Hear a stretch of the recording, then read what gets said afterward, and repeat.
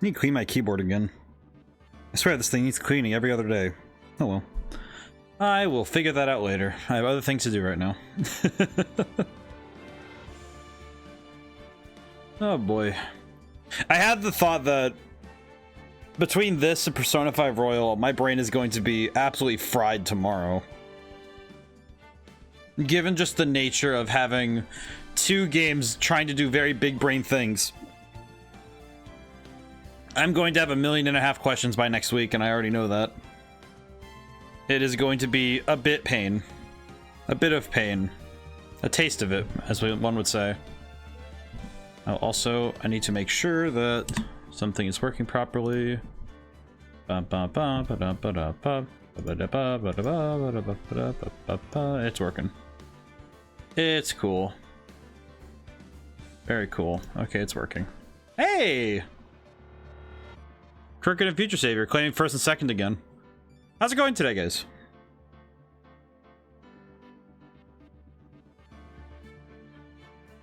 I've been looking forward to seeing Edgeworth again.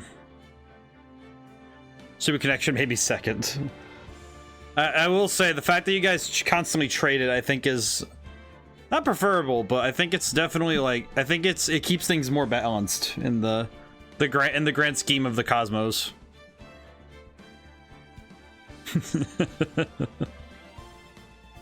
The ads will remove us from our ability to go forward in time.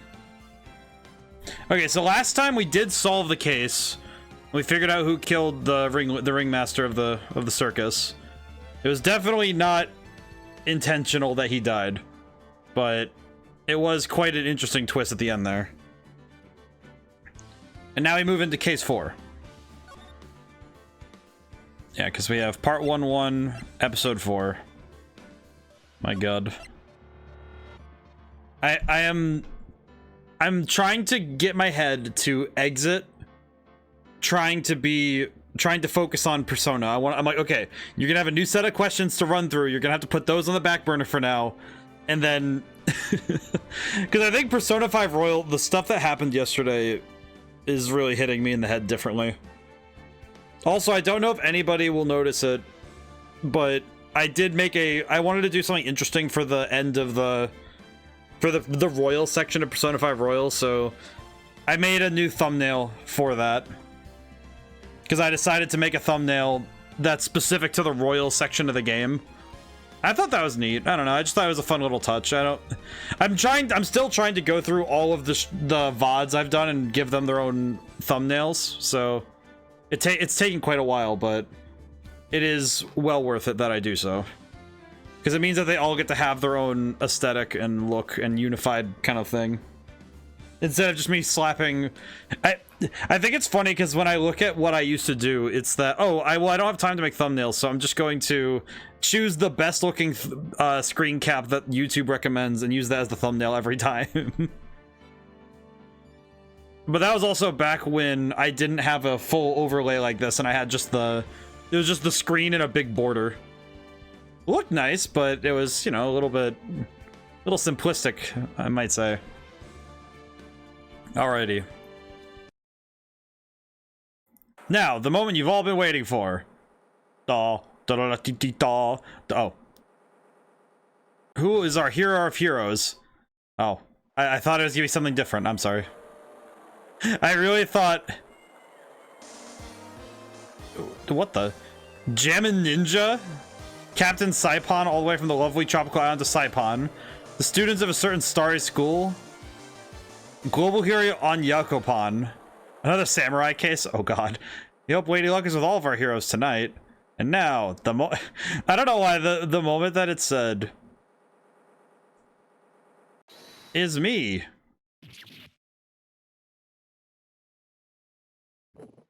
What is happening right now?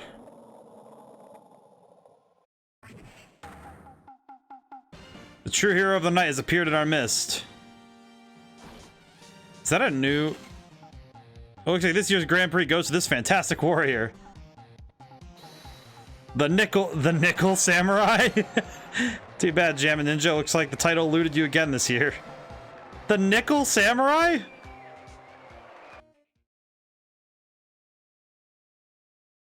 March 20th, 7:42 p.m. Gatewater Hotel, Viola Hall. I almost did that. I almost did the thing again. My brain almost did it. I almost did the fist will fly at this location. Oh. Oh, right. Yes. Did you hear that? Did you? The Nickel Samurai. He did it. What on earth? Maya, why do you keep dragging me out to this stuff? That said, look at that. Wait, look at the turkey behind her. Yeah, he sure did. I'm getting too old for this. Oh, I'm proud of the guy for doing the series justice. Oh, we're hanging out with Powers! Oh, Will Powers. Oh, my favorite man. So the person everyone was cheering for, I guess he got the prize? Oh, she's adorable. Yep. Oh, we get to... This is absolutely amazing. Are you kidding me? This is great. You know who we're talking about, right, Pearly? The Nickel Samurai. Powers got you the VIP treatment. I am so happy that Powers is... He's just like, oh, hey, I get to hang out with my favorite attorney. It's like, listen, man, thank you so much for being nice to Phoenix. Oh, my God. And we get to have this music again. No, every Sunday I only watch the educational channel's Kids Masterpiece Theater. Okay, that's it. From now on, the Nickel Samurai. All the kids watch it. Do you like the Nickel Samurai too, Mr. Nick? Nah, Nick's an old fart, so he's not allowed to watch it anymore. That's right, but I do like Kids Masterpiece Theater. Hey, I didn't know you were so young at heart, Nick.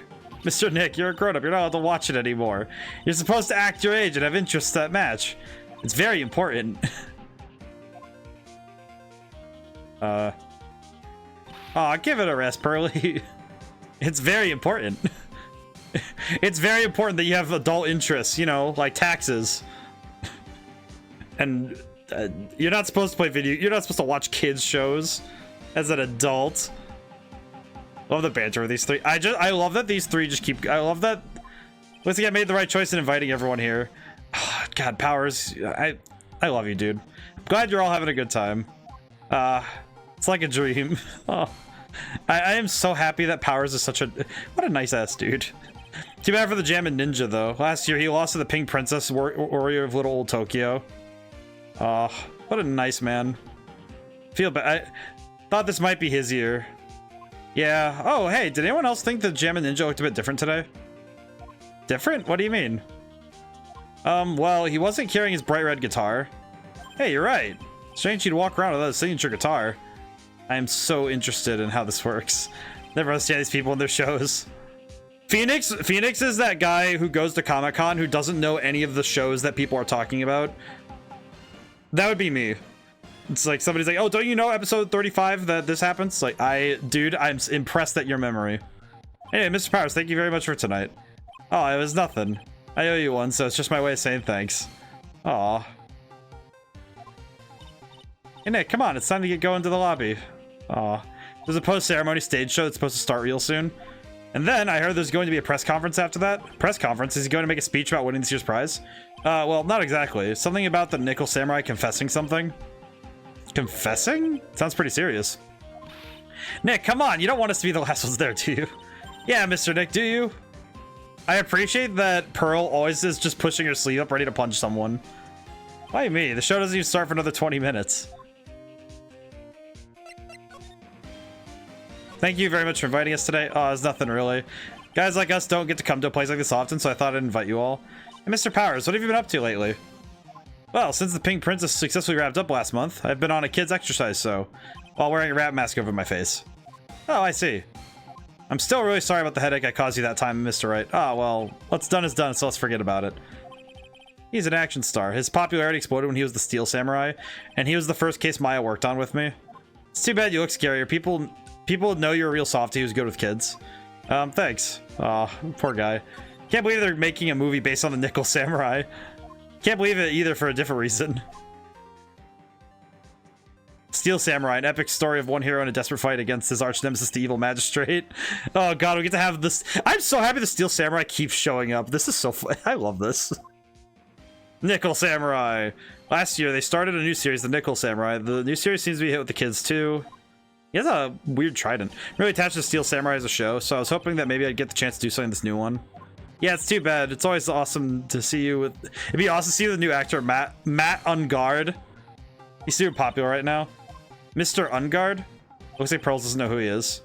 This year it's going to be the Nickel Samurai versus the Jammin' Ninja. The box. Steel Samurai's legacy never dies. Jammin' Ninja.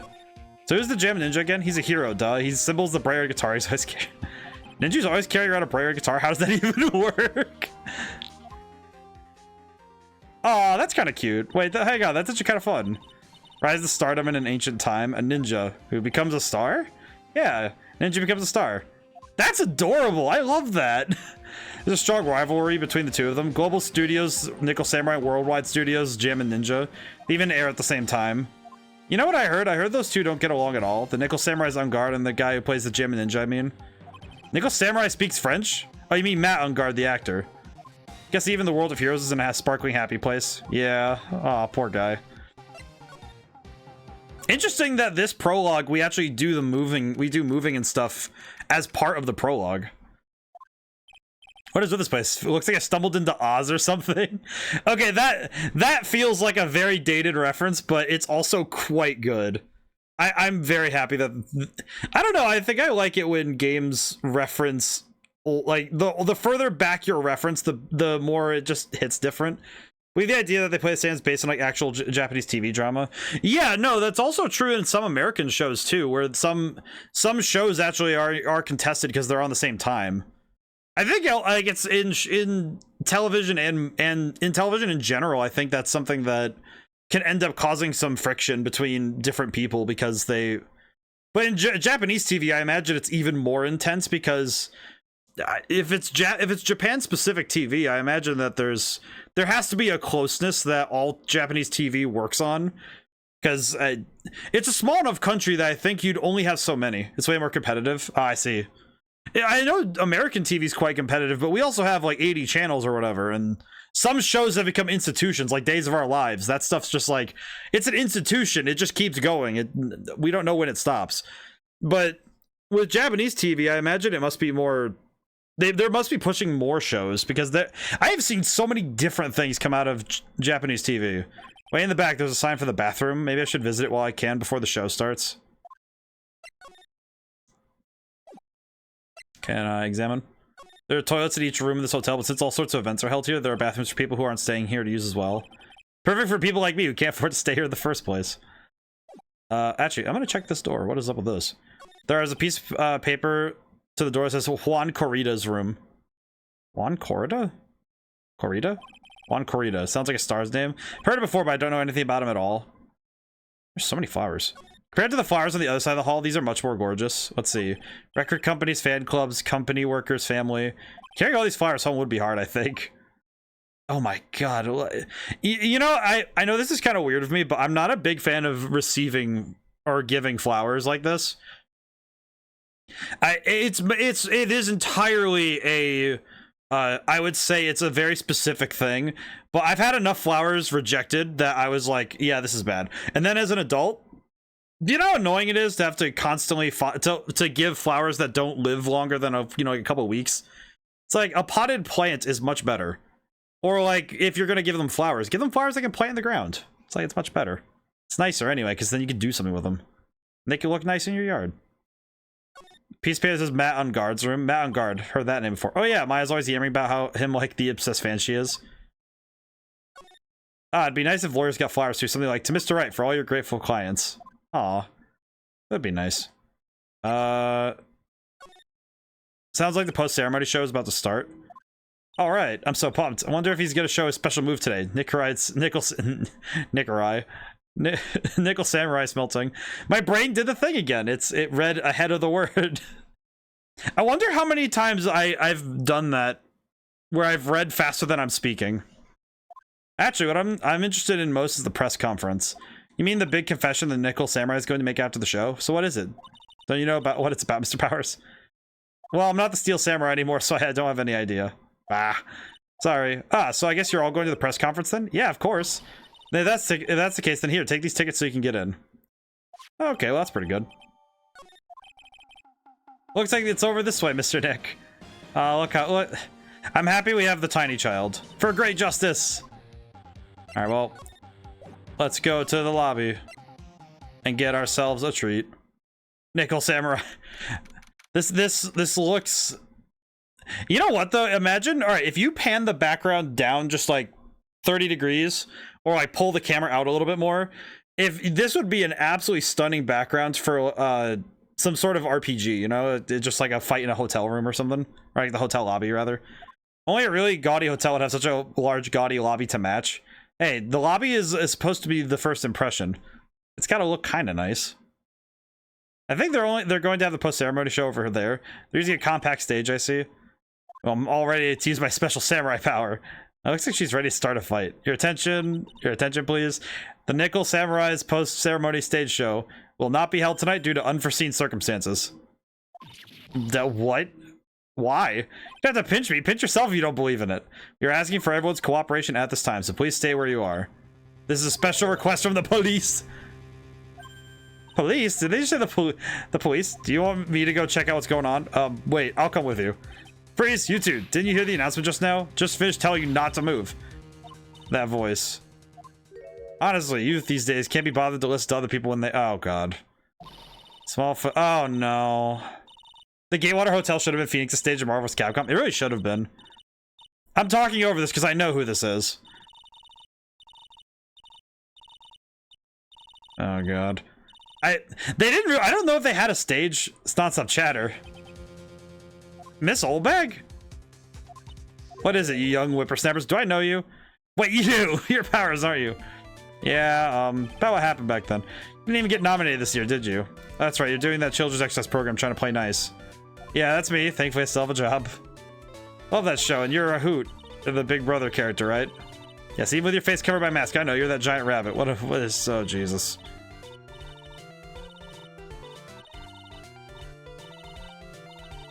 I thought we were done with this. But honestly, I feel like of all the stages that I wish we had more of the oddball stages in Marvel vs. Capcom, but I also understand that they couldn't have done more with that. Honestly, if it's not the Gatewater Hotel, I would have been okay with the police station. The police station would have been fine too. Look at my uniform, tell me you can't tell I'm a member of security. But that outfit. Get the blaster? Annoying, noisy brats get the blaster? What? Do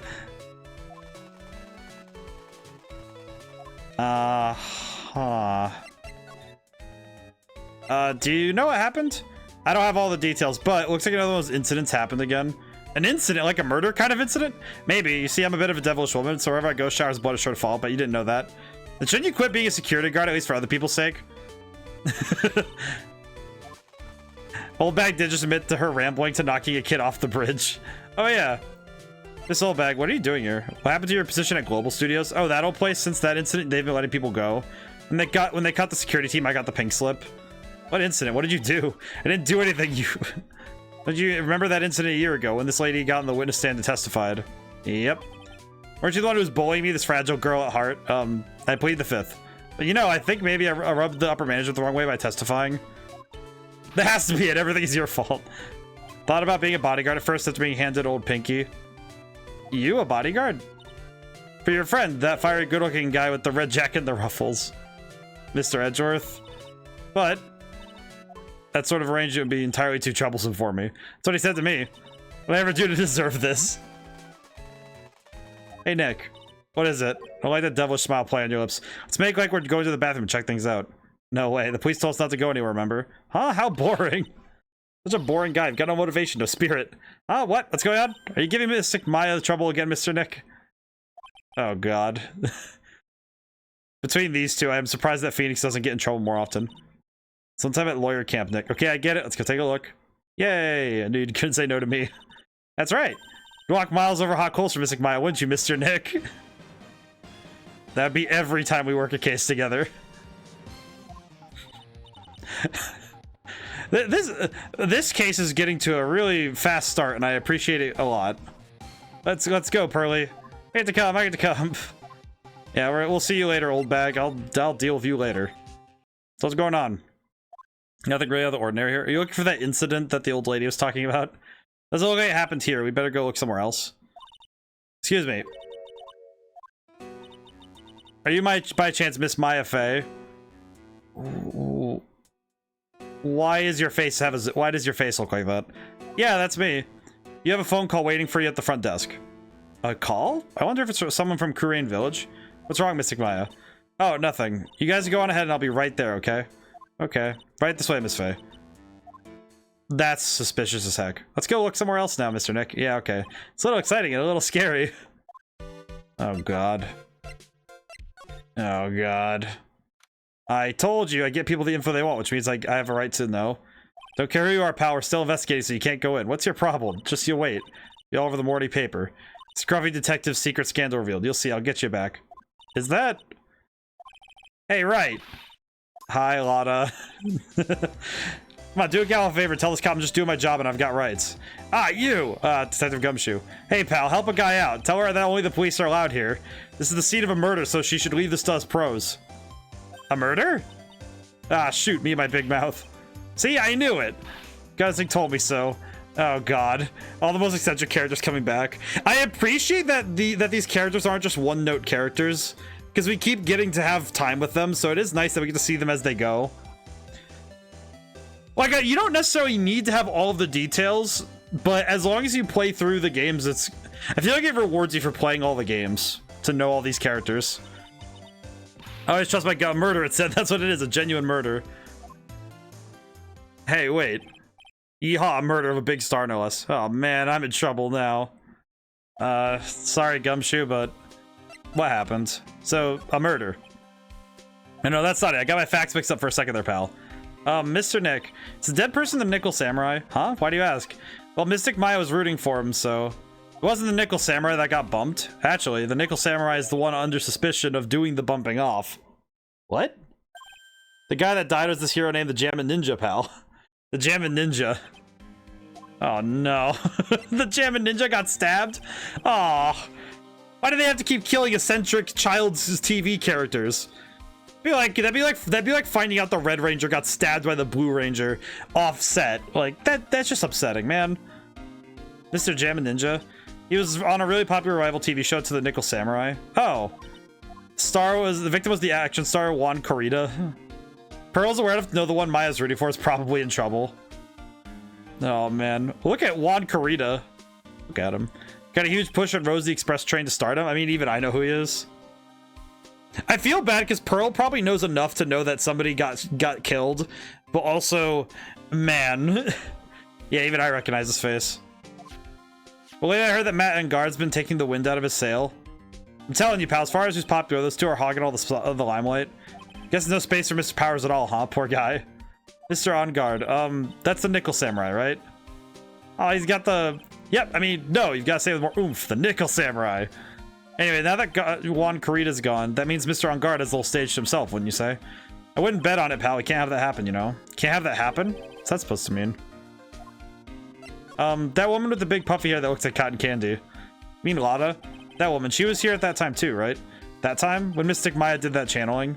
Oh, that time. Well, Lotta's a journalist, so that's why she was there. Journalist.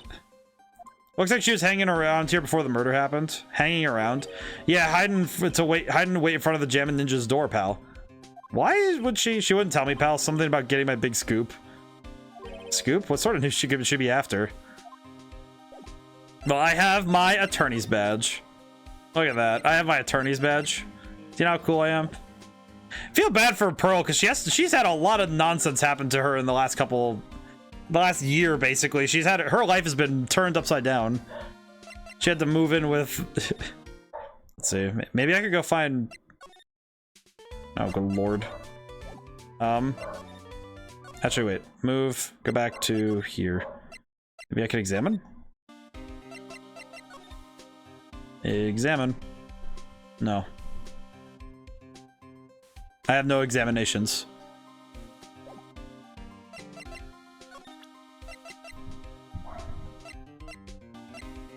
A glossy photograph. Listen, pal, I'm not leaking any info about the evidence to you at this time. If I do, my salary's really gonna get it. I won't even be able to get those instant noodles down at the discount market. I'm surprised you can still afford to be eating anything, my good man. Food. Place. What's this? There's a grand set of doors over there. It's the doors Maya followed the bellboy out of. Oh, can I go over there now? No.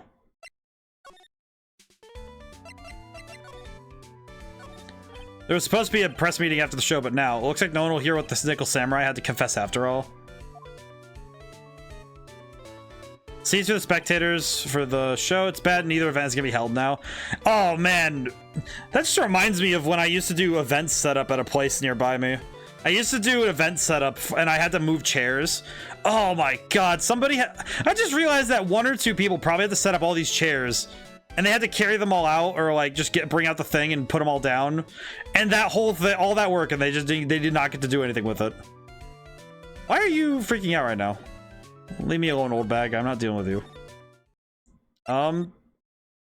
Kind of worried I missed something. Teddy bear. Teddy bear. What are stuffed bears doing? It could be that there's an action star with a soft spot for teddy bears. Nah, it can't be. Aw, he has teddy bears. It's adorable.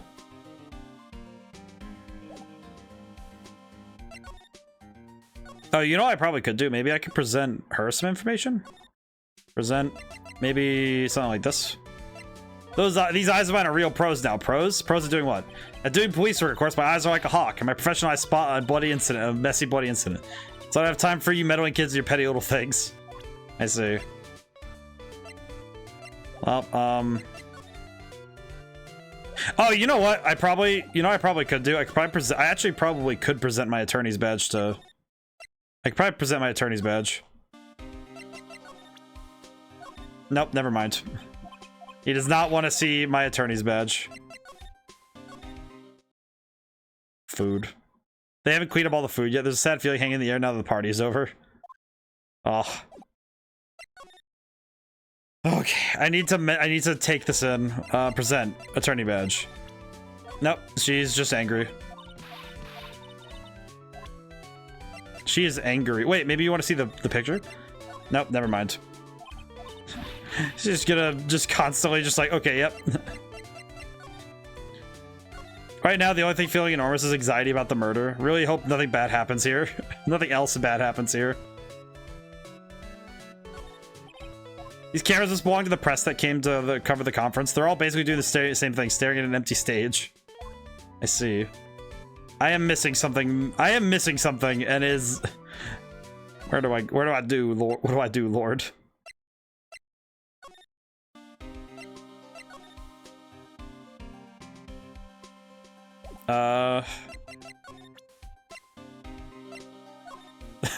You can present profiles too. Oh, I see. That's right. Oh, that's right. I remember now. Nope, you're right. I remember now. Nickel Samurai, you really took the Grand Prix tonight. Maya's a big fan of his. Really? Oh, I'm sorry then. Why are you sorry? Matt on guard was just arrested, pal. On suspicion of murdering Juan Kurita. What? Oh, no. Not a real fan of action shows or anything, but I know who Juan Kurita and Matt on guard are. You can't talk about one without talking about the other, I guess. They even debuted around the same time, so they have this real fiery rivalry with each other. Kinda like you and me, pal. Never knew he thought of me as a rival.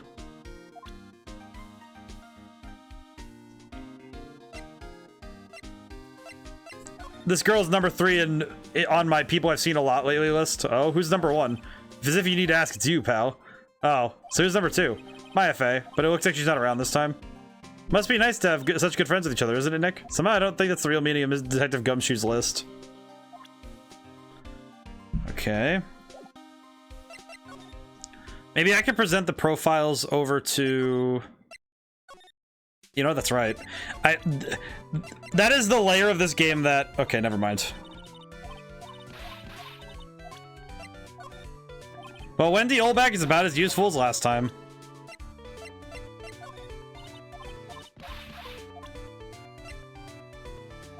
Just present herself to her. Okay, well, you're less helpful. How is she even less helpful than in the last game she was in? Actually, come to think of it. I was very shocked by what happened to her in that one case. I didn't know she had such an awesome power. Awesome power. I thought maybe I should do some self-improvement and take up a hobby. So I went out and bought some morning glory seeds and planted them, pal. That's a good way to improve yourself. Ho ho ho, well, it's nothing really. Question, do you know about this old bag? You meet a lot of people as a detective, pal. We make sure not to forget people because that's our job. Now, having said that, I don't remember seeing this one person before. Which means you're that kind of forgivable, aren't you, detective? That's not what it means. It's not exactly. Aw, Pearl, you don't have to shoot him like that. Oh, arrested. There we go. Why was Mr. On Guard arrested? Sorry, pal, but that's not something I can tell you. We just started the investigation, so we don't want any leaks. Looks like yet another Steel Samurai hero is in hot water. Mr. Nick, if Mystic Maya knew about this, yeah, I know, she'd make me take this case, I know. Yeah, she probably would.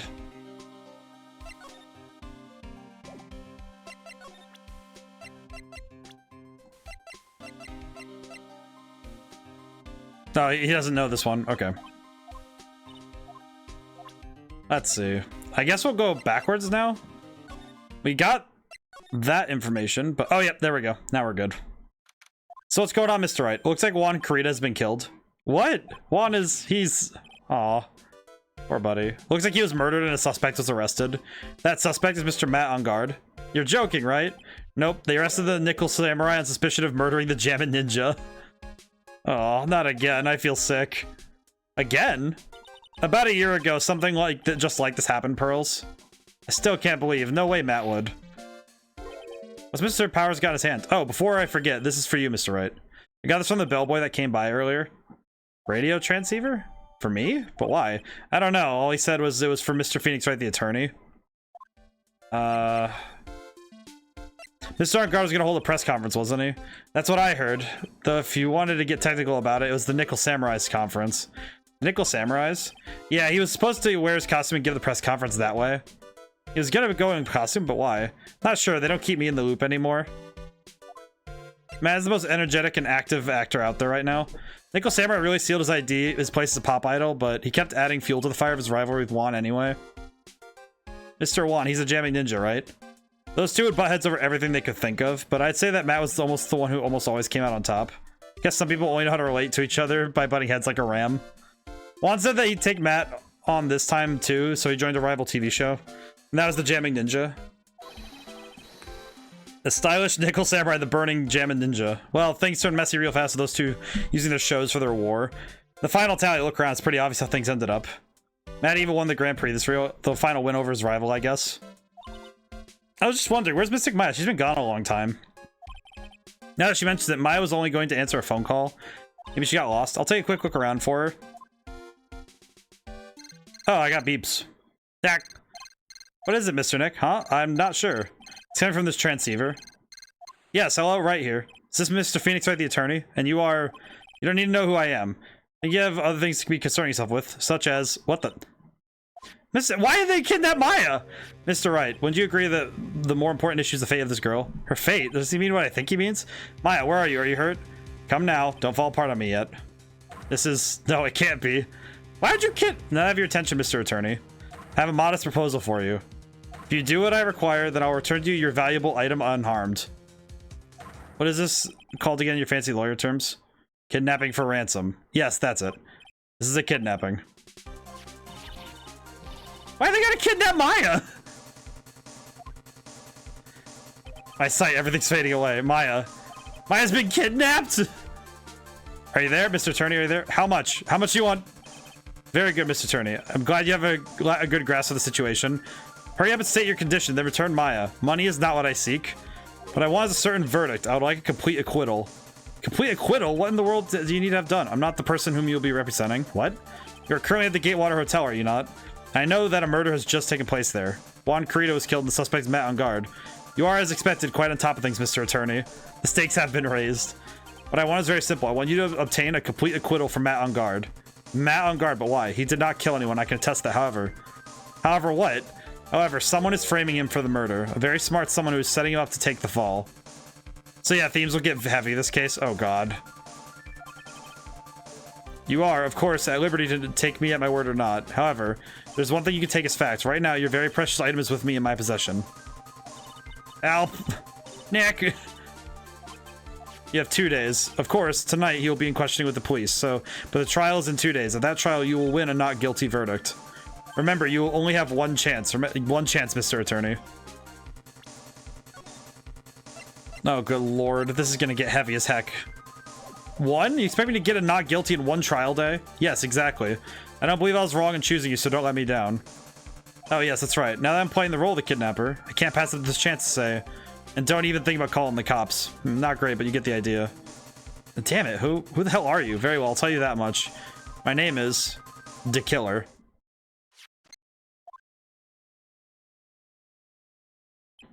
Oh, and now now Pearl's all messed up because Maya's got kidnapped. She's been kidnapped. Oh, it's all my fault. If only I'd gone with Mystic Maya. It's not your fault, Pearls, but it is. Aw, poor baby. Mr. Wright, I think we should tell the police what's going on. No, we can't do that. If we do, who knows what'll happen to Maya. Mr. Nick, what about the detective we saw earlier? Detective Gumshoe. Yes, that's it. Wait here, I'll be right back. All right, I'll take care of Pearl while you're away. What? Ransom? Shh, not so loud. Ransom is complete acquittal for Matt on guard. Wait, the deal is complete acquittal exchange for Maya, you mean? This means Matt on guard is obviously the killer, pal. No doubt about it. The guy said that Mr. on guard is innocent. You really believe what a kidnapper tells you, pal? I guess he has a point. If on guard really is innocent, then why the kidnapping? On top of everything else, there's all this evidence we keep finding, huh? The forensics team's having a field day back there. But it's strange. There's so much evidence that it feels like something's wrong. There's too much evidence? Is that possible? Actually, didn't the killer say something about on guard being set up?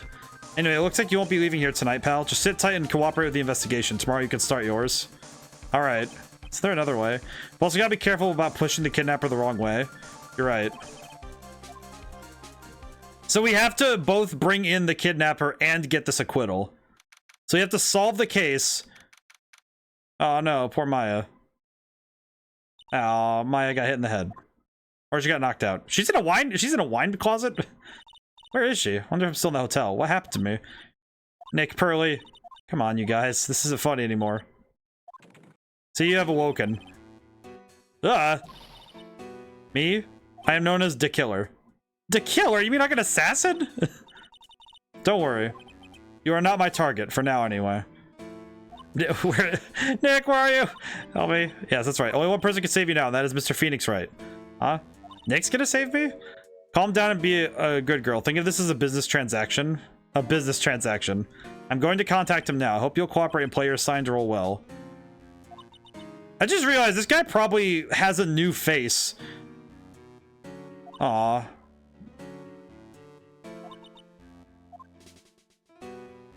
This is gonna get dark as heck, isn't it? Is this Mr. Phoenix Wright, the attorney? You don't need to know who I am. I think you have other things concerning yourself. Oh, I see. Okay, so that's when he called us. I see. Good morning. Oh my goodness. Mr. Nick, we must go hurry and see on guard. You have to wait a bit, Pearls. Visiting hours don't start until 9 a.m., so... Oh, I see. Mystic Maya. Boy, I'd gone with you. Aw. She's been like this since last night. We managed to get home somehow yesterday evening. Thanks to Detective Gumshoe gently holding her by the hand and leading her here. By the looks of it, I don't think Pearl's got any sleep at all last night. Mr. Nick, Mystic Maya, she's alright, right? Yeah, she's alright. Either way, I'm gonna save her. You can trust me on that.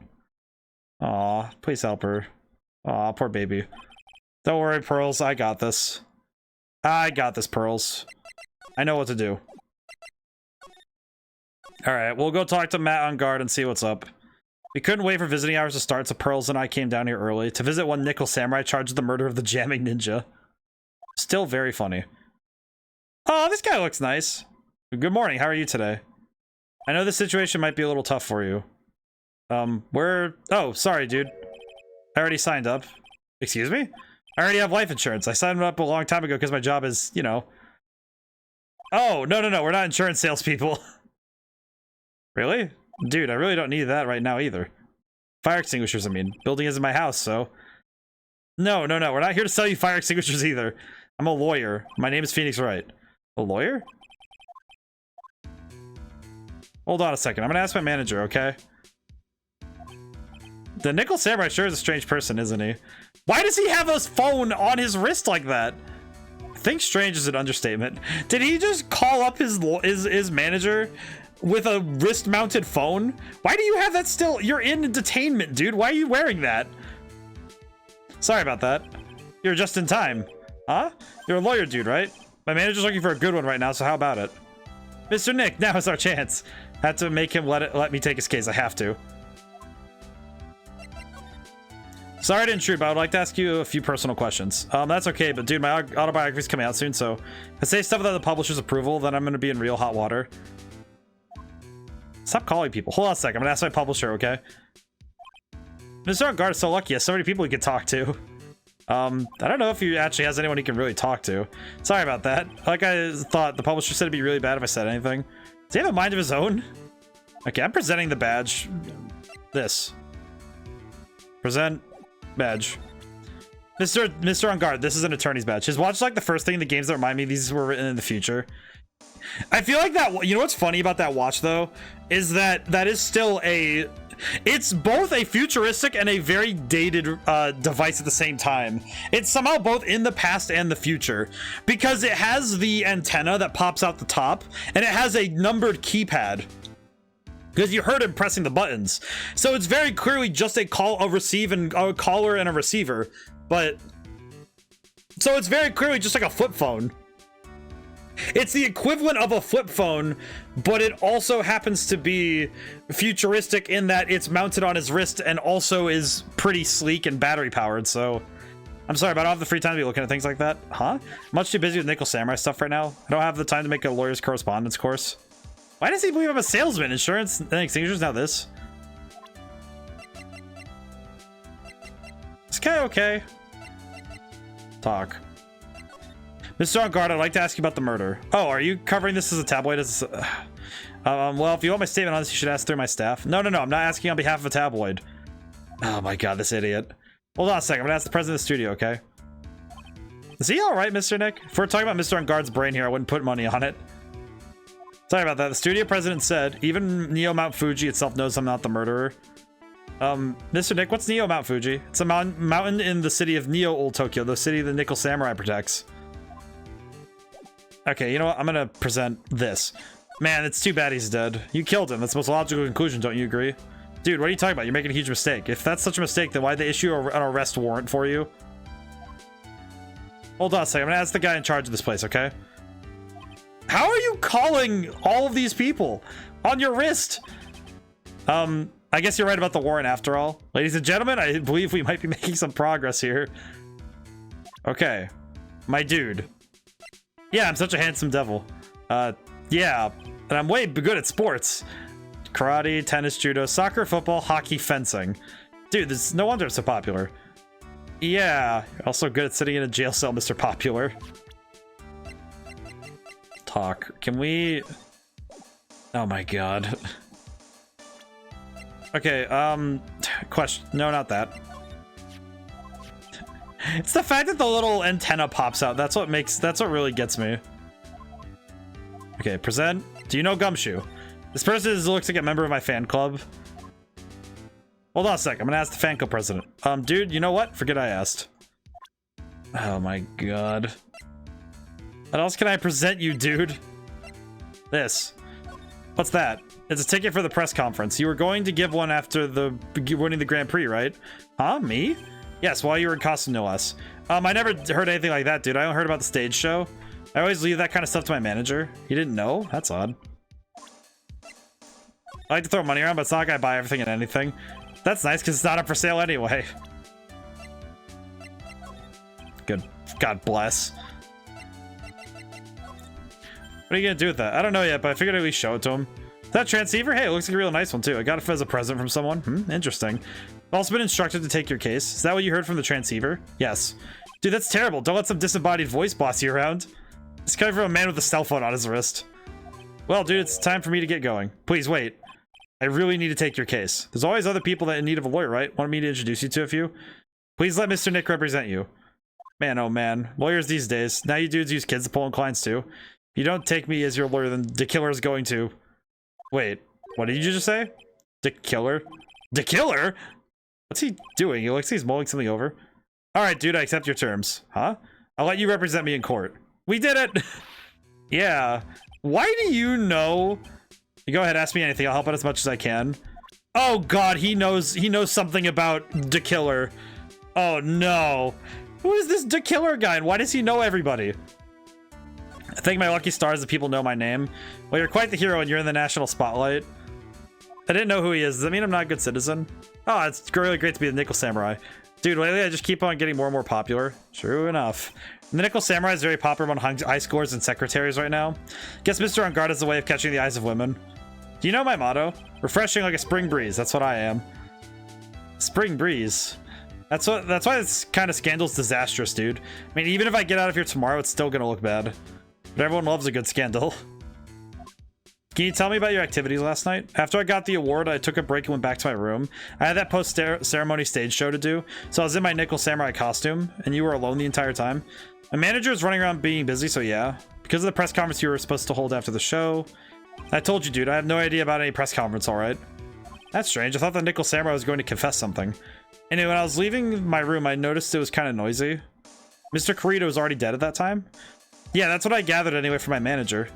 Being to gather that this guy can't do a thing on his own.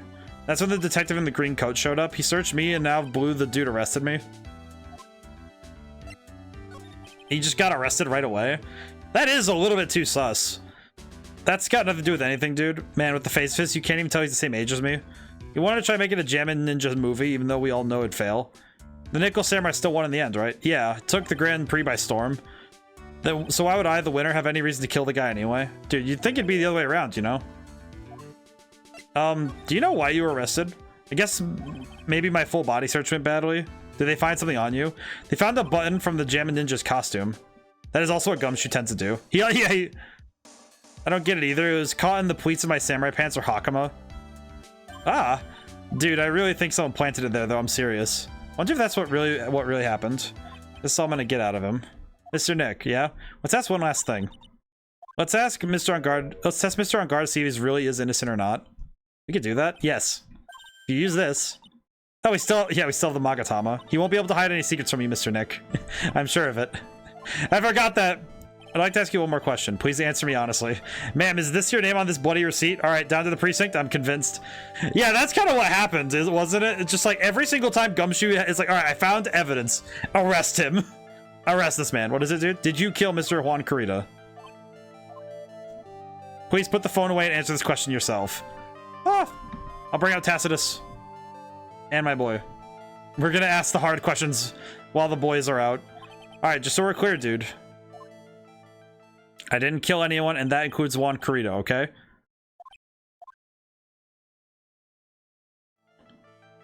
Well, Mr. Nick?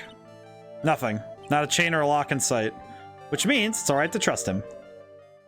Yeah, it does appear that way. The boys want to interrogate. That's why he's innocent. They spotted the goodness in his heart. He's gonna breathe a sigh of relief knowing my client is innocent. The trial's tomorrow, right? I'm counting on you, dude. Good lord, a complete acquittal in a single day. This guy, the killer, really is just... What is his end game? Why does he want this to go... Why does he want complete acquittal? What is the end goal? Ow, my neck. We're going to investigate. At least we're able to get Mr. Matt on guard as our client, and we know he didn't do it, which is very important. So now what should we do? Well, the trial's tomorrow, and we only get this one chance. There's only one way to prove Mr. On Guard's innocence. We have to find the real killer. Alright, let's start looking. I do find the case is written so well, but it honestly stresses me even on replay. I feel like, is Phoenix Wright a defense attorney or prosecutor? He is a defense attorney. The key thing is that Phoenix Wright was trained and basically became a defense attorney and always is a defense attorney. From what I'm seeing with this case, you know what, Crooked? The stakes immediately being set that we have to save Maya is already nerve-wracking, but also having the combination of that and, oh, get a complete acquittal right now. Like, what? How does this work? Hey, what do you think you're doing? You can't come in without... Good morning. Hold on, it's you. What is going on around here? Heard poor Juan was killed. Is that true? It's a bad rerun, and this is another Steel Samurai doing the most evil of deeds. You know, that's not entirely... Have you know that I was a huge fan of Juan's. Why do all the stars I'm interested in drop one by one like flies? It's always... Oh, God.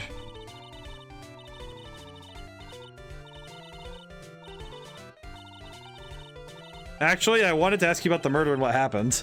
I got confused at times, and I realized the entire case with Mimi was to defend Maya. Yes. Don't push me, boy. Mr. Nick. I couldn't hear everything she said because she was talking too fast. Miss Olbeck, could you please speak a little slower? Don't boss me around, you spiky-haired smarty pants. This lady. Why do we have to deal with this lady every time? My dear hammer died a year ago in that dreadful murder. And only recently I find another star that makes this heart go badump again. I don't know what to say. I ask you, why does every star I cheer for always end up kicking the bucket? I do not like this lady. No one does. No one's going to get away saying anything bad about my Juan. I haven't said anything. Well, I don't believe a word that woman says anyway. Huh? What woman? That irritating backwater girl with the afro and the horrible country accent? I mean, what is that manner of speaking supposed to be? Why does she never stop? Honestly, women these days, they don't know the meaning of the word modesty. Oh god. Pearls, are you thirsty? A little. Okay, I'll go get you some juice or something. Thank you very much. Hey, are you paying attention? Guessing Miss Oldbag heard everything from Lotta. I want to ask you about what happened around the time of the murder. I don't know anything about that. I was just here getting ready. Getting ready for what? The show, of course. Well, and the press conference afterwards. God forbid women do anything in front of Miss Oldbag. God forbid anybody exists near Miss Oldbag. Not just women, but everybody. It's like, oh, does Lotta exist? All right, she's my... Oh, Miss Oldbag, straight up, it is on site with every living creature that breathes. It's like, if you breathe the wrong direction, she gets mad at you. Still prefer this than that fake doctor from the Precious case. From the last case, the fake doctor. Yeah, I will say in terms of characters, she's like right above him in the tier list of characters. I see. But if you're talking about what I saw, that's different. I saw it very clearly. I saw the most important moment of the night. Well, then tell us what you saw. Most important moment. You don't mean, oh, so now you treat me with respect, you disrespectful child. You speak to your elders, you should always be polite. Really, kids these days. Please tell me, what did you see? Oh, good lord. Oh my god! The murder last night was gruesome, wasn't it? But then what murder isn't? Please don't stray onto another tangent, please. You want to hear more, then show your lady social respect and bring this lady a present. I see. I'll be back. I'm gonna go literally do anything else besides deal with you, lady. Looks like the investigation is still in full swing. The hotel staff and the police are running around like a bunch of headless chickens. Wonder if we could do any investigating of our own in this kind of atmosphere. Well, gotta roll up the sleeves and try. Is there anything here I can investigate? Also, the point of gaudy with how it blends everything together, fancy imaginable. Speaking of fancy, didn't that bellboy give me something like that last year? Alright, well, I'm gonna go... You know what does confuse me, though, is that why did... Howdy, you're here. Been waiting for you, Mr. Lawyer. Lotta. Hey, Mr. Copfellow, that thief's shown his face. What? Put him on trial, find him guilty, give him the death penalty. What's wrong, Lotta? Are you feeling alright? Looked here and there and up and down the mountain, but it ain't here. So don't you just hurry up and give it back to me, you creep? What are you looking for? My camera! It's my lifeblood. I'm gonna die without my $700 camera. Look, don't lots of people say the criminals always go back to the scene of the crime. Looky, here you are. Yep, here I am, faced with a lot of trouble. Huh? Lotta, why? Unpopular opinion, I actually like Lotta. So you lost your camera. It ain't no ordinary camera. You might have stored at 1600 brand new. Huh? But didn't you say you bought it for 700? I had a nice long time with the guy at the store, about 5 hours, I reckon. Made this one itty bitty scratch on it, and the manager got all huffed up in the face. He gave me his talking to, was real mean about it too. He done made me cry at that. I like her when she's on our side. See, the problem is that when she's not on our side, she's one of the hardest people to parse. But when she's on our side, she's pretty nice. When did you lose it? Last night after the murder happened. Must have been when I was busy looking into things. That's when I lost sight of my dear darling expensive sweetie. Lotta, what did you capture with that expensive camera of yours? I don't really know. I snapped a shot at anything that caught my eye. So I don't remember. And besides, I couldn't get anything from my big scoop. Wonder if Lotta's missing cameras even connected to the murder. Lotta, please tell me what you know about what happened at the time of the murder. Well, from before the ceremony last night, I was hanging around here in this area. And actually, I was here until around the time Mr. Engard was arrested. What are you doing here? Sure, at the school, city boy. Whenever a lot of heart goes, there's a story to be found. The big scoop. What's the big scoop? I'm gonna be the best tabloid photographer the world's ever seen. Reckon, of course, that means I'm always looking for the perfect shot. I wonder what scoop she was after this time. Although I was also on the lookout for the other stars that were here, so maybe I wasn't here the entire time. Lotta, are you sure you weren't here the entire time? So you could take a picture for your big scoop? Well, maybe I was. That's what journalists do. I got some juicy inside info, so I thought to myself, why not take a picture? What kind of story was it that you would hang around here? Oh, good lord. Everybody has secrets. Oops, sorry, Miss Orr. I can't be telling you that trade secret, you know. Not again. Why does everyone have something to hide? We even stopped, haven't we? Yeah, take that, Mr. Lawyer. I'm glad someone around here is happy. Miss Lotta and your I rule smile. Okay. Oh, thank God I can look around both their rooms. And why do you have so many teddy bears? What the... Mr. Nick, where are we? We're in Mr. Juan Carita's room, Pearls. Mr. Carita? The victim. Which makes this the crime scene, too. Oh, it's you. So, what's happened? The kidnapper. Has he contacted you again? Not yet. He probably won't until we win Mr. Engarde's acquittal. Doing okay there, pal? Hanging in there? I just want Maya to be alright. We don't have a lot of time left, so I'm gonna help you as much as I can, pal. Can you do that, even if we want to look around the crime scene? Just this once. Special circumstances, right, pal? Oh, just like case 5 of the last game. I'll even tell you everything I know, but you've got to keep quiet. It's my neck on the line here. Thank you. Oh, that's right. I got you guys a map of the hotel, pal. Here you go, little missy. Why? Giving it to me? Thank you. Aw, she gets to have the map. Wouldn't want you to get lost in a hotel too big for its own good. Mr. Nick, I got a map. That's great, Pearls. Mr. Nick, I can't read what it says. Aw, poor baby. She can't read the map. She hasn't learned all of the katakana yet. Cause of death. All right, let's ask. Do you know what was the cause of death? Well, technically the final autopsy report isn't out yet, but one look at the victim should tell you, pal. It should? Yeah, here's a picture. Oh god, this picture's gonna be gross, isn't it? Oh my god. There's a knife in his... Why is there... Wait, wait a minute. I love to see a Capcom Ace Attorney game where Phoenix has to defend various Capcom characters. You know what? I would actually... You know what's probably the weirdest thing I kind of want? I want a game either in the style of Ace Attorney or Ace Attorney itself, like Marvel vs. Capcom. And I really want to see an attorney trying to defend superheroes. Because I feel like trying to do criminal investigation on superheroes must be the most insanely, like, 4-dimensional chess-looking thing possible. Okay, you know what's the thing about this that's immediately making me nervous? So, I don't think that knife wound was the cause of death, which is really weird, but there's a reason for it. Unless that knife is super long, that is not enough to kill. They do have storylines akin to that in Marvel Comics. That does remind me, there is a game I want to play at some point for kind of the same reason. Knife is not demon, not close to the heart. It's on the opposite end. It's not in the heart. It's in the right side of the chest. That was going in the lung. That wouldn't have been a killing shot. That's bizarre. It's on the wrong side of the chest if you're going for the heart. Yeah, not even close. It's going in the lung maybe, but that wouldn't have killed that fast. A lung shot is dangerous. Like, your lungs filled with blood, that's dangerous, but it's not like... That wouldn't have been he's dead in moments kind of kill, you know? But yeah, there's a game I have that's one of my favorite video games of all time. It's Marvel Ultimate Alliance 2, and that one gets into a little bit of the legalese with superhumans, and I love that game because it's based on Civil War. It's based on that comic line, and it's very close to the comics. So I want a case where a lot of heart is replaced with Frank West. We have to imagine an attorney trying to handle the case of the Dead Rising 2 with Chuck Green. Imagine he's covered wars, you know. Just have Frank West covering the case when Chuck Green gets arrested for starting the zombies. That would probably be one of the more interesting ones to do. Yeah, pal, it's the murder weapon, so you stabbed to death. They're looking at the fingerprints down at the lab right now. There are fingerprints on the knife. Yep. Looks like they're pretty sure they're Mr. Engarde's prints, pal. That's bad, real bad.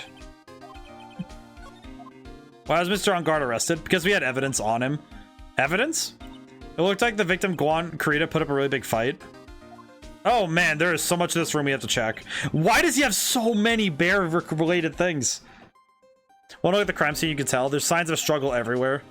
Well, during the fight, his button came off. Mr. Engarde said something about a button. Something like one of the ninja's buttons was caught in his hakama. That's not all. What? There is a witness. Who is it? That lady, Miss Oldback. Please, anyone but her. Also, but is Pearl taking Maya's place in this case? Maya got kidnapped, so we have to save her.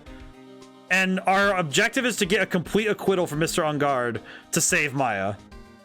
Prosecutor has plenty of evidence to make a solid case. Not to mention, there's something around where the Vic was that's a little off. Something that's a little off as in that's for you to figure out, pal. All right, let's try to figure out, Mr. Nick. Well, time to look around and check things out. Look how many teddy bears this man has. Wow, there are a lot of bears. Alarm clock ones, collector's edition, stuffed teddies, plastic models. It's pretty overwhelming. Is there a kind of bear he doesn't have? There's even a few in the trash can. Yeah, I get the feeling this guy didn't really like bears. Poor teddies. It's hard to bear with all these problems. Oh god. We just escaped this man! I don't think I want to bear with the trauma the last case caused me. Are you Detective Gumshoe? Well, he trusts our detective skills. It's so messy here. Pearls really likes things neat and tidy, I take it. There are a lot of electronics things in here I've never seen before. Miss Nick, can you tell me what they are? Okay, this one here is a watch. You wear it on your wrist. I know what a watch is. Oops. For a second there, I thought I was talking with Pearls, not Maya. Wait, is that a camera? No. This is weird. Suitcase, there's so many things in there, I bet it barely closes. There's this clothes, a dryer, an electric shaver, a calculator. Do all stars pack too much stuff like Mr. Kurita? Oh, no, whoops. Why does he have a calculator? A calculator? Why do you need a calculator? Is that a rice cooker? What the? Fridge. There are all sorts of things in this refrigerator. Carrot juice bottle? Empty. It's too much of a house to throw them away, I guess. They're all vegetable juices. He must have been a real health nut. What's the thing on the corner of the table? There's a beet, some ketchup, and a bottle of strawberry jam, too. Maybe red was his favorite color? This is not investigatable, sadly. Aw, the bears. They're upside down. Why do they keep buying him teddy bears? I wonder what's up with that. Bears, bears, bears. Time to do the slide. Whee! Tomato juice? Was it Mr. Kurita at dinner last night? This bottle's tomato juice. We had a lot of food at the awards show last night, but I wonder if the stars had gone on stage only after eating a meager meal like this. What's the thing on top of the coffee maker? It's a bear. It's a bear. It's another bear. For some reason, there's 1.5 million bears in this room. Oh, a glass. Robot bear is completely different. There's a beautiful wine glass and there's tomato juice in it. Ew, tomato juice. I don't really like it much. There's a bottle of it on the table. That's probably where this came from. But doesn't it seem weird? What seems weird? I mean, everything else is scattered all over the floor. She's right. The flower vase was broken and the makeup is strewn everywhere. Why is this glass the only thing that's still alright? You know what, Pearl? Good job. Good job, Pearl. That's fantastic. That's a fantastic observation. Look how good that is. She is quite good at this job. That's amazing. Okay, can I just say the bear that my cursor's on right now? I really want to get a picture of that and just turn it into. I might want to make this an emote. Of all the things in Ace Attorney, I don't know why, but this bear just looks so. He looks so done with existence right now. Pearl should be the next Ace Attorney. She's quite. I think it's good that she's working. You know. Oh my god. Make a Pearl of emo. Make an emote of Pearl's happy or excited. It's like, I don't know why. It just I love this bear for how it just like you wanna. It's like he's like you really want to run that by me again? Just want to run that one by me again? You know what? Hang on. I'm gonna make my job easier. I'm taking a picture of this for later. Yep, going to my meme collection. So that's a bed, right? Yep, it's big, but it's a bed. Ah, Mr. Nick, so soft. Big beds must be a rarity for her. Aw. At least she's taking Maya's place as being kind of bizarre. Okay, all of the bears in this room look like they could be good emojis. Like, look at the yellow bear that's like right here, this tiny one. Look at the face. It's so freaking weird. Some of the faces are just so, they're so lifeless, but there's so much emotion stuck within. Some of these are just really funny. I'm sorry. I got distracted. All right, let's look. Bottles of cosmetics are scattered all over the floor. This is probably where Mr. Kurita fought his assailant. What are these bits of glass from? A flower vase, maybe? There are flowers on the floor, but I don't know what they are. You don't know much about flowers, do you, Mr. Nick? This is a guitar case, I guess. A little beat up, but still usable. It's strange the guitar is not here. Maybe he forgot to bring it to the show. But Mystic Maya, she said the bright red guitar was the Jammin' Ninja signature item. That's true. Huh? The guitar case is wet, but it's only wet on the top of the lid. Yeah, there's no water inside the case. This is water, isn't it? Wait, there's only water on top of the case, which means that when this flower vase was broken, the water hit the top of the case and then it was opened. Meaning that the guitar was taken after the fact. Oh my god, I just had a really freaky realization. So they showed up in costume on stage, correct? So in theory, does that mean that the Jammin' Ninja who showed up on stage wasn't the same person? I'm theorizing. I don't think it's correct. I don't know if it's correct, but that seems like That seems like a move that could have been made. If Juan Corrida was killed before the show. If he was killed before the show, then that would have given so much ample time for them to get the murder, and then... But I don't think that works the time frame of how everything happened, but...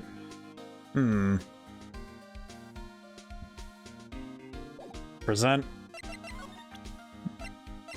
So about this wine glass. Alright, so you noticed, pal, the whole crime scene was a mess, but this glass is the only thing that was untouched. You noticed that too, Detective Gumshoe? No, actually, Miss Von Karma noticed it first. Yeah, Pearls noticed it before me. Wait a minute. So does that mean Miss Von Karma's here at the hotel? Yeah, she's around. Man, you're gonna be in so much trouble, pal. Especially if she catches you in here. Well, you can bet the instant I see her, I'm gonna be running the 1,000-meter dash. What the? What's that beeping noise, Mr. Nick? I've heard this sound somewhere before. It's Miss Von Karma. Huh? For some reason, whenever I hear that sound, she pops up out of nowhere and whips me. Come to think of it, that's exactly what happened the last time. Sorry, I gotta make myself scarce. Later, pal. Ah! Oh no. Hi, Von Karma. At last, you reveal your true nature, Mr. Phoenix Wright. Oh god. Are we too much to ask you to be nice to me for a change? So you're the type to steal information from pitifully hopeless detectives. That's very dishonorable of you. Ow. Hey, don't you dare run away, scruffy McTrenchcoat. I didn't think the detectives of this country could be this pitiful. Detective, come over here for a second. Why does she have to be so... Why is she so violent? I feel better knowing at least you were man enough to face your punishment. He was so scared he just froze up on the spot. Mr. Phoenix Wright, you have soiled my perfect prosecution record. I'll never forget that. This time, victory is mine. Victory is yours? Is that all this means to you? What? Come, Scruffy. The investigation briefing is about to begin. Yes, sir. This isn't over yet. I swear on my family's honor. What did she throw at me now? What is this? Well, I guess this means I've got to get back to the precinct now, pal. If you ever need me, come down to the criminal affairs department, alright? If you can, try not to let Miss Von Karma see you. Wait a minute. What did she just throw at me? What did she just throw at me? Oh, there it is. Wait, no, it's on the ground. I saw that. This. What is this? Mr. Nick, what's this piece of paper? It's called an autograph. Autograph? The paper's got Mr. Corrida's name written on it, so it's his autograph. Can't read it at all. To be honest, I've never seen writing that looks like this. Is that supposed to be Juan Corrida? What is that? Let's say it's... Oh, wait, you know what? It's probably... They probably didn't change this asset. Oh, wait, no, they did. Nope, it's in English. That cursive looks so blurst. Why is it so bad looking? Look at it. Special way of writing called cursive. Look here. See how it says to my dearest Wendy in the normal letters here? This sloppy, unreadable writing. It's crazy and cruel to give this to some. Oh my god. That. You know, I can't say you're wrong. Hold on. Wendy. I've heard that name. Oh, well, I know that. So this is Mrs. Oldbag's whole thing. I see. Check the scene one more time. So that's what we have to take to go get her to talk. I see. Well then. Hallway. And Unguard's hotel room. He just has weapons up in here? Where are we? We're in Mr. Matt Unguard's dressing room. This is our client's room. May I help you with something?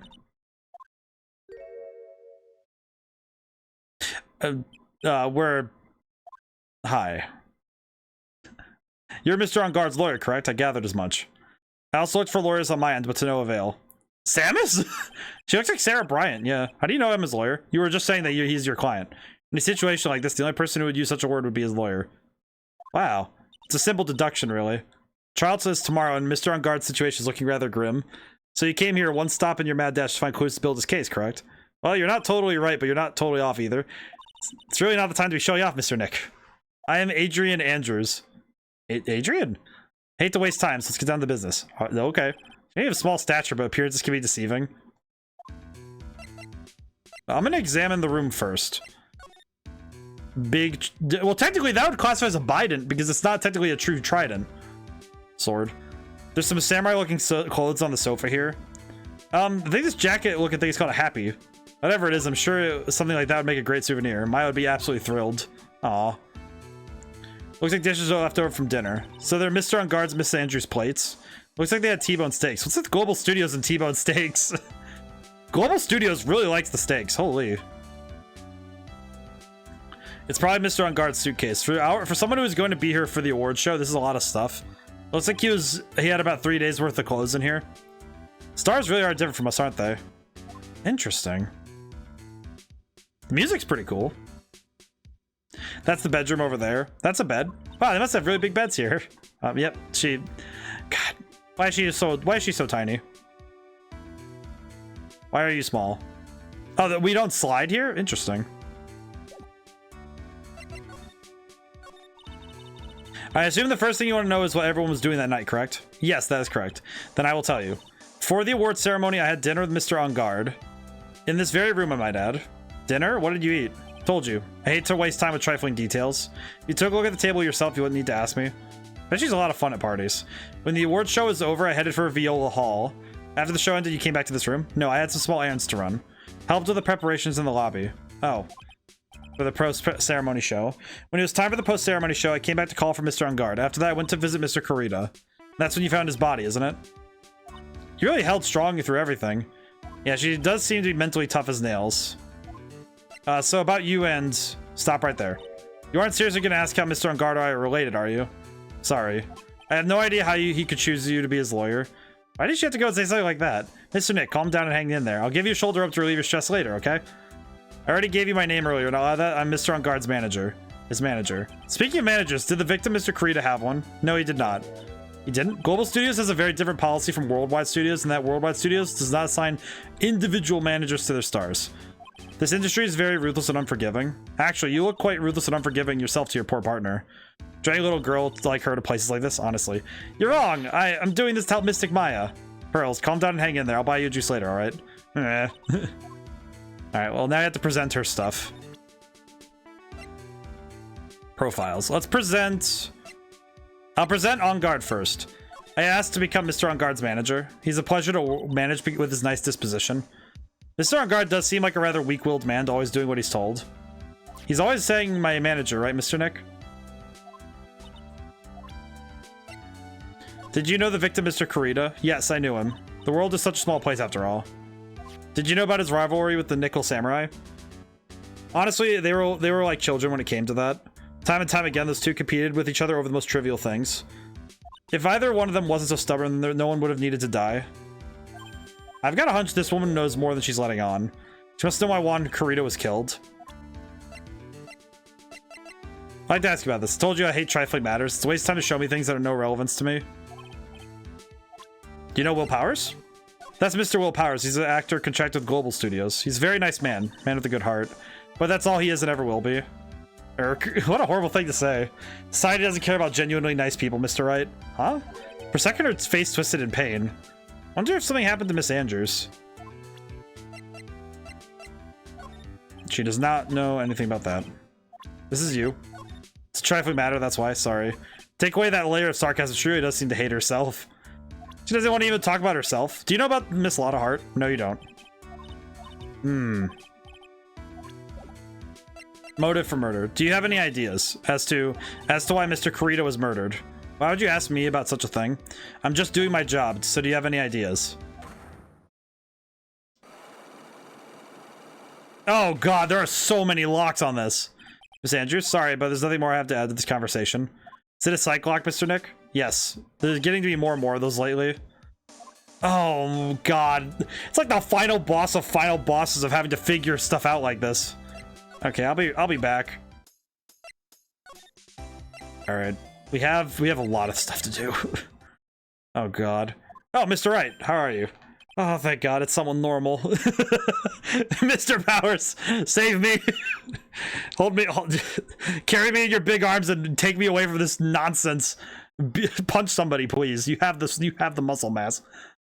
Ah, Mr. Powers, have you been here this entire time? Yeah, people connected to the murder aren't allowed to go home or let alone leave. Can you tell me a little more about the Nickel Samurai TV show? Okay. The Nickel Samurai is an action hero program aimed towards kids. It's the sequel to the Steel Samurai. I see. This time there are 3 brothers, the Aluminum Samurai, Tin Samurai, and of course the Nickel Samurai. It's a Love Y in Neo Old Tokyo.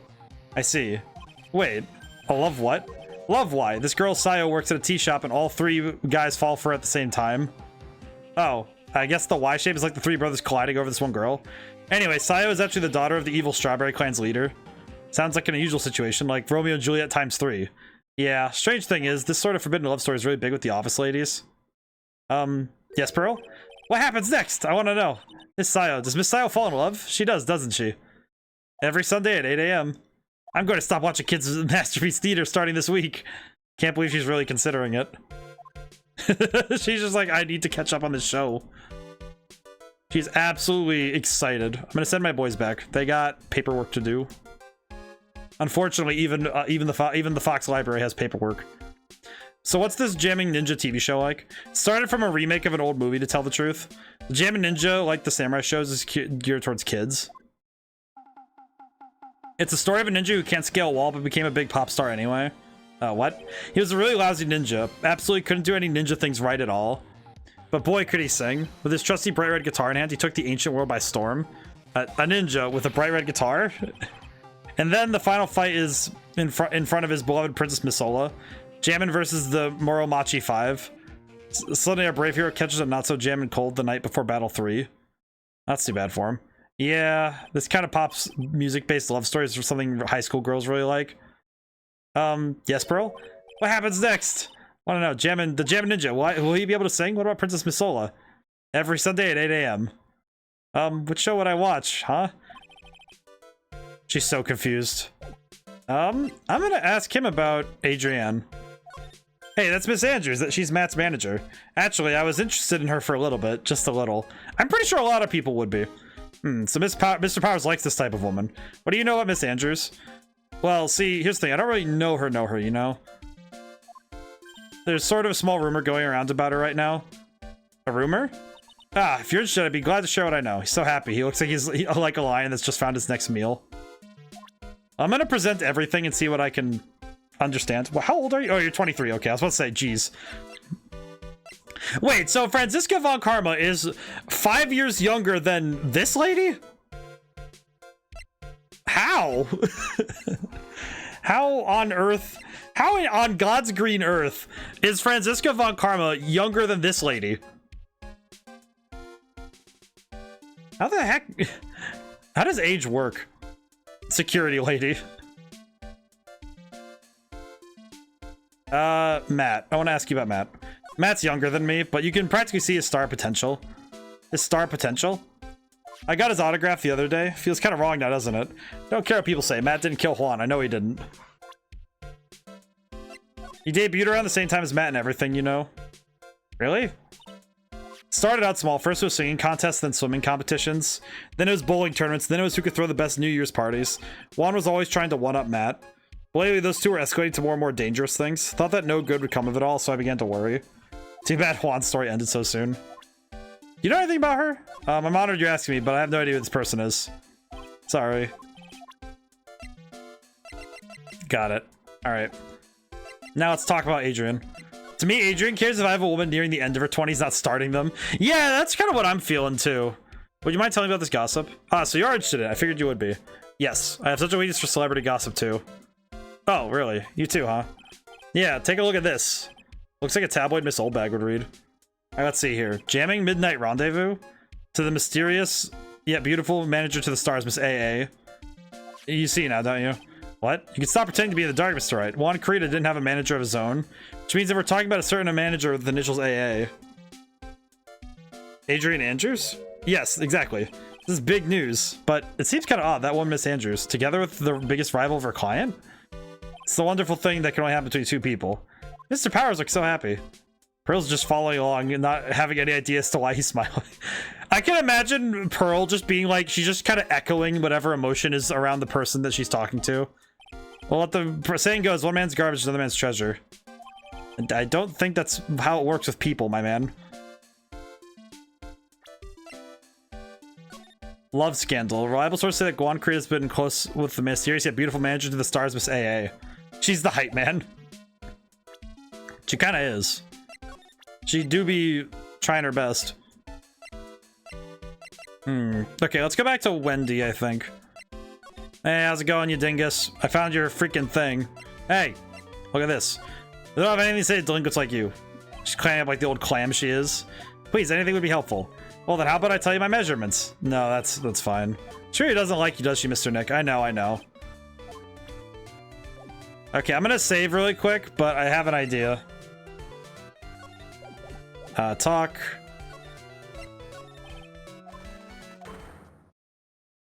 Here we go, because now I have to hit her with the evidence. Mystic Maya's life is... but you haven't given me my present yet? Let's see. I'll only tell you if you bring me Juan's autograph. Not an unreasonable request. Might as well have asked for the... I mean, I have it. If I present her this, does this help? Okay, so I gotta... Magatama. Alright, you old windbag. I'm gonna hit you with this. I'm gonna hit you with this while I drink some water. Alright, I'll be honest with you for now. Then please tell us what you saw. But aw, what a waste. Here I have a perfectly good chance to have a little fun at you youngin's expenses. I am a little devil after all. Doesn't that mean doesn't that imply you aren't a good person? Alright, I'll give you what you want. I mean, it's right here. That's Juan's autograph. Yes, it is. And it even says to my dearest Wendy on it. That's me, right? Right? My name is Wendy Oldbag, so that Wendy has to be me, right? Well, it may say Wendy, but somehow I don't think Juan had this Wendy in mind when he signed it. Oh, please give it to me. Please let me have it.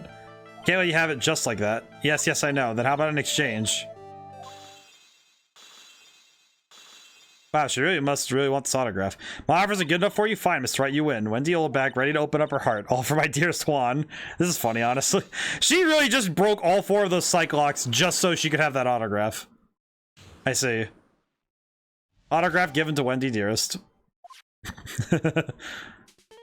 Yeah, that's about right. Feel bad for you now, huh? I tell you, I saw him that night. Saw him coming out of Juan's room. You're kidding.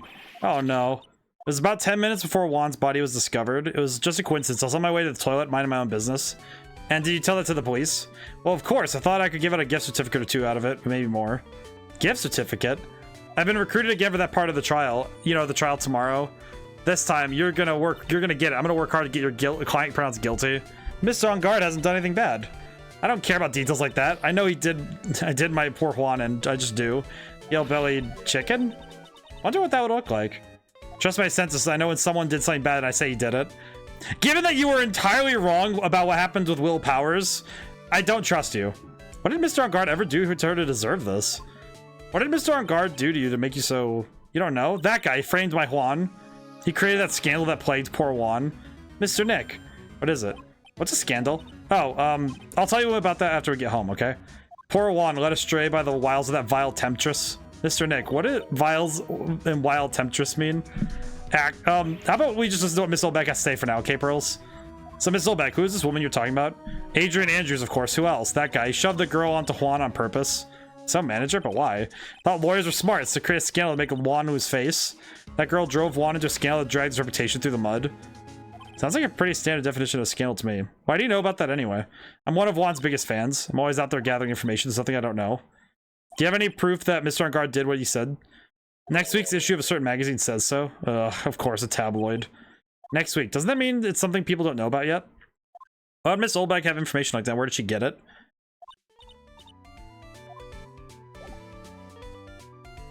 Oh, she probably stole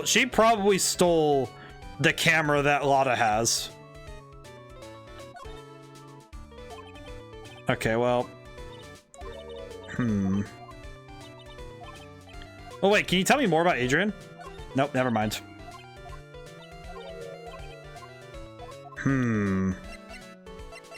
Okay, well, I'll deal with you later. Criminal Affairs Department.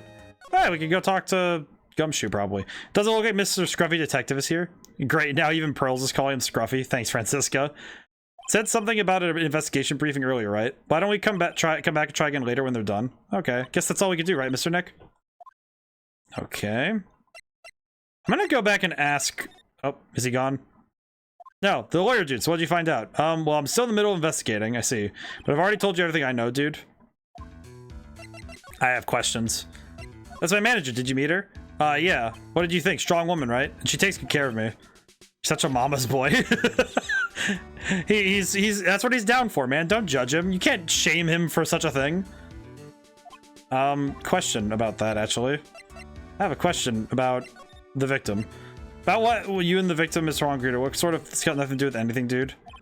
Nope. Okay, so it's the same thing. Well, so it just reset. I see. Wait, what? Oh, okay, that's weird. Interesting. Okay, not dealing with her right now. Viola Hall. Talk. Nope. Okay, let's go talk to Adrian and see if we... I don't know if we have enough to... Oh, jeez. Oh, wait, I think I know.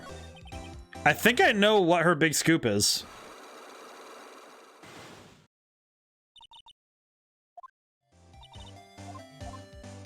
Okay, I think I'm gonna save, but I think I have everything I need to get Lada's attention as well, I think. Present. I think I know, I think I have enough information. So I think I know who she was waiting for. Lada, will you please answer my questions? On the night of the murder, why were you ordering around the victim's room? I told you, didn't I? For my scoop. What I want to know is the details of the scoop. That's something I can tell you. I mean, there's my bread and butter. Alright, then an unpleasant looking tabloid photographer looking for a scoop. I'm going to say you were looking into a scandal. Grr. Could it be that you, Lada Hart, were looking for a break with a huge story? Perhaps an unfolding scandal between Juan Carita and this person. This woman. She's Adrian Andrews, Matt on Guard's manager. The Nickel Samurai's manager caught secretly meeting with his rival, the Jamming Ninja. It would be the hottest story of the season, wouldn't it? Got him. You're pretty good at this guessing thing, Mr. Lawyer, but you can't just make up any old thing and think it'll make the papers. You gotta have backup. Yeah, that. What's this, news sauce? You mean news source. That's it. So show me something that shows this Wong guy had something with Miss Andrews. I have the newspaper. That is why I knew I have this information. This is the article from a certain weekly tabloid. Jamming Midnight Rendezvous to the beautiful, mysterious yet beautiful manager to the stars, Miss AA. Kind of funny that Adrian Andrews also has the same initials as Ace Attorney. So I kind of wonder if there's more to this than just her having AA. Mr. Carita didn't have a manager of his own. What's more, his rival, Mr. On Guard's manager, Adrian Andrews, she has the initials AA. You saw this article and then thought to take some pictures of them as proof. That's why you were lurking around Mr. Carita's door last night. I love the face she makes when she's caught, where she just goes, ah, like head's leaned back. Like she just slipped on a banana peel. That's the angle it looks like. Adrian Andrews, master manager. You were looking into Mr. Carita and Miss Andrews' affair, weren't you? You got it. I was gonna get myself a scoop by catching him in a secret meeting. But there's already an article about it in one of the weekly tabloids. It's no longer breaking news. What'd you just say? Her initials are AA. What kind of vague thing is that? That ain't no proof of nothing. People want to see real proof. Well, at least I do. That's what I was doing, getting real photos. Oh. I'm gonna whip up the reader's interest with some gossip and a little misleading. Spice it up a little and have myself an exclusive story. Wow, a lot of nice journalistic integrity. I already finished writing up my spicy article, you know, but the paper I wrote it on, the note to myself, it's gone. Your note to yourself? It was inside the case of my $1,600 camera. They done run off together. Came here for my big story. Don't come here to have my treasure disappear on me. Yeah, I understand. It's enough to make a gal go bonkers to tell you. What's with people now anyway? Never thought I'd see the day when someone done steal something from me. You really want that note back, huh? I've got no idea why, though. The story on that note is probably a bold-faced lie. Okay, so I gotta go find this camera. Well, I guess I'll... Well, I guess there's nothing else I can really do except just go for it. Hey, I have a question. Do you know anything about this camera? Do you know anything about this camera that doesn't exist? Oh, she's shutting me down again. You know what? We're just gonna go for it. I don't know, but... I'm just gonna take the Hail Mary and see what we can get from her.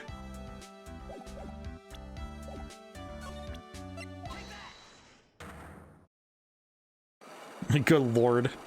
I feel like she actually is covering her secrets pretty well. Motive for murder. Why was Juan Carita murdered? If you ask me, I think you know the reason he was killed. Why are you hiding things? Do you realize you're putting Mr. On Guard's life in danger by your actions? Why do you ask questions for which I have no answers? The truth is I was not that close to Mr. Kurita. You were not that close. That's right, I've never been good at being intimate with another person. You're not that good at being intimate with another person somehow? I highly doubt that.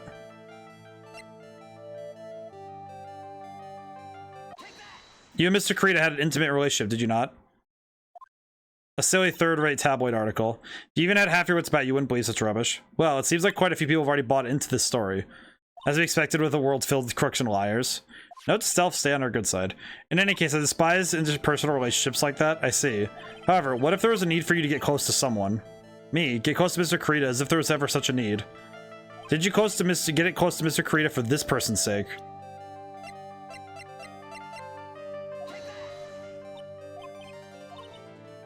You're a manager. It's called a job. You're not my client.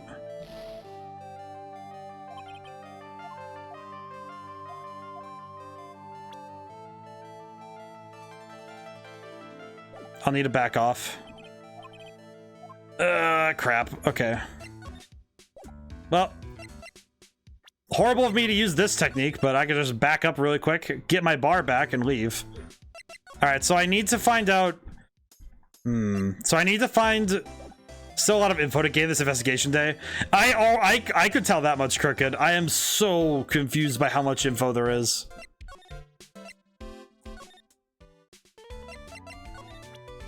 There's an absolutely stupid amount of information. Okay, I'm gonna go back to criminal affairs. Oh, that was the case. Detective Gumshoe to the investigation briefing. Oh, he's back. Hey, so you came, pal. Why the blunt greeting? Because there's nothing to be friendly or happy about? What do you mean by that? Well, things look perfect this time around. The evidence and testimony are airtight. But we can't roll over and die. We have to stay positive. So what do you mean the evidence is airtight? I can't give you all the details, pal, but it's 2 big pieces. 2? And both of them are in this photo. The first is the button that's missing from the victim's chest. That's the button that you found during your body search of Mr. On Guard. Yep, I found it in the folds of this Nickel Samurai special pants. And the second one is the knife in his chest, pal. The fingerprints on the knife in his chest, to be exact. Fingerprints. Whose are they? You didn't even have to ask, little Missy. It's obvious they're mad on guards. Tomorrow's trial. Talk about being stuck between a rock and a hard place. And whose testimony? It's that security bet lady. Oh, well, that's gonna be broken in a minute. I thought so. What do you mean you thought so? Did she tell you something, pal? Well, and even I told her not to open that mouth if there's a blab to anyone. Her blab knob is stuck to 10 and there's no turning it down, trust me. Yeah, Ms. Oldbag saw it all, pal. She saw Mr. On Guard come out of the room around the estimated time of death. No way. Oh god, if it's another one of those... Let's see, present. I'm gonna ask about this. We're pretty interested in this bit of gossip ourselves. The scandal of Mr. Kurita, but why? Well, 2 years ago, a woman committed suicide. Oh god. Suicide. Her name was Celeste Impacts. And she was Juan Kurita's manager. Victim's manager? But that's not all, pal. Miss Impact was Miss Adrian Andrews' mentor. She taught Miss Andrews everything she knew about the business from square one. Her mentor. A woman who was both Miss Kurita's manager and Miss Andrews' mentor. Could her suicide have something to do with this case? Do you want to know more about her, pal? I kind of do, actually. She was the victim's manager and also Miss Adrian Andrews' mentor. It's been 2 years since her suicide, and those two are linked together by another death. Oh, God. Oh, dear Lord, this is dark. That's really dark. Or maybe it's just a coincidence. Hey, whack! Getting sick of dealing with one foolish idiot after another. Miss Von Karma. Can't seem to stop allying yourself with the enemy, can you? I don't need a traitor in my midst. You don't mean... I do, Scruffy. You have 30 minutes to get out of here. You're no longer needed. Goodbye. That's... Wait, please, sir. If I don't get this month's pay, I'll quiet. If it weren't for traitors like you, would have won. Is that what you want to say? Who? That voice. Edgeworth! This is the major reason I gave that warning to start, along with Phoenix's misunderstanding about what happened to Edgeworth. It's been a long time, right? This is Mr. Edgeworth? What am I going to do with you? Still blaming others when things go wrong? You haven't changed a bit, Franziska. You. How dare you show your face to me without a shred of shame upon it? You soiled the Von Karma name, dragged it through the mud. You even ran away with your tail between your legs like the ill-bred dog you are.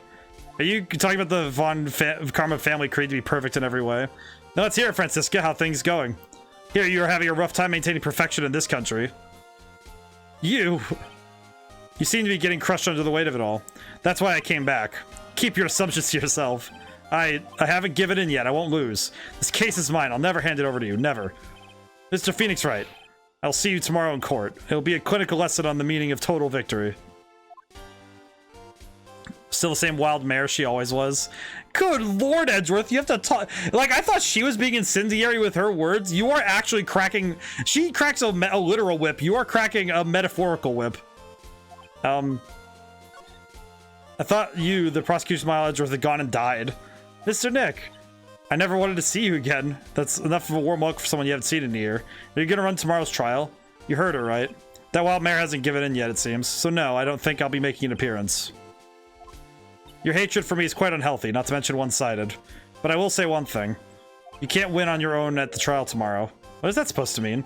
I have something definitive that you lack, and working together is the definition of teamwork. It's the power to find the truth. The truth? In order to understand this case, you have to understand a certain truth. Well, if you feel the need for my assistance, it is available to you. I'm not in charge of this case, so I can be a bit more generous with information. Oh my god, I love him. Edgeworth is coming in with the save. A lot of things may have happened, however, Manfred von Karma is still my mentor, and a perfect win record is proof of a von Karma. 1 year ago, you could not establish guilt in a few cases. Are those losses the reason you suddenly disappeared from the office? Did you leave because you'd lost your perfect win record? I think your motivation for prosecuting trials is so selfish. It'd be better for everyone if you never came back from the dead, Edgeworth. I see. Then let me ask you something. Why do you stand in the courtroom? What is your reason? Well, with Franziska, she almost always says, I will defeat you this time the instant she sees me. But the courtroom is not a personal battlefield for prosecutors and lawyers. I stand in the courtroom to defend my client. To save their lives. To save your client, you say. Those who think only with their ego-driven goals. Those kind of prosecutors are reprehensible to me. Even if you're a prodigy, or someone like you, Edgeworth. Looks like there is still a lot you have yet to learn. A lot I have yet to learn, me? Well, that's enough for now. The time when you will see is coming soon enough. I have a question, then. Do you know about this lady? This woman is key to solving this case. Do you really think so? She was Adrian Andrews' mentor a long time ago, but she was suddenly called away by a different show and became Juan Corrida's manager. And then, a few months later, she died. But her death was ruled suicide, right? Yes, but there is still one riddle we've yet to solve. A riddle? Her suicide note. It went missing. No one could find it. A suicide note that just vanished, huh? Adrian Andrews. She holds a large secret within herself. A secret? You can't help but feel that this whole case revolves around her. Well, as abroad, these deplorable types of actors became popular, I take it. Well, refreshing like a spring breeze is his motto. Refreshing? And what is so refreshing about a spring breeze? Sounds like the pollen is not treating him well this year. There is an interesting rumor about this man. You mean the one about Miss Andrews getting close to him? That's pretty common tabloid fare, isn't it? I don't take things at face value when there's more to be found. Man, the year he was gone, Edgeworth suddenly went and learned how to be a really good lawyer. Holy crap.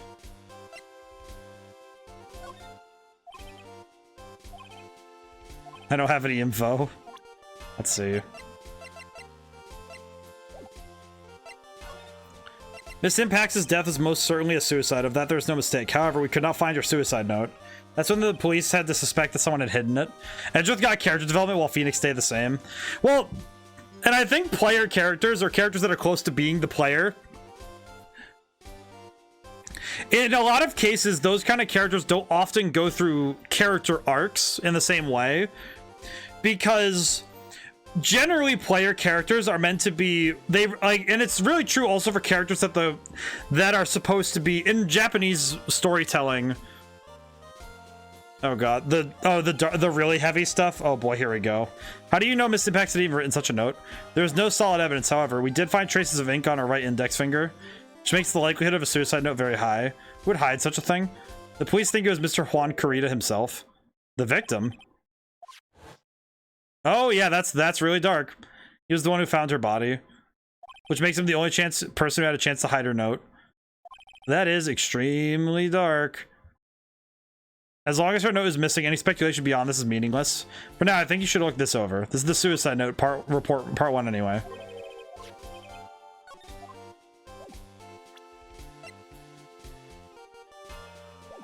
Can I ask you about this? I don't like to look through reports. I like suicide reports even less. Worst of all are the reports that have multiple parts like this one that has two parts. What you just handed me is the first part. Here's the second. Second part is about an attempted suicide. The attempter's name is Adrian Andrews.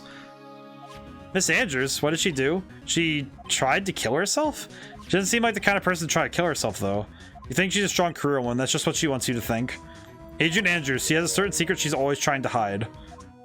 I see. Her dependent nature. That's what she's really like on the inside. Miss Andrews dependent? Talk about the exact opposite of what that woman is.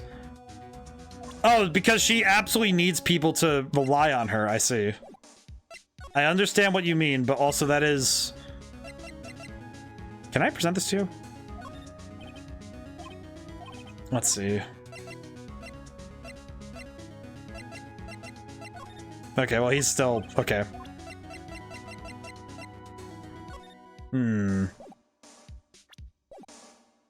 Now, do I have enough information? I think I have enough information to go get what I need from Adrian. I think.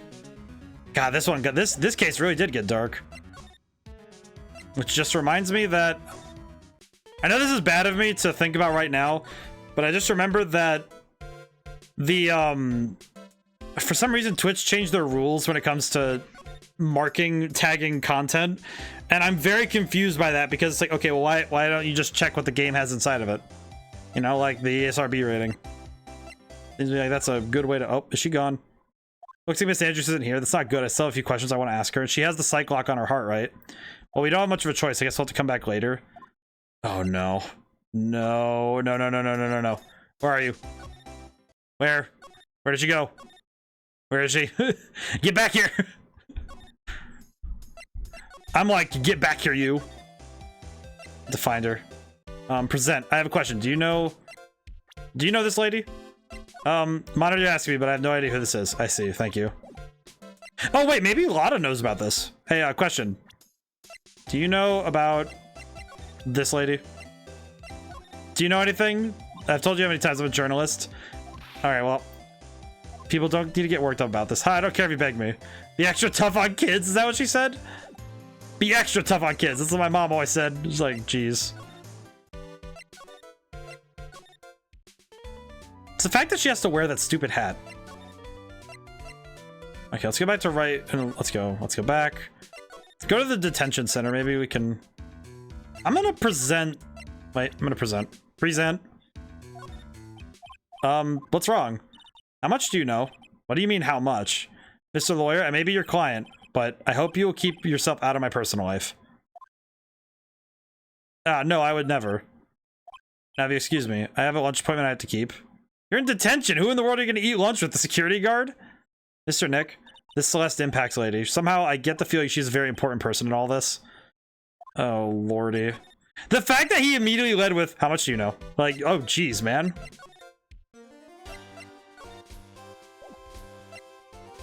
He immediately led with, do not do this to me. Okay, well... Maybe I needed to present that and then see if I can find her? You in Karita's room? Nope. I'm so scared. I'm so scared that I'm gonna find her. I'm like almost more scared that I'm gonna find her, and I'm like, please don't. Please no. Where am I looking? There's something to say to Edgeworth, it looked like. Maybe? Let me go back. I'll go back. Edgeworth. Oh, dependent nature. Oh, I got put at the top instead of the bottom like the other ones, I see. What's this about Miss Andrews having dependent nature? Adrian Andrews' attempted suicide was a few days after the death of Celeste Impacts, and why did Adrian Andrews think about committing suicide? Because she apparently lost her will to live. Lost her will, but why would she? Ugh. Stop showing us this image! Her pillar of strength, her mentor Celeste Impacts, is gone forever, that's why. Why would that... Is that what they call following someone to the grave? After her attempted suicide, Adrian Andrews started attending counseling sessions. She is someone who needs a person in whom she can trust absolutely. Once she finds that person, she'll do anything to keep them near. Without such an anchor in her life, her crippling anxiety stifles her ability to live. And that's the nature of her dependency on others. When Celeste Impact suddenly committed suicide, the world before her turned pitch dark. That's according to Adrian Andrews herself. then that means her super confident attitude. It's all a facade. She's only copying her mentor's behavior to hold herself together. How terrible. Oh god. Oh god. Oh god. We're gonna have to rip this. We're gonna have to rip this band-aid wide off, aren't we? Oh boy. I keep checking this room because I'm making sure. I'm making absolutely certain that she's not in this room. I don't know why she would be in that room. But oh, Miss Andrews here, but it looks like she's talking with someone. That's oh god, it's Von Karma. Miss Von Karma, what are you doing here? Well, I'm his lawyer, so you got some nerve following me around. Following you? That's you, Miss Von Karma. You're the one doing the following, Pearls. You're always following after that Mr. Detective with the little beard. Me? Following after Scruffy. Don't make me laugh. Let me show you something interesting, little girl. What is that? An electromagnetic receiver? This case is just bad news for her. Prepare to feel even worse, because you're gonna have to hound this poor woman for a while. Oh god. Yeah, this is gonna be bad. Plan to tracking its advice on that detective, and with this, I know that fool's every move. So that noise we heard with this receiver. You're really bad for Detective Gumshoe now. Now then, let's stop wasting time. Adrian Andrews. Yes? Think hard about what we discussed. Understood? Alright. What were those two talking about? Miss Andrews, she seems a little dazed, doesn't she? Okay, well, we're gonna save because we're gonna have to break these psych locks. I feel bad for her because I am gonna have to hound her a lot for this, and I feel really bad. Present the Magatama. I feel so bad that we have to do this to her. God dang it. Oh boy, here we go. Motive for murder. Here we go. I don't. Why was Juan Carita murdered? If you have to ask me, I think you know the reason he was killed. Why are you hiding things? Don't you realize you're putting Mr. On Guard's life in danger by your actions? Why do you have answers? Why do you have answers for? Truth is, I was not that close to Mr. Carita. You were not that close. That's right. I've never been good at being intimate with another person. Somehow I highly doubt that. So it's this first. This first.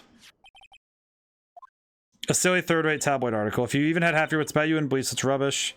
Seems quite a few people bought the story already. It's expected in a world filled with crooks and liars. Note to self, stay on our good side. In any case, it spies into personal relationships like that. I see. However, what if there was a need for you to get close to someone? Me? Need to get close to Mr. Carita as if there was ever such a need. Here we go. Time to hit the big one. Celeste Impact's your mentor. How do you know about Celeste? Yep, here we go. Miss Impact. She committed suicide, didn't she?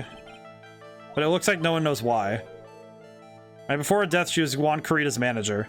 So I believe you got close to Mr. Carita so you could find out more about her suicide. You have a great imagination. May I have a future yet as a slimy muckraker for a putrid third-rate tabloid? Miss Andrews? There is no mystery surrounding her death. None. It would be pointless for me to force myself into a relationship for nothing. Is that really true? Is there no mystery at all? I don't believe you were completely at ease with the way her suicide was resolved. Miss Impact's suicide note was never found, was it? It looks like the police were under the suspicion that someone had hidden it. Like maybe the person who discovered her body, Mr. Carita. Juan? And Miss Andrews, I believe that you thought the same thing. That's why you became intimate with Mr. Carita. I've sat by quietly listened to your insulting ramblings long enough. It's true that Celeste is my mentor, however, allow me to say this again. Had nothing to do with me. I didn't even know that her suicide note was never found. A person who doesn't care about what goes on in the lives of others. That's the impression you like to give, however. I don't think that's really who you are. What? I have evidence that says otherwise. This is proof that Celeste impacts with someone very close to you. Miss Andrews, you nearly went through with it too, didn't you? Went through with what? Ending your life. Miss Andrews, you look like and act like a very strong woman who has it all together. You don't ask for anyone's help, relying only on yourself. Yes, I've been very independent ever since I can remember. That is a lie, a facade. You've always searched out people on whom you could depend on. Oh, dude, this is rough. We have to hound her hard. You're dependent on Miss Impacts, weren't you? Which is why, when she passed away, you lost everything you had. And Celeste passed away so suddenly like that. I died a death of my own, but no matter how hard I tried, I couldn't stop thinking about what had become of her note. You must have heard about the police report. The one that said that the police suspected Mr. Carita of hiding Miss Impacts' note. You heard about it and thought to recover it from him by getting close. Am I right? that's the case, then everything changes. What do you mean? What topic did we start this conversation on again? It was why the victim was killed. Exactly. Somehow, Mrs. Andrews, it seems that you have become the one with a reason to want Mr. Kurita dead. Me? Miss Impact was everything to you, and then she died. And you would do anything to find out why she killed herself. Even commit murder. Oh god. This suddenly gets a lot more intense talking to someone like, hey, so would you kill him? Would you kill this man? It's true. I am a woman who can only live in insecurity. Oh god, we have to... Do we really have to just break her... We have to break her down psychologically? Like, take her apart like a Lego set and just be like, yeah, this is exactly the problem. I'm physically small and I don't really have a lot of self-confidence. I've pushed against all that, though. I've tried to live strongly. Never wanted anyone to find out the truth. Miss Andrews. This one thing, it's the one thing I wanted to take with me to the grave. It was my secret, mine and mine alone. I'm sorry. You probably think I'm a worthless human being right now, don't you? Please, Miss Andrews, all I want to know is the truth. After Celeste passed away, I heard that someone had hidden her suicide note. And that someone was Juan Kurita. Celeste, without her. Without her, I became scared. Everyone seemed like they were out to get me. So you got close to Mr. Kurita to recover her note, right? Looks like the tabloid reported the truth after all. Ironic, isn't it? Well, like they say, when there's smoke, there's fire. If they purposely add fuel to the fire, they keep the celebrity world burning. But for the suicide note, I didn't and wouldn't kill anyone for it. It just doesn't suit me, that's all. Well, that's enough for now. I still have work to do, so I understand. Oh, I have one small favor to ask. My attempted suicide, I would like for you to keep it a secret. Miss Andrews. If people found out about my weakness, I would sooner choose to die than live. Alright, I understand. We'll keep it a secret. Miss Andrews, I guess she's the overthinking type. She probably never says anything without carefully thinking it through first. Thank you for your discretion. Mr. Nick, can I ask you something? What is it? Miss Andrews has been playing around with that card in her hand since a little while back. That card? Yeah, I guess she has. Miss Andrews, what is that card you're holding? Huh? Oh, this? I don't quite know. It suddenly appeared in my handbag. It's a coral. What is it? It looks like a seashell? That's what it looks like, doesn't it? I honestly don't remember owning this card. I wonder where I picked it up from. Her not remembering something clearly? It sounds like that'd be a rare occurrence. Must be off. I leave Mr. On Guard in your capable hands. A seashell, huh? Why does that seashell seem really specific? I just realized, what if the killer is looking for some... Maybe the killer is trying to look for some opportunity to do something. There's gotta be something to gain from doing all this. No. Lada's gone. Well, I think we've gathered about all we can. What about missing Maya? Is she alright? Oh, Pearls. She looks so worn out by all this. She hasn't slept at all, and she's been walking all over the place with me today. What's wrong, Mr. Nick? Let's get back to the office for a little while. You're really tired, right? Oh, no. I'm okay. Really, I'm fine. I really am. You don't look fine to me. Oh, poor baby. Alright, let's go back to the office. Let's take a little baby to the office. Not dealing with you as much as I have to. Can I ask Maya some help? Can I ask Mia for some help? So, what now? Well, we did find out one thing for sure. Miss Andrews has a motive. You Miss Impact's a suicide note. That's right. She was the one to discover the victim's body. Clever. Oh, God. Ah, Mr. Nick, the transceiver. Hello? Right in Cole offices. Mr. Attorney, you're not answering a phone. Maya, where's Maya? As I promised, I have not gone within a few feet of her this whole time. Which is why, I suppose, she's absolutely famished. What? So I suggest you may win a quick acquittal, my friend. At any cost, wouldn't you agree? Wait, Maya, let me hear her. Very well. Ask my... Maya, is that you? Sis. Ask my sis. Oh, no. Cut me off. Mystic Maya said ask my sis, didn't she? Sis? What does she mean by that? Come on, Phoenix, you're a hopeless one. I'm sorry. Yeah. Oh, hey, Mia. Hi, Mia. How's it going? Hi, Mia. Need help. Have a message from Maya, so come. Ask me anything you want about her. How's Maya? She's safe for now. That kidnapper is one to keep his word, it seems. Glad to hear she's safe, but Mia, how did you know? As soon as she was locked up, Maya called for me. I read the note she left. And then I gathered as much information about her surroundings as I could. I didn't know you could use spirit channel like that. Pretty smart of her. That is actually super smart. That is an insanely cool method. So she called Mia, had her gather information, and then sent Mia to go tell us. The kidnapper, what's he like? I don't know. Apparently, Maya went to the answer phone call at the hotel and was drugged there. And she didn't see the face for attacker. Maya's locked up in a very dark place right now. I'll tell you everything I heard when I was with her. When you were with her. Date, time, location. Starving. Could really go for some apple pie. I mean, at a time like this, sweets are the only way to go. Has to stay positive. He promised he wasn't going to kill me. Not going to die. Sis, I wonder if you're with Nick right now. The truly cool story bit is about the kidnapping, and this is medium communication. Oh my goodness. Huh? Someone dropped a card here. It kind of looks like a business card, but there's no name on it. It's a seashell. Pretty sure this is why Pearl's made to be a medium like Maya. Mechanically, that makes a lot of sense. All sorts of things piled up here, but it's too dark to see. A lot of glass bottles here. They feel like barrels. I'll pass. Too bad I'm really hungry, not really thirsty. Drat's locked. This door's locked seems easy enough to open. On TV, the hero always uses a plastic card or a stiff piece of cardboard. I wonder if there's a card like that I could use. Such a genius. All right, now if you'll excuse me, Mr. Kidnapper. I feel like mechanically that's why Pearl was made to be a medium, but the fact that Pearl's powers are very specifically working very well is probably also part of it. I did it. Okay, now I'm getting the heck out of here. I shouldn't keep Nick waiting or worried. Ah, I see. Mechanically in the story, it makes a lot of sense to have some way to communicate like this, but it also it lends itself to creating an interesting piece of the rules where we actually have this sort of maneuvering, I guess I would say, where it's like, okay, we understand now that with this medium stuff there is a lot more application than just, oh, we have someone to help us out in a bind. It's like, no, this is literally getting us information we couldn't normally get.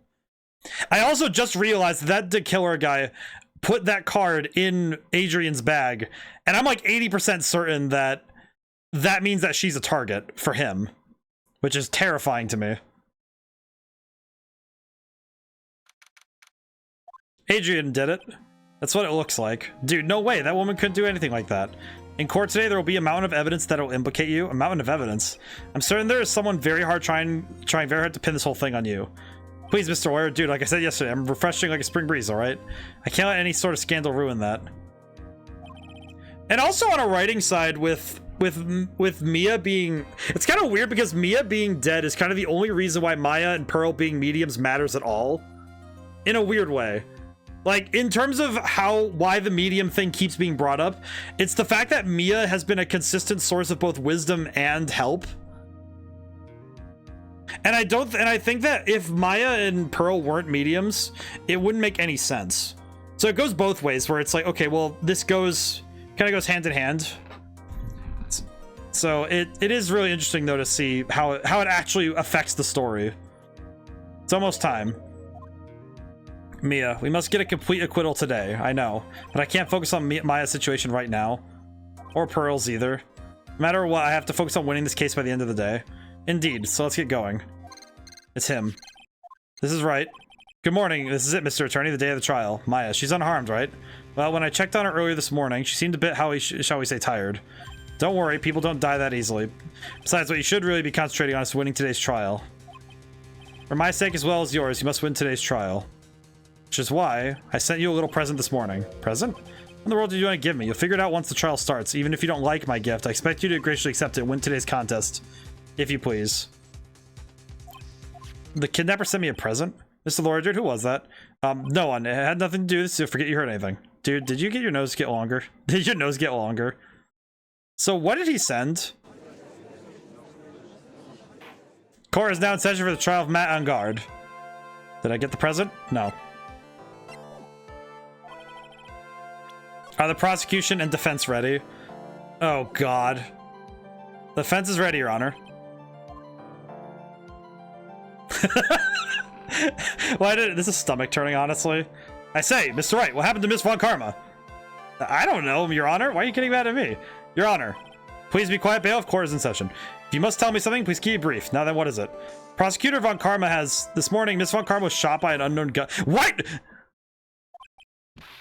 They shot Von Karma?! Why would you shoot? Somehow, I think this is the present that man was talking about. Ms. Von Karma is one of the top prosecutors in the country at the moment. If she were to disappear, it would be to your advantage. This is... Ms. Von Karma, is she alright? I don't have that answer. She's alive and in stable condition. That's... I knew you'd show up. Your Honor. Due to the circumstances, Miss Franziska Von Karma cannot appear in court today. I, Miles Edgeworth, will be taking your place. The prosecution is ready, naturally. Oh my god, they shot her with a gun? Ms. Von Karma was shot in her right shoulder, is currently undergoing Really? Really?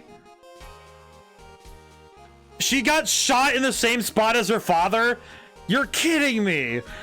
What sort of sick sick bastard would do that? That's just awful. Really? Like, you didn't have to just make her a Von Karma. You had to make her literally the spitting image of her own father. Really? That's awful.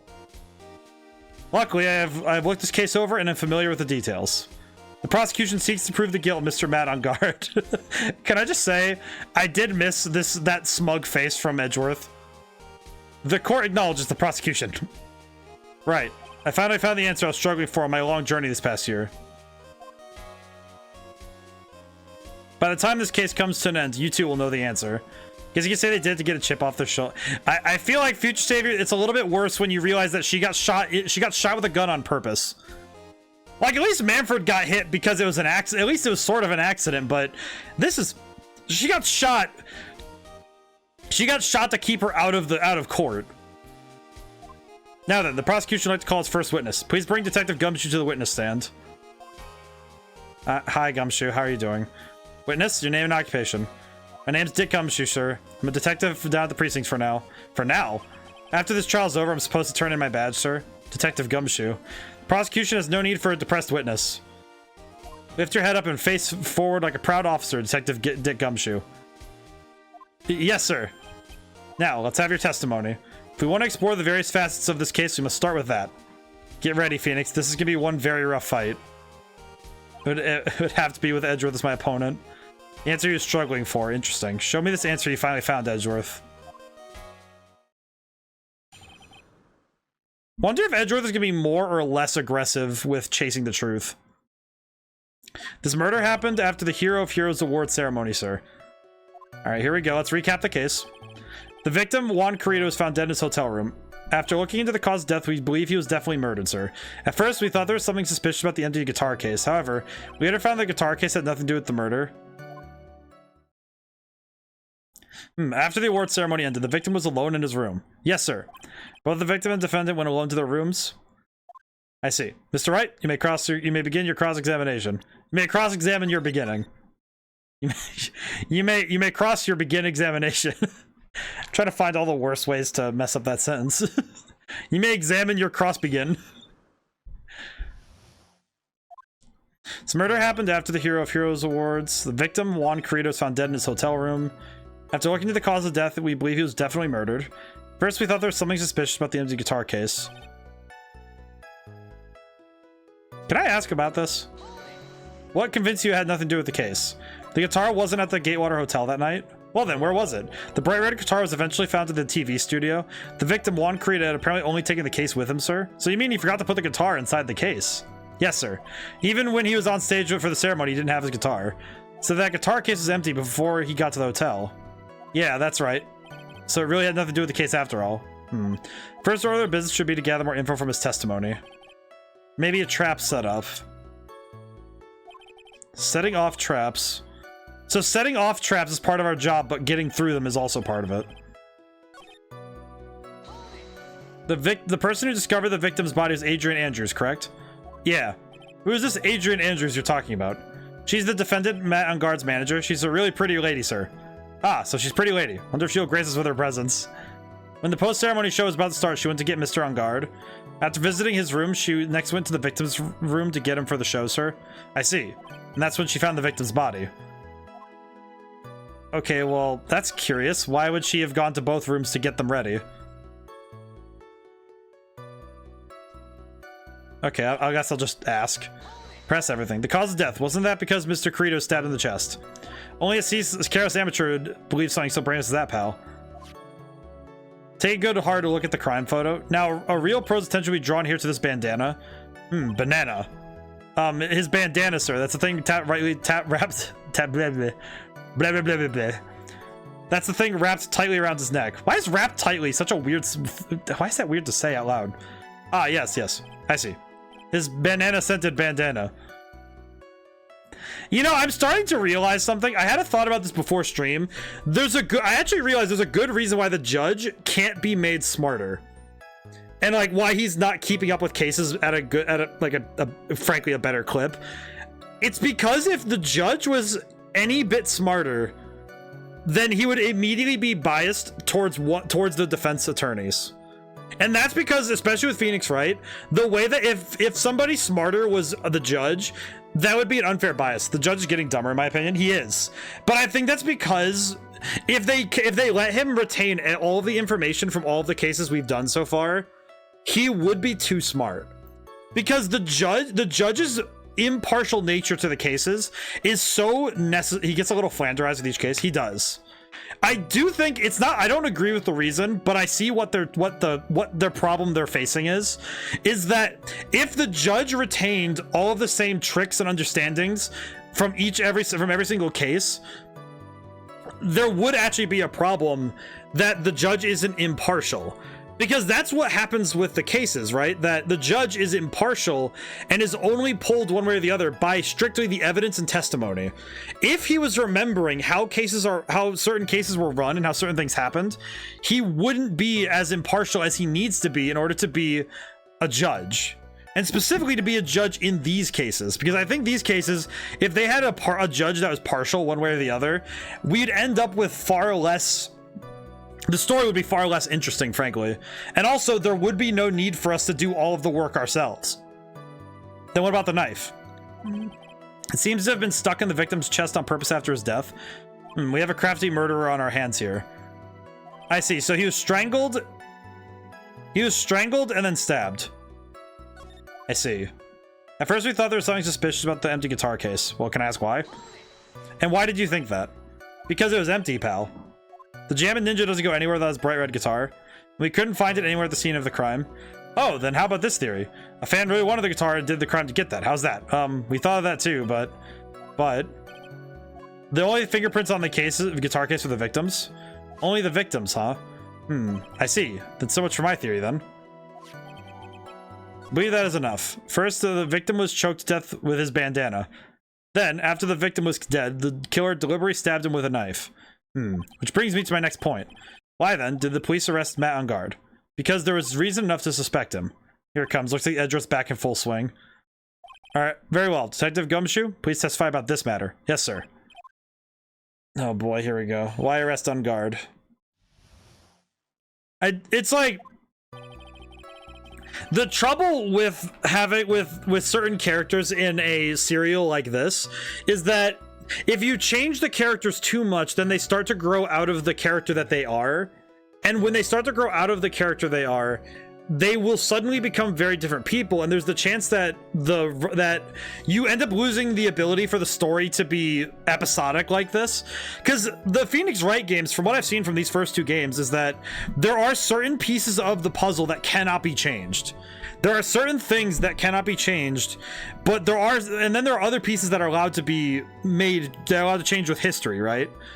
Like if we look at the relationship between Phoenix Wright and Maya, the fact that they work together and keep getting closer, like how DBS Goku is vastly different from Z Goku, sort of. It's more like, it's sort of like, let's look at Law and Order for a great example then. Because if we look at the detectives in that series, it's very rare that a detective in a crime serial would ever get major character development unless it's a very specific arc. Another one, I know NCIS a lot more, if I'm gonna be honest.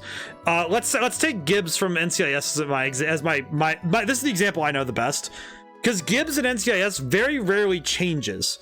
As a person and a personality, his character never changes much, except for certain arcs where he has to go through growth because of the changing circumstances of his team.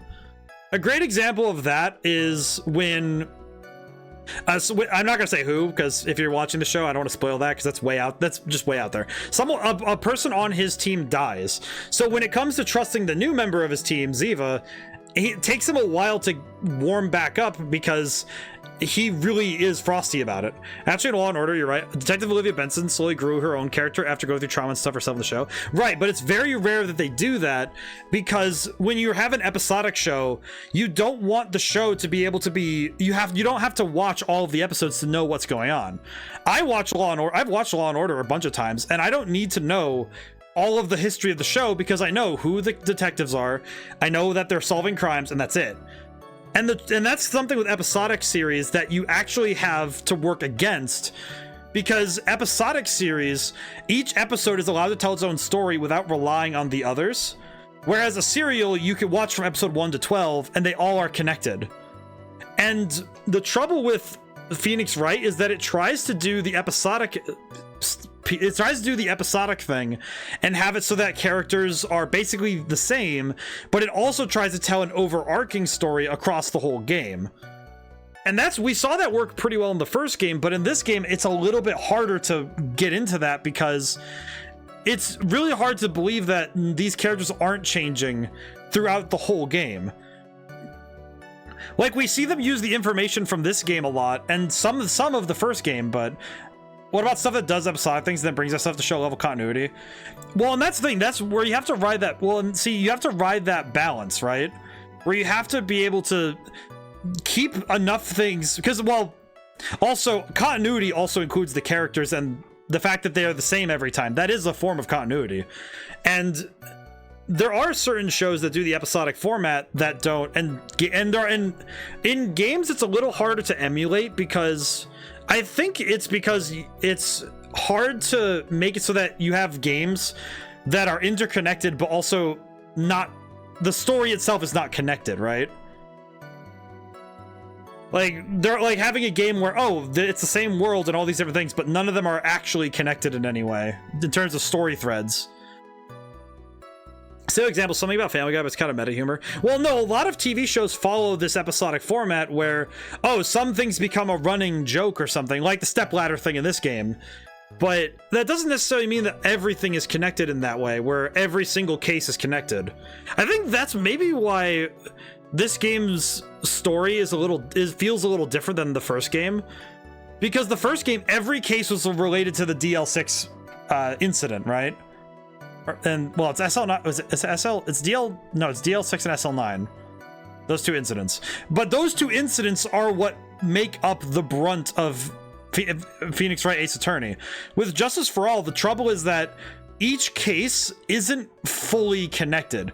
It's just that, oh, they happened chronologically, but they're not exactly connected in the same way. It's not like case 1 through 4 had this overarching tale. The most that we've had with it is that Edgeworth has been gone this whole time. So, yeah, it's kind of bizarre, isn't it? But I think the trouble is that how much do you keep the same between each episode? How much do you let the characters grow without it escaping what is considered familiar territory for each character, right? And I feel like this is going to have major consequences for the series at large. But also, it's bizarre, right? Because it's like, okay, how do you keep the status quo after something like this? Okay, let's get back to the testimony. Sorry, I went off on a tangent there, but I do think it's important to talk about, because the writing in this game is the writing is the most important piece of this game. So we are going to deconstruct it to a point, because it's necessary to understand it, and also to make comparisons to it to other series. So let's see, they were rivals with each other. They each thought the other guy was in his way. That's motive enough for my book. I think there is a connection through line between cases in this game. It's more about character than events. And I think that's where this might feel weaker, right? Because I've seen some stuff online that this game is considered, of the trilogy, it's considered the weakest.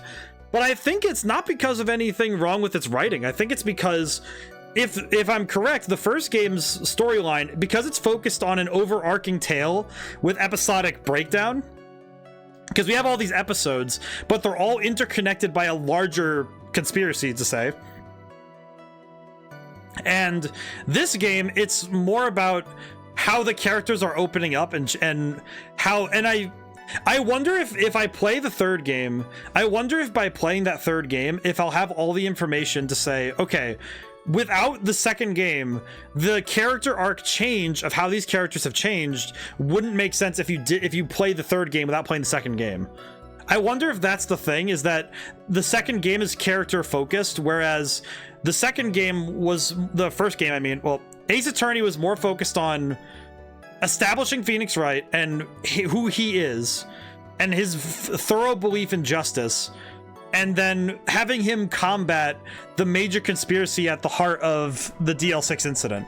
Whereas in this game, it's more focused on expanding and understanding the characters that we've come to understand. Like Phoenix Wright, we get to understand him as a person more, and Maya we get to understand as a person more, and we have the inclusion of Pearl, and we have more of Mia, which is really helpful. But I think maybe because it's character focused, in contrast to the equally balanced story and character that we got in the first game, it might be that it was one of those things where certain dials were turned, and because of that, it's adjusted in a way that might not be as strong as of a landing. But I don't know. We still have more to see, so I don't know. Well, it might be that I need to go through more to make sure I understand fully. Let's see. Jammin' Ninja's button. It was ripped off the ninja costume and found in Mr. On Guard's Hakama. The defendant's fingerprints are also all over the knife. The defendant brought the knife for the crime, which makes this a premeditated murder. So the defendant's fingerprints were found on the knife used in the stabbing. It was sort of sticky on the handle, so the fingerprints came out pretty clearly, sir. Knife added to the court. In the grip, Gatewater is engraved. And there's this button. This was found on the defendant's clothes, was it? And this is button also covered in blood. Yes, and we know that the blood on it is the victim's blood, sir. What? Jammin' Ninja. All this points very clearly to the defendant, doesn't it? Yes, it certainly does, Your Honor. Ready to give in yet, right? I'll find the hole in your argument somehow. Press as hard as you'd like. Just hurry up with your useless, pointless questions. Grr. Usual pointless questions, I see. But I do wonder if the... I worry about how I'm going to get through this case, but I do wonder how this is all going to conclude. I guess I'll press everything and see what we can do. Just get everything. But in terms of popularity, Mr. On Guard won, did he not? Yeah, but you know what's ironic, pal? Juan Carrito was always one step behind Mr. On Guard and everything. This year, it seems like he'd finally caught up, ready for the big final showdown. But Mr. Carrito lost the Grand Prix in the end. This is too bad. He must have been pretty downhearted about after losing.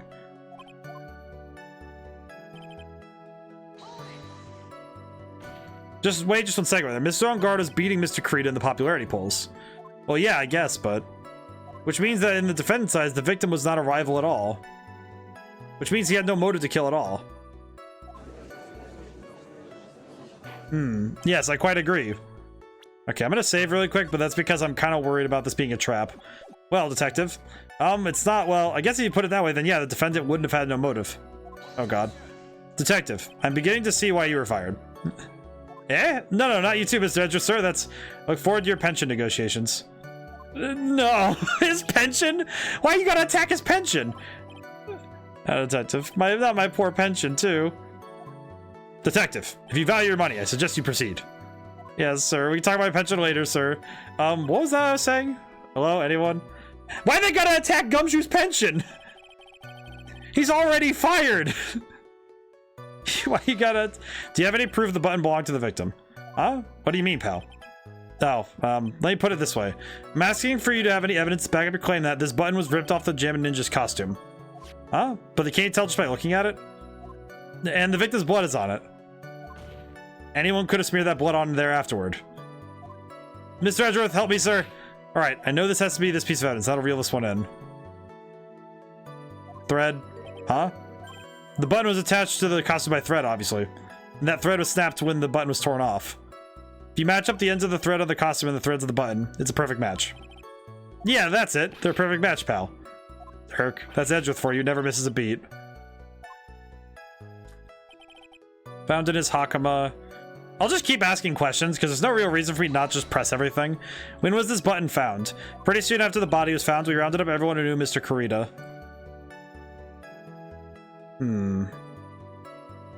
Then we did a search on them all. That's when we found the button. So it was almost immediately after the murder. The police didn't have free time to lollygag and play tricks unlike some people. Hey, what is he trying to say about me here? I am very curious about this. How are the fingerprints arranged on the knife? Huh? What do you mean, pal? By examining the fingerprints, you can tell how the defendant held the knife. For example, did he hold it normally or overhand?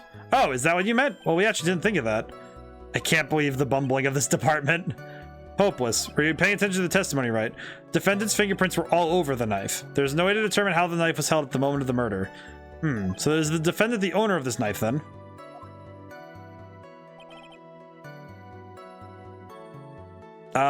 Actually, wait, I have a question about that.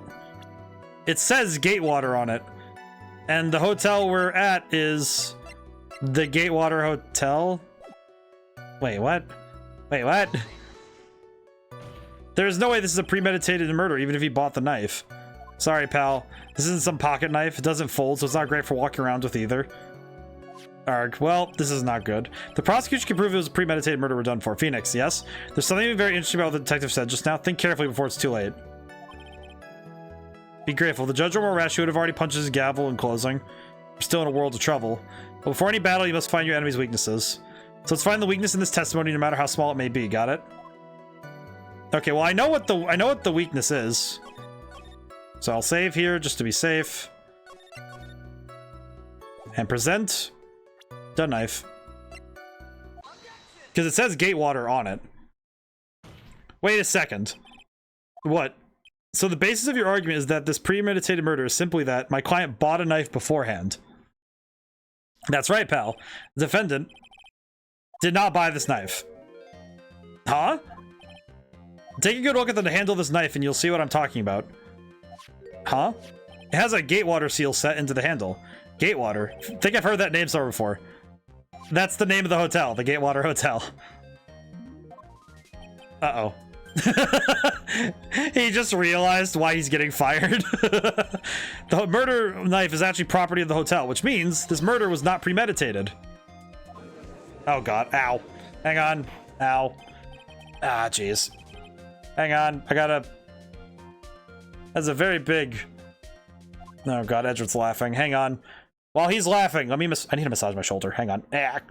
I've been playing guitar lately again, and there's a certain spot where if you have a heavy guitar, which like I do, and you're playing guitar for a good while, trouble is that sometimes it causes some kinks in your body.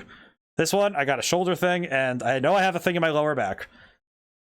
This is what I get for practicing. I've been practicing for the album thingy I've been doing off time. Yeah, let me stretch. Hang on. Let me put the controller down. I need to put it behind me. Hang on. Stretch and hydrate. Hang on. Oh boy, I gotta stretch out fully. Hang on. Oh god. Oh boy.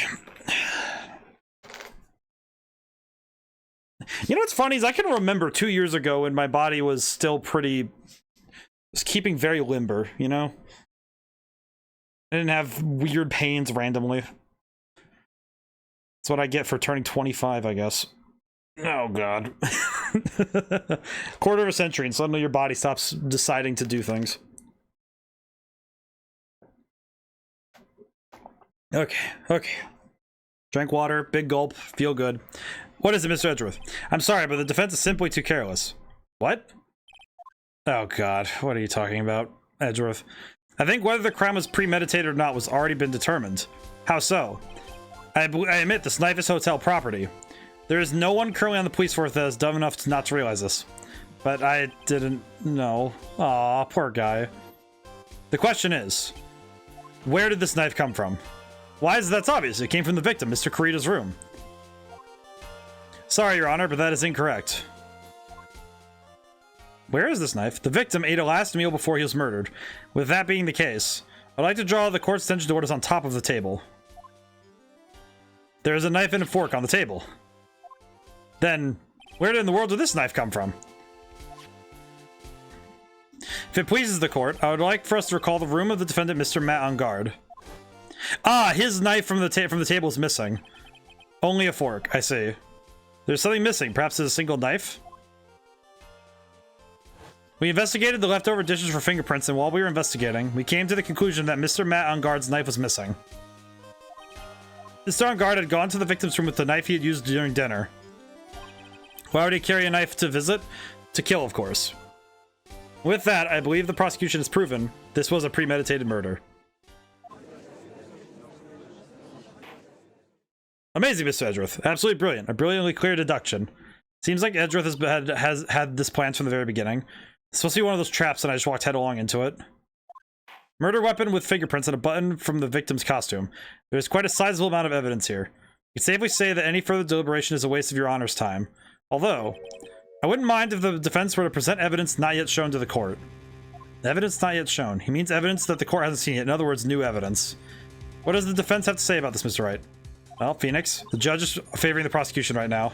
Oh, God. If you answer with something wrong here, that gavel visibly ringing out to the sound of our defeat. Do you have something important and necessary to present to this court? Yes, I do. There's one. One piece of evidence that catches my attention. Something that this court has yet to see. Mr. Wright, I will say this once more. I do not feel this trial needs to continue at all. However, I am giving you one chance and only one.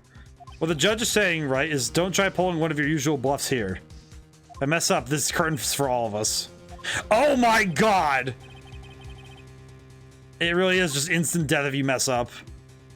Oh no. Oh no.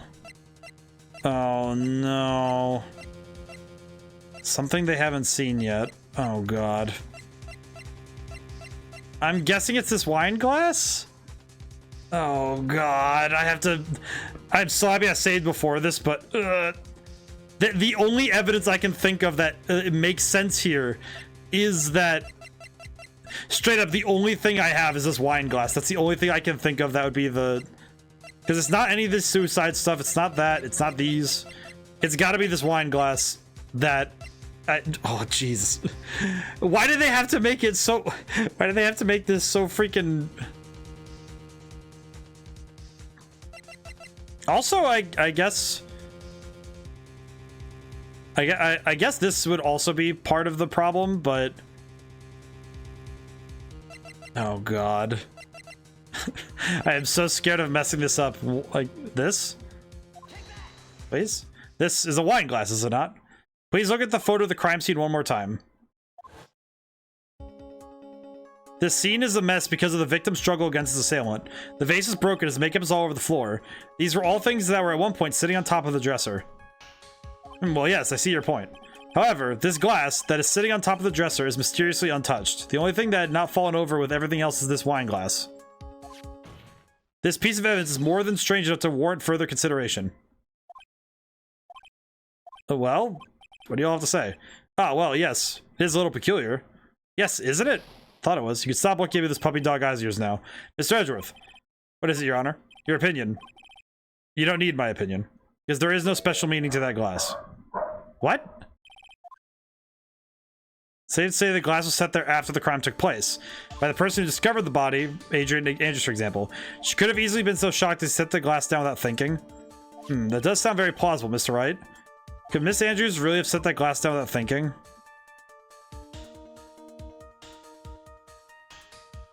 Oh God, this feels like a trap no matter which way we go. I feel like I trapped myself somehow and I don't know how I did it. I am like actually scared now because now I just realized I saved. I should not have saved. I absolutely should not have saved so far in. Oh God, oh God, oh God, now my brain is, my brain is now running at 100 miles an hour thinking that I messed up horribly. Oh no.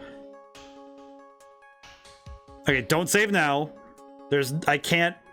I cannot save now. Oh God. Oh God. I have to think. I mean, it's possible she could have done it, but that doesn't make sense. Like, it's possible, but if I say it's possible, does that mean I'm gonna just give up? Because, like, yeah, it's possible, but that doesn't mean it's what happened. Oh, God. Crap. This feels like a trap. It feels like a trap to say that there's no way. But... oh, no. Oh, God. Okay. Wait. See, my problem... go for no way. No, see, Future Savior, here's the problem. Here's why I'm hesitating on this. Last case, there were things that that was like, oh yeah, you should be chasing these threads.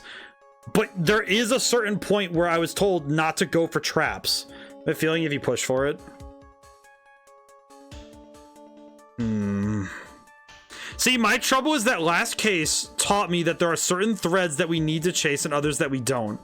And I really need to figure out. I will shut up if it isn't. No, you're good. I'm just trying to think, because the trouble is that there are the last case taught me there are things that we chase and there are things that we don't. And now the game has taken, they have taken my hands away from the rails. I have to determine for myself if I need to chase this thread or not. I need to determine myself if this is a thread to chase or if this is a waste of time. I don't think so. If I appear weak here, the trial's over. I can look up for my proof later. For now, I should trust my instinct and point with certainty. They just might fall for it if you're thought-provoking enough. The defense would like to challenge the prosecution's theory. We would like to see see something that proves it was Miss Andrews who set the cup on the table. You've turned the situation on its head yet again, as usual. Mr. Edgeworth, do you have any proof to back up your claim? There's no way he has any. He's just bluffing. Unlike Mr. Wright, I never say anything unless I have the evidence to support it. What? There's fingerprints on it, aren't there? You're not thinking hard enough today, Wright. Did you think this wine glass escaped my notice? Then, of course, it has been thoroughly expected for fingerprints. Fingerprints. There were only one set of fingerprints left on this wine glass. Only one. Well, whose were they? They were not the victims nor the defendants. Rather, they were one of Adrian Andrews. That is why I said that the person who had discovered the body had left it there. Are we done here, Mr. Wright? I can't believe I fell into another trap. Miss Andrews was probably holding the glass when she went to see Mr. Kurita. Upon seeing his dead body, she was stunned and set the glass down on the dresser. What you said makes a lot of sense. Now do you see, Mr. Wright? You can't change any part of my scenario as it explains everything all too well. I've thought long and hard this past year what it means to be a prosecutor. From here on out, I will show you the answer I've come to discover. Wait a second. Mr. Edgeworth, I think the prosecution has provided enough evidence for me to enter my verdict. Unfortunately, I cannot allow you to pass judgment yet. The prosecution is yet another witness we'd like the court to hear from. Another witness? Yes. Bailiff, bring in the next witness. What in the world is Mr. Edgeworth thinking?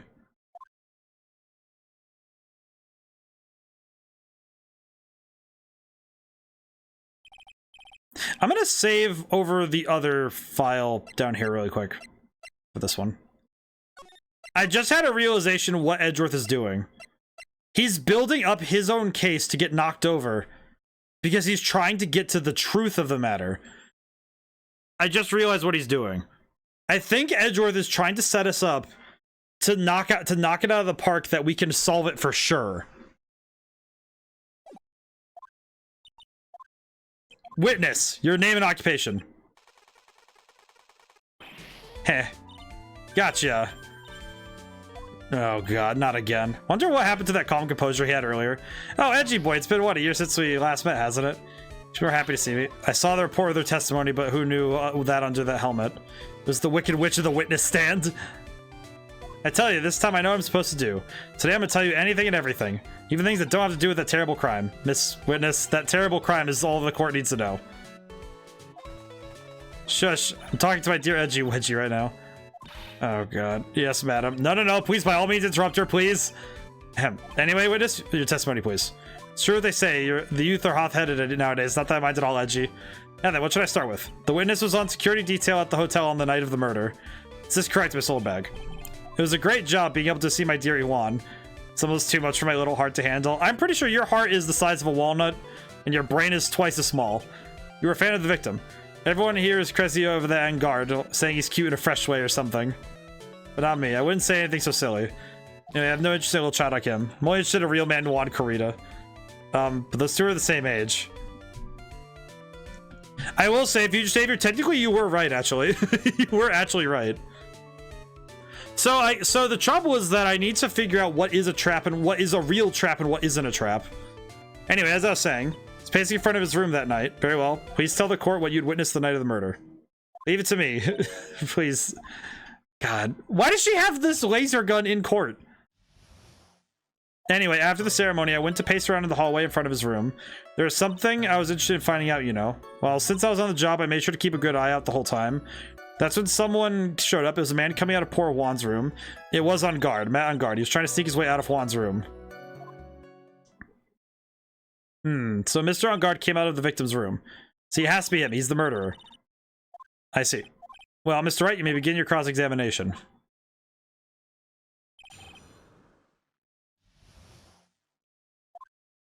After the ceremony, I went to pace around in front of it. Alright, I'm gonna keep saving down here just in case I need to back it up really far.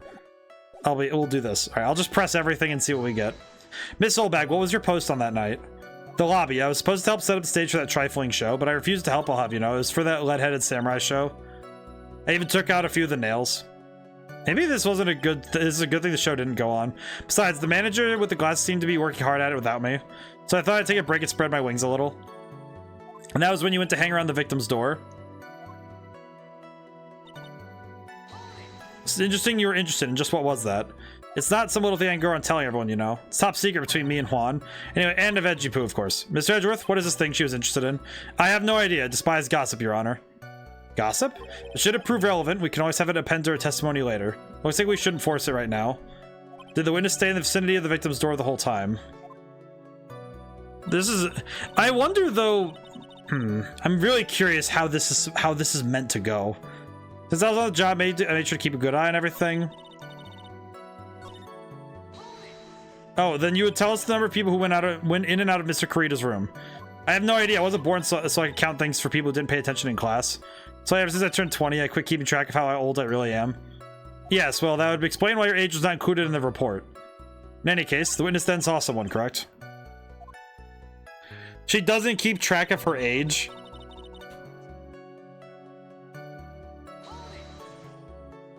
Who in the world was that? I'm not allowed to say. This sort of information has to be carefully guarded from the masses, Sonny. The man that came out of Juan's room, he was. Yes, he was. Ah, too scared I can't say his name out loud. Oh, what I wouldn't give that Francisca's whip right about now. Well, I guess I can tell you since he was a bad boy anyway. You saw my client. Are you sure about that? Yesy. Really? Annoying brat. When I say I saw someone, I saw that person. Surely she knows what year she was born, right? Right? I get the sense of deja vu. Maybe to avoid a repeat of last year, I should delve into this a bit further.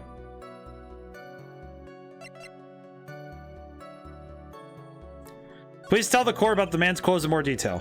What a troublesome man you are, really, as if something like that matters. But it does. Now what was it? Oh yes, it was that thing. What thing? That gaudy thing he's always wearing, that racing jacket? He's wearing that at the detention center too. That thing's meant for nothing but seducing women out of their pantaloons. Right. So, Mr. Wright, was that testimony just not important or relevant in any way? The jacket, huh? No. I guess it really wasn't that important after all. That's right. Do you know what they say? Time is valuable? If not, I suggest you learn. Why do I suddenly feel the presence of her childish whining? She strayed into a few interesting side topics at this time, didn't she?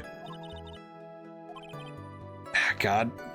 Ah, shoulder, stop doing this. I need to like adjust my sitting position so I don't... Okay, there we go. Okay, let me see if I can get something else out of her this time.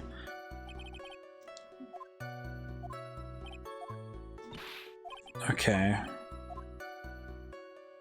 What was the man you saw carrying? In which hand? His right or his left? Now this is a real mess. I mean, I can't be expected to answer such a vague question.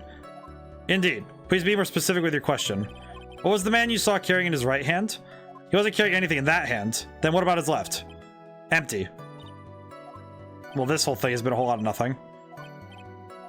It was not important. Okay. I'm gonna go for his face. Actually, I'm gonna go for his face really quick. I'm gonna see if the face thing is important. Please tell the court about the man's face in more detail. You don't need me to tell you about his face. That soft, gentle look in his eyes and his effeminate lips. His right eye covered by his silky hair, shiny, sparkly teeth. His teeth are shining? Well, he's got shining all around to this week's pinup poster, dearie. This week's pinup? Why do you... I mean, I don't care how you looked at this week's issue. Please tell us what you saw that night. What? On guard's face isn't the same no matter where it is, you know. It's Mr. Wright. No, alright, well... So she jumped off topic to the gossip. Okay, so I think it's here that we're looking.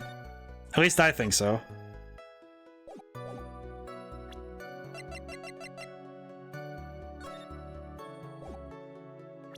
Nope, it's not this crap.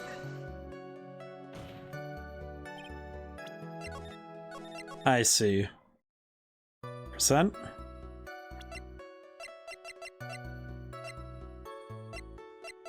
What was she there to find out? I feel like, you know, Crooked, going back to your question, what year she was born, I feel like she specifically crossed that out after she got made fun of in middle school for being called old bag.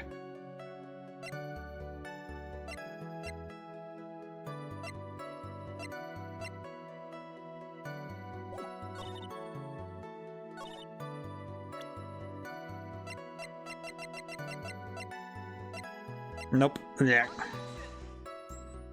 I feel like this game has done a better. The records were burned. We'll never know. We will never know how old this lady is.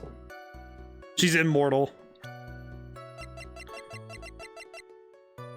Something I was interested in finding out. You know, I'm gonna present Adrian. Wait, why did this get pushed like this? Oh, because Edgeworth is further that way. I see. Nope, it wasn't this. I think this game has made it so basically you can only really save Scum on this. If you shake her, she rapidly ages. I wish. Then we wouldn't have to deal with her anymore. Nope. Bleh. It's probably a profile if I had to guess. You know what? She probably was looking for... Nope, she wasn't. Crap. Oh, God. Why does it? You know what's funny is this reminds me of when we had to deal with the Steel Samurai case, where I just had to keep throwing things at it and hope that it stuck. Oh God, am I gonna do this? Nope, it's not that. I think you had a good read earlier and the judge asked if you were sure.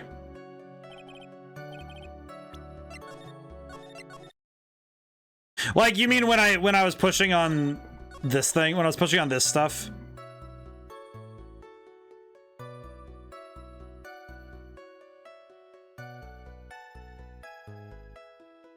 Like, do you mean I had a good lead earlier when the judge asked if I was sure if I wanted to push on the one evidence, or if I was sure about... Yeah, so wait. Okay, wait, I need to step back. That question was not specific enough in my head. So you mean earlier when I got asked, okay, are you sure you want to push on the wine glass evidence, or do you mean the testimony? Oh, I see. So I need to... Oh, I see. So... Okay, so one of these... I need to remember which one it was. Person was carrying.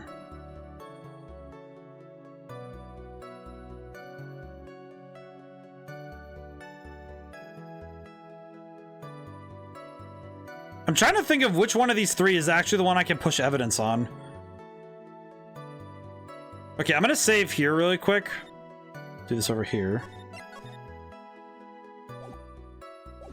I think it's... I think... Like, here's the thing. If it's...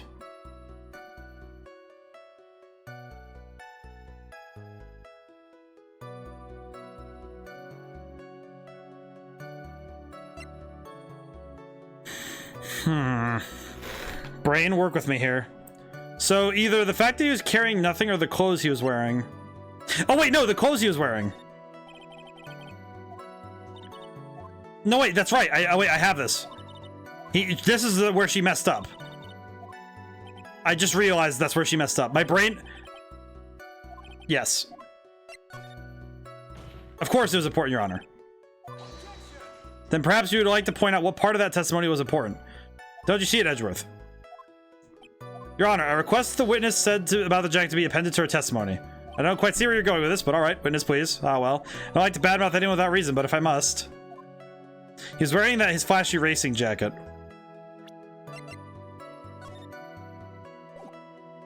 No, it wasn't this. Ah!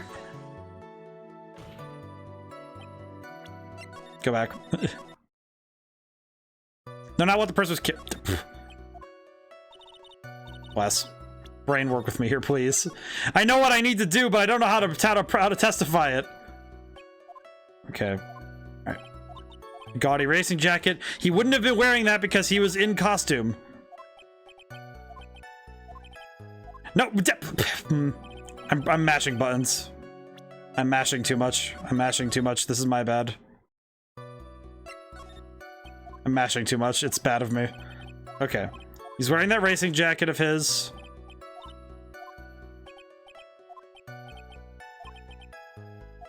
It was very important. Okay. Okay, so I need to... Okay, so let me get that down. Okay, let me just save and put it on. I'm gonna just use more save files at this point. At this point I need to use more save files. Okay. So I need to find an evidence that proves... Hey, wait, it's the button. It's the button. Here it is. Yes, okay, it's the button. Miss Oldbag. What? Don't say my name for no reason. Do you know what this is? Yeah, it's button number 2 on the Jamming Ninja's costume. Now I know she's an obsessed fan. She identified it in a single glance. Give it here. Give it here. If you don't give this to me, I'll punish you with this. Wow. She really is a diehard fan who wants a blood-covered-in button. This button was discovered on Mr. On Guard's body during a full body search. See? See? This button proves beyond a shadow of doubt that it was that rascal on guard. It was caught in the pleats of his nickel samurai hakama pants. See? See? And On Guard is the nickel samurai. Witness. Now, it may just be me, and I do have an active imagination, but just now, didn't you say that the defendant, Mad On Guard, is wearing his usual racing jacket? Ah, I'm so sorry. Sorry that you judge people based on what they wear. If I wore the trainees just made you think of... Oh, God.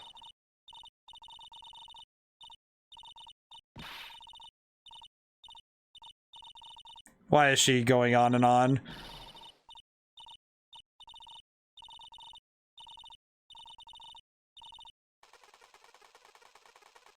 Now hold your tongue there for 1 second. So what you saw in actuality was not Mr. On Guard, the man, but Mr. On Guard, the nickel samurai.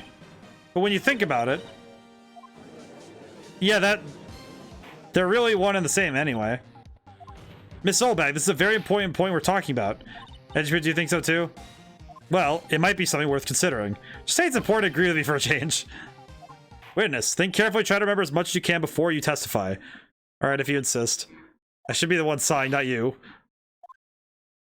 God, this dingus.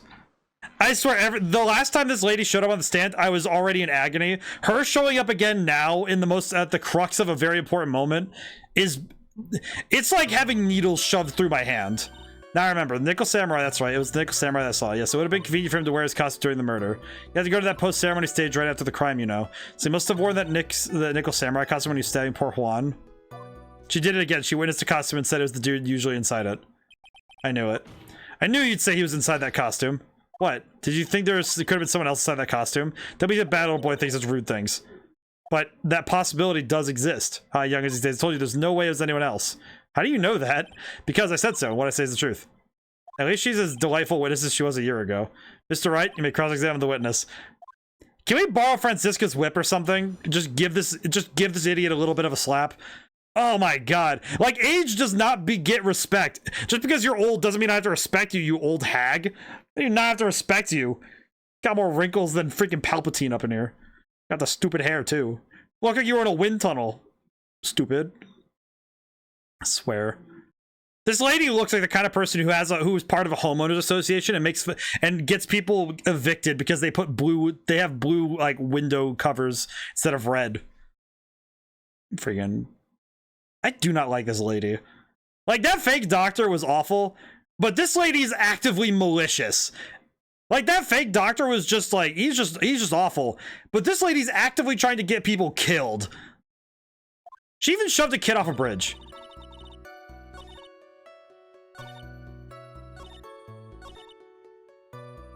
It's also the way that she looks so freaking... She looks...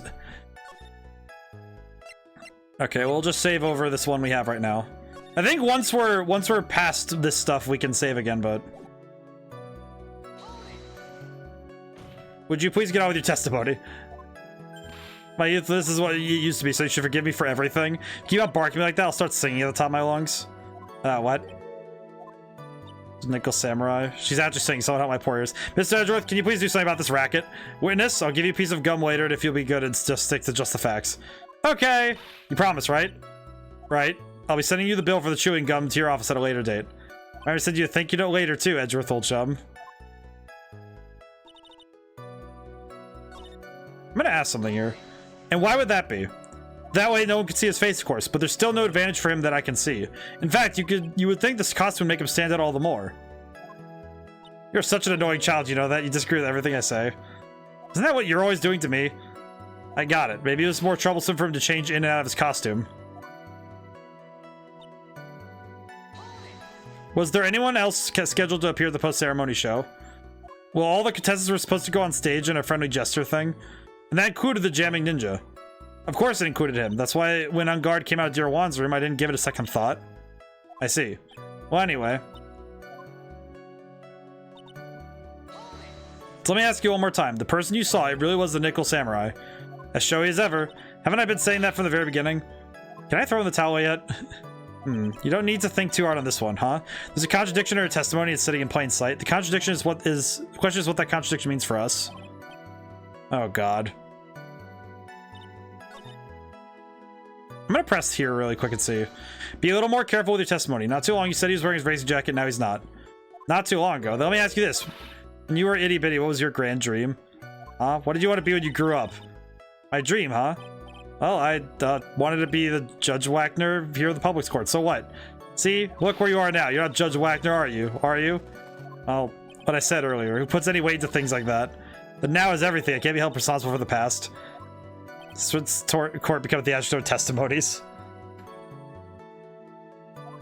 All that matters is that man was inside that costume. Isn't that enough? Okay, now I need to look at what we have. I need to look at the actual evidence and figure out what I'm missing here.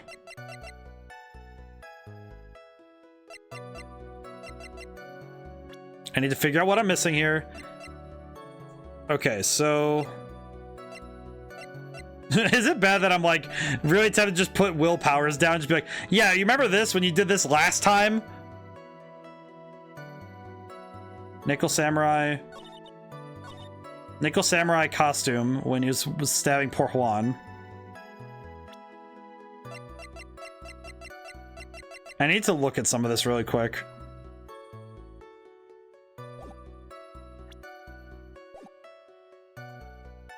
Okay, I need to save again.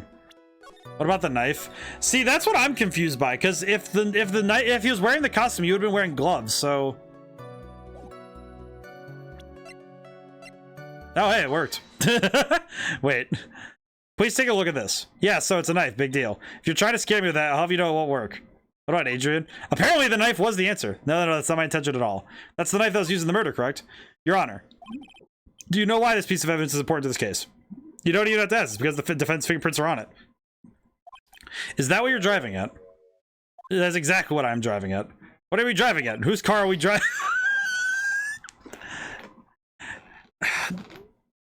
Oh my god, I am using that line later. I am using that. That is so freaking funny. So that's the point you're driving at. What are we driving at? Whose car are we driving? Oh my god, that has the same energy. Oh, that has the same energy as that time I was walking by. It's driven into my memory like it was yesterday. I was walking down the hall. I know a certain friend of ours who would have written that joke. Here's the thing. Here's what I'm thinking of. I'm thinking of the time I was in high school and I was walking down the hall and there was a guy I knew. We were, you know, like acquaintances. And I was walking by and he looks at me while we're walking past each other in the hall and he says, "Hey, you catch the game last night?" Now, I will state, I don't know what game he was talking about. I do not know what he meant. I said no. He then says, "Yeah, me neither," and keeps walking. I have never had an instance in my life where I was ever more confused at the existential weight of my existence. Because having somebody ask me if I caught the game last night and then say, "Yeah, me neither," when you say no, it's just, it feels like that level of, okay, I don't know how to respond to you. How do I answer? How do you live after hearing this? How do I live after hearing this guy say, "And whose car are we driving?" Has the same energy as yeah, me neither. If Mr. Engard was really in the Nickel Samurai costume at the time of the murder, then it's impossible for his fingerprints to have been left on this knife. Actually, he would have wiped all previous fingerprints of this knife right off. Oh, that's right. The Nickel Samurai wears gloves, doesn't he? He probably took his gloves off before he began the stabbing. And why would he do something like that? To leave his prints on the murder weapon? There's no way he would do something like that. However, there's one possibility. Now let's hear your possibility. It's very simple. The defendant went to the victim's room while in costume as the Nickel Samurai. At the time, the defendant held no intent to murder. He was probably just going to relax and talk with the victim about the stage show. Which is why he took his gloves off. But the murder still did take place. It's well known that there was bad blood between the defendant and the victim. Yes, I have heard that before. Well, Mr. Wright, what say you about Mr. Edgeworth's theory? So let me get this straight. Edgeworth's theory goes like this. When the defendant went to the victim's room, he had no intention of killing him. Now, up to this point, are there any problems with this theory? I'm going to say there is a contradiction. This theory contradicts something in an earlier testimony. What are you babbling about? Now, for argument's sake, let's suppose Mr. Engard was the killer, if that's the case. Think it's impossible for the killer to have gone to the victim's room without intent. Oh god, I should have saved. I think it's going to be the tabloids. It's either the tabloid or Adrian.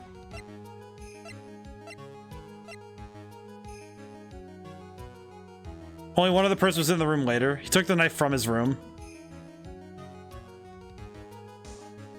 Well, yeah, the knife. Oh, so it is the knife. This knife was used by Mr. Engard at dinner. Yes, we did establish that. Which means that if my client was in fact the killer, then he brought this knife with him when he went to visit Mr. Kurita, I suppose. However, you just said it yourself.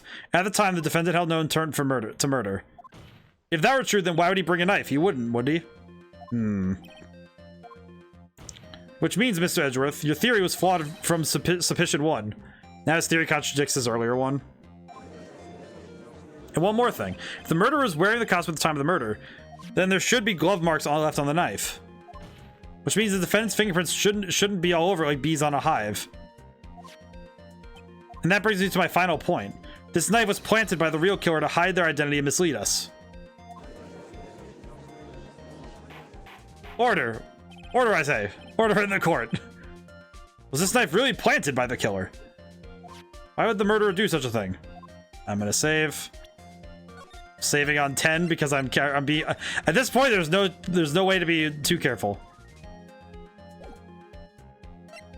Hide the murder method to frame Matt Engard. It's to frame my client, Mr. Engard, of course. To frame. Aren't you forcing the interpretation just a little too hard on this one? But we just established that the witness saw the Nickel Samurai in costume. Also, sorry for boarding the answer point away. No worries. I think I was on that one too. I at least was keeping up with this thread, but man, this entire thing has been a little bit... I feel like ever since that one where it's like, I feel like I'm in a trap. I feel like ever since that I've been a little too nervous. But I know, don't worry. I'm on the ball on this thread at least, but... I'm with you on this one. I'm with you guys on this one too. I'm just like... I'm chasing this thread, but I'm also like, dude, I am so nervous that I messed something up, you know? Hey, you got chat helping to drive the case, though. Witness! I mean, granted, I feel like between the three of us, that's kind of how this case is going right now. That's just how it is. It's just like, we're just kind of like at this point where I'm kind of like, I've kind of accepted that it's like, okay, yeah, we are, Phoenix Wright has become a union in his head, and it is me and chat. That is just simply how it works. Looks like I've made your life a tiny more difficult, huh? Oh, good lord. Witness, did you or did you not really see the Nickel Samurai? Well, I guess I might have forgotten, but... Are you saying that you mixed up Mr. Engard with the Nickel Samurai's character on TV? But I mean, I can't really do anything about that now. Look, I was waiting around in front of their doors because, well, I wasn't waiting around for the Nickel Samurai, that's for sure. And if you know me, you know I love court and law and order stuff. Yeah, I know. She wasn't waiting for the Nickel Samurai. Oh god, I'm out of save files! Nani? Let's see, let's save over... Well, we don't need 8. I think we're good. We can go to 8 now? Let's do 8, yeah. I'm out of save files. Crap. Out of save files. Whoops. All right, then. Who are you waiting around for, then? That's top secret to anyone outside of security. I have a feeling that you were waiting for Mr. Juan Creed. Am I correct, witness? Ha ha ha. The way you think, you're a sad amateur of the terrible case of nearsightedness. Amateur? Me? What am I an amateur of? So old bag was waiting around in front of the victim's room, but it doesn't sound like she was waiting to catch a glimpse of Mr. Corrida. Maybe. Phoenix. Maybe the old bag was waiting around for that person. Miss Old Bag. You're waiting for this person to come out of the victim's room. Who is this person? This is Adrian Andrews, Mr. On Guard's manager. But why would the defendant's manager be in the victim's room? It seems that this is the latest rumor in circulation, Your Honor. Oh, this is... I see. Judge seems to be related to this article, if it can be called such a thing. Then the manager with the initials AA, are you saying it's Adrian Andrews? Without a doubt, the witness thought so as well. It looks like you found me out. Well, that's fine. I could throw away this whole sworn to confidentiality stuff then. Witness, what in the world are you? Watch out, Phoenix. I have a very bad feeling about this. I got some information. Some very secret information from a certain source. So that's why I was doing my own little investigation in secret, of course. But what for? Oh, just for myself, personal reasons and all that. Well, Mr. Edgeworth, how will you proceed from here? Really don't want to do this, but I simply cannot let this point slide. I see. Very well then, witness, please testify about the secret information. Sure, we're all capable of handling this. Really, it's not like we're 10 years old. Stop putting on this helmet, you absolute broad. That On Guard is one evil, evil man. He thought he could ruin poor Juan by causing a huge scandal. So to do that, he sent his own manager to get in close with Juan. Cannot condone such dirty tricks, so I took action. Nobody else but you and me know that yet, right? Defendant sent his manager? What a distasteful topic for this court. What? Nobody's above gossip? Isn't there a saying the truth is never pleasant? Never heard that one before. Mr. Edgeworth, what about this Adrian Andrews person? We have looked into this matter and found that the truth of the article poses in fact baseless gossip. But should this be true, then this proves that the defendant did bear ill will towards the victim. This means I have to smash this rumor once and for all. Now, Mr. Wright, you may cross-examine the witness. Be careful, this old bag seems rather excited right now. Well, as the old saying goes, you gotta burn old bags with fire. And fire up the afterburners and hit the highway to the danger zone. Hey! We gotta... Why do you have... Wait, why do we have a Top Gun reference / a Kenny Loggins reference in my Ace Attorney? Highway to the danger zone. Oh man, we gotta hit the danger zone with this one. And granted, I appreciate them doing the Top Gun reference though. That's some good stuff. That On Guard is one evil, evil man. He thought he could ruin poor Juan by causing a huge scandal. Sent his own manager to getting close with Juan. I simply cannot condone such dirty tricks. So what did you do? So what do you mean by I took action? Like I told you, I was lying in wait close to the crime scene. Once that slimy woman came out of Juan's room, I was going to capture her and teach her a good lesson, something you youngins need. You're going to teach her a good lesson. I was going to make her eat the damaging beams of my ray gun. No, stop! Well, it's too bad the woman didn't come through the door that night. Wait. What? I'm a busy woman. Tea time with the kids is over. Secret information that no one else knows yet. If that's true, then how do we know you know this secret information? Huh? Well, that's because I'm a pro. Yes, that's it. It's a secret. Even if you drilled a hole to my brain, you'll never find out. I love that old bag.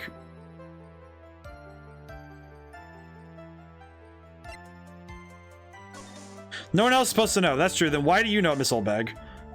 What are you looking at me like that? Stop that. Witness. I hate to say it, but this is how you came to acquire secret info. This investigative photographer, a lot of heart. Oh yes, I remember that mischievous girl. She reported that she had lost a certain note she had written to herself. She reported such a thing. On that piece of paper, she had written down some of her impressions about the relationship between the victim and Miss Andrews. What? Outrageous ideas, you say? No, I said impressions. Then everything written on this piece of paper is completely meaningless. Ah, that's it. That's the note. You see, this is something completely different. Top secret list of groceries to buy? No, it is not. Then you're the one who took Miss Hart's note. I'm a huge fan of wands, that's why. The infamous puffy-haired whippersnapper. She's working with the evil On Guard. She says to herself, On Guard, I'm his sidekick. She's happy sighing like a silly duck. So only check what she had written. Edgy, you believe me, don't you? I was only trying to help out like the angel I am. You really should have come with a supply of cheese to match your vintage wine. Obstructing justice, holder in contempt. It's only a piece of paper. I suppose you're gonna overlook this just once. Should I forgive her? No, I'm piling on more pressure. If I let her up on her now, she'll get away. I have to find somebody to inflict deafening blow to the prosecution. Witness. You said that was the only thing you stole was that note. Is this correct? Stole? Why don't you listen any more carefully, you annoying brat? Save this piece of paper from that totally terrible crash can. You're lying, damn it. I can prove it. Are you putting my credibility against under scrutiny again? Miss Oldbag. I don't believe the note is the only thing you stole that night. It's actually the camera, too. Miss Oldbag, that note was with a camera inside its case, wasn't it? A camera? Yesterday, Lotta Hart was raising a huge stink over her camera. She said something like, my sweetie $1,600 camera disappeared on me. Why, witness? What is it, Gramps? If you have the note, it is only logical that you have the camera, too. Looks like you found me out again, Sonny. Is this the camera you're looking for? Yeah, that's what? Even though I look like this, I'm still a person, you know. Still eat meals like you. God, shut up. Shut up, old bag. I think your definition of borrow is a little off. Saw that woman's business card, that's why I noticed it said Slamback Celebrity Photograph Extraordinaire. I saw that I had to take know what sort of photos she had taken. Professional security guard, it's my business to know these things. No, it is not! You stole a camera from somebody, dude! Check this camera's photos, hurry. Must examine them at once. You stole someone's camera, you freak! Well, Mr. Edgeworth, what do we have? There's only one photo that seems relevant to this case. She seriously should be put in prison. Who's holding more evidence of what Karma did in episode 2?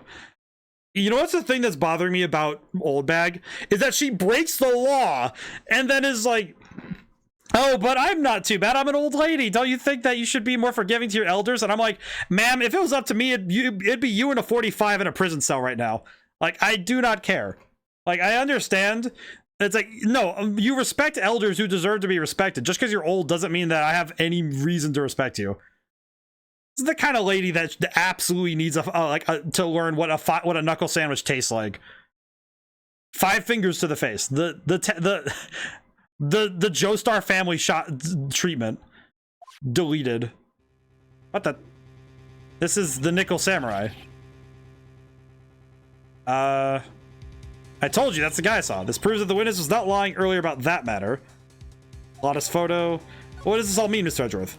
This photo by itself does not prove the defendant in it is the person. However, in his own confession, Mr. On Guard clearly stated that at the time of the murder, he was still in his Nickel Samurai costume. Technically, Von Karma was breaking the law too, but committing multiple cases of assault against an attorney, a police officer, a prosecutor, and a judge. Defendant. How did it come to this? I think it brings us to the end. We have examined every piece of evidence thoroughly. Final comments, Mr. Wright. The court will consider them before we close. Do you agree that the photo is decisive evidence against your client? I'm gonna save really quick. If I raise an objection here and blow it, I would put Maya's life in jeopardy. Can't make a mistake here. There's only one road out of this mess.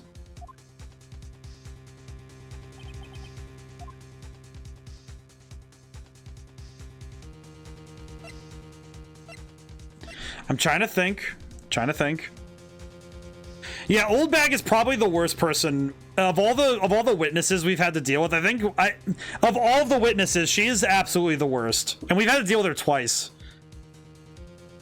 I'm gonna say there's something strange with it, but I need to find out what it is. There's something strange with this photo. I knew this was coming, right? Your thoughts, Mr. Edgeworth?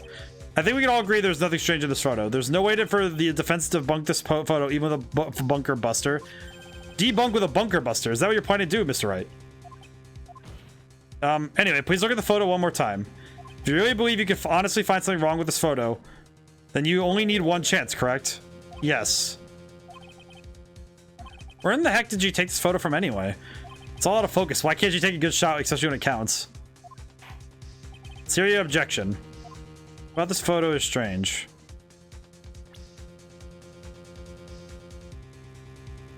Let me think.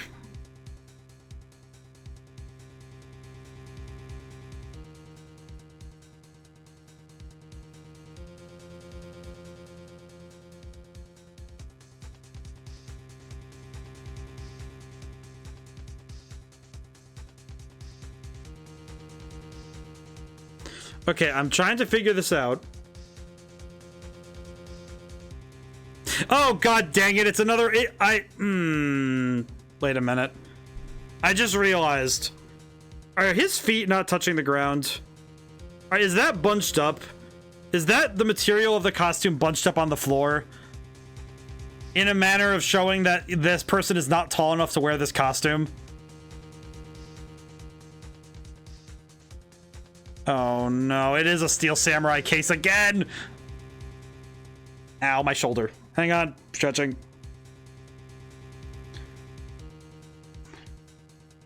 Hang on, I'm gonna stretch really quick.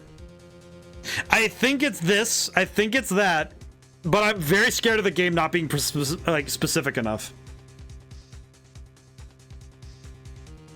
Okay. I am asking the chat, do you guys think this is correct as well? Because I am terrified now. I do not want to instantly lose the case. Even if I have a save point, it's like, am I ready to instantly lose the case on this gamble? Do you guys think this is also correct? Because I'm looking at this and I'm thinking, okay, I think it's correct, but I'm also very terrified of being wrong. I think at this point, I'm just scared of this. I'm scared that I made the wrong choice here. I think you got it. I'm gonna press it. I would like to direct the court's attention to this area here. What are you pointing at? His ankles? If you could see the person's ankles, that would be one thing. However, you can't. And what does that mean? The costumed person in this photo could not have been Mr. On Guard. What is the meaning of this? Wonder if you would care to elaborate with actual facts, that is. Let's take a look at the Nickel Samurai's poster. Please pay particular attention to the bottom area around the bottom of the Hakama. His socks. You can see his socks. Exactly. However, in this photo, the Nickel Samurai is clearly holding his Hakama up to walk, just to walk.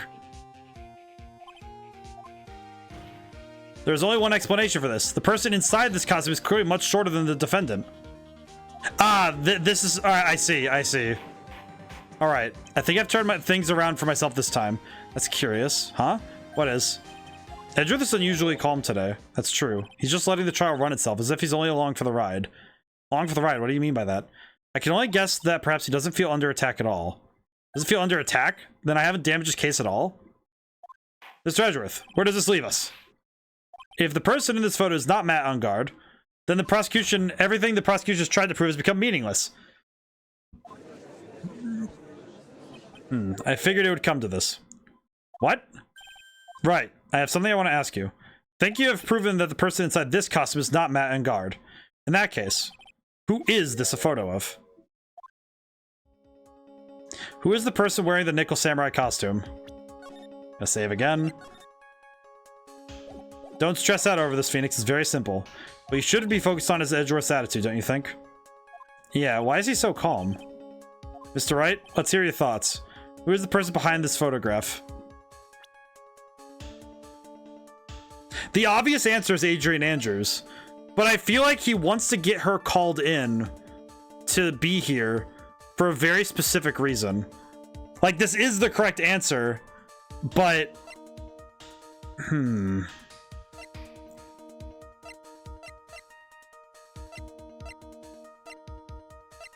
It kind of seems to me like this is the right answer, but... Adrian Andrews. If you want to know who that's Nickel Samurai is, then it's none other than this woman. And why would you say it must be Miss Andrews? What in the world points you to her? For starters, she's short, and she can freely move in and out of Mr. On Guard's room. Finally, she had dinner with Mr. On Guard that night. How's that all add up? Means that it makes it very easy for her to get a certain item. A certain knife with Mr. On Guard's fingerprints all over it. The knife that was used as a murder weapon. Why don't you just say what it is you want? I have to do this now. This is my last chance to turn things around. Saving again. The defense moves to indict Miss Adrian Andrews in the murder of Juan Corrida. It was Miss Andrews who tried to frame the defendant for the crime. Order! It looks like this trial has hit a most unexpected development. Mr. Edgeworth. Yes, Your Honor. This court is issuing a subpoena for Miss Adrian Andrews. Verdict cannot be passed without first hearing her testimony. Alright, this is it. This is kind of bad for us. Huh? What do you mean? If Adrian Andrews is summoned to court as a witness, it means that the trial will go on for another day. One more day? If I don't get a verdict today, then Maya... Now then, we shall set Miss Andrews' testimony for tomorrow. What am I supposed to do? I have to... I'm gonna save, but I am... Oh, dude, I'm so scared. I'm raising an objection. Now then. Please, Your Honor, continue the trial. You must pass a verdict today. I can't do that. We cannot hear Miss Andrews. Oh. I abhor wasting such valuable time. Edgeworth? Your Honor, I request that you please continue with today's trial. But we cannot continue due to this unexpected development. Unexpected development? I think you underestimate me, Your Honor. What do you mean by that? Mr. Phoenix Wright would slave his way to subpoenaing Miss Adrian Andrews is all happening according to plan. Even if Wright is a bit slow to catch on. What? What?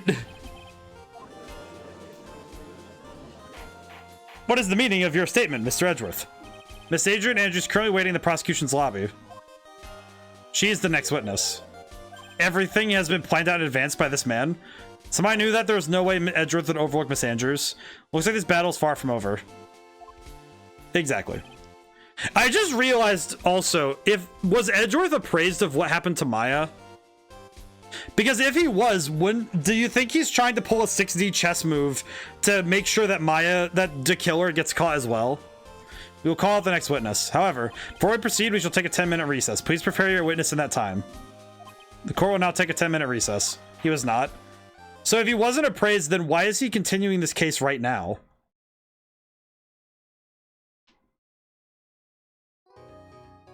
Okay, so I can save over the Precious File 6 now that we're here.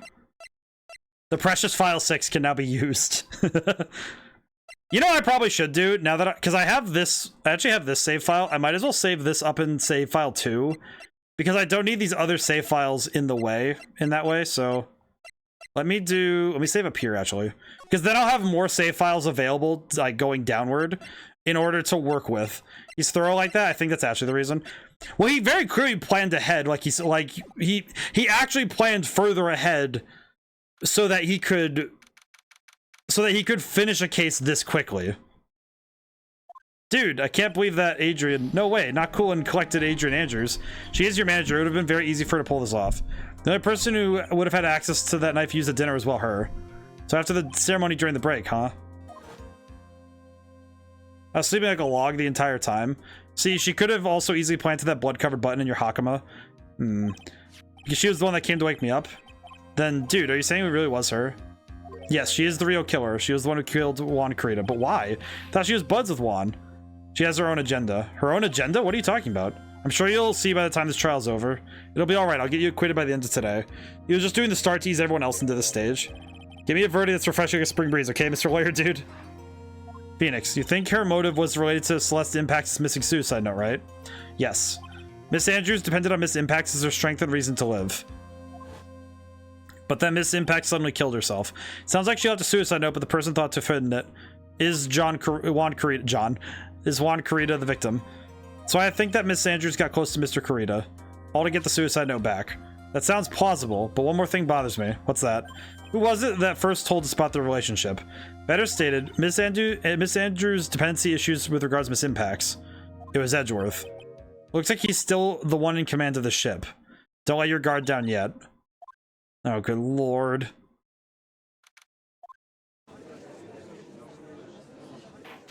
Like, he did know about Adrian from Investigation Day 1 like us. I think he has almost all of the information, if not more, that we do.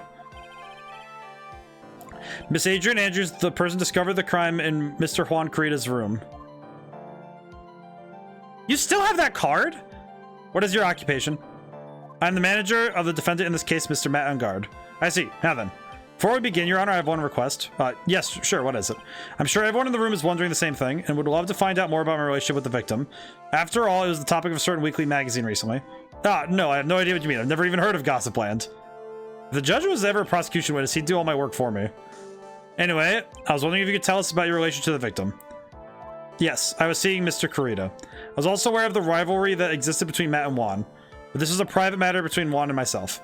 So it was a fry and bait matter. Or was it bait and fry? Reminds me of fishing. But I didn't kill him. No one is accusing you of that. I think there would be someone who would beg to differ. I think we all understand your relationship with the victim now, Mrs. Andrews. Very well, please testify to the court about what happened when you discovered the murder that had taken place. I am very concerned to the fact that she has a card that matches what Maya found in the basement. It was time for the show to start.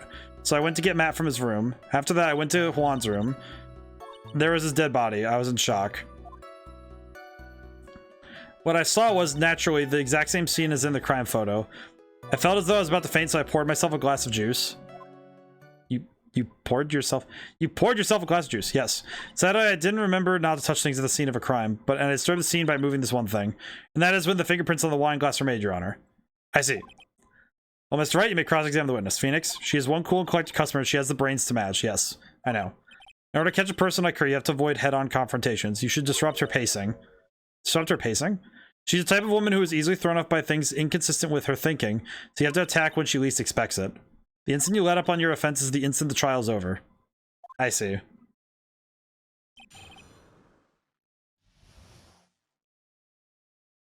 Here we go, then. Okay, saving over file 3. Number 3! We now have... I think this is how I'm gonna do it, is just... We're just gonna open up save files this way. Went to get Matt from his room. After that, I went to Juan's room. Okay, I'm pressing this first. I just want to know, you juice? You got juice? There was a bottle of tomato juice on the table, so I helped myself. But you didn't drink any of it, did you? Huh? There are no lit marks left on this wine glass that suggest that anyone drank from it. I wasn't feeling terribly great, so I set the glass down without drinking it. It doesn't sound like there are any glaring contradictions in your testimony just now.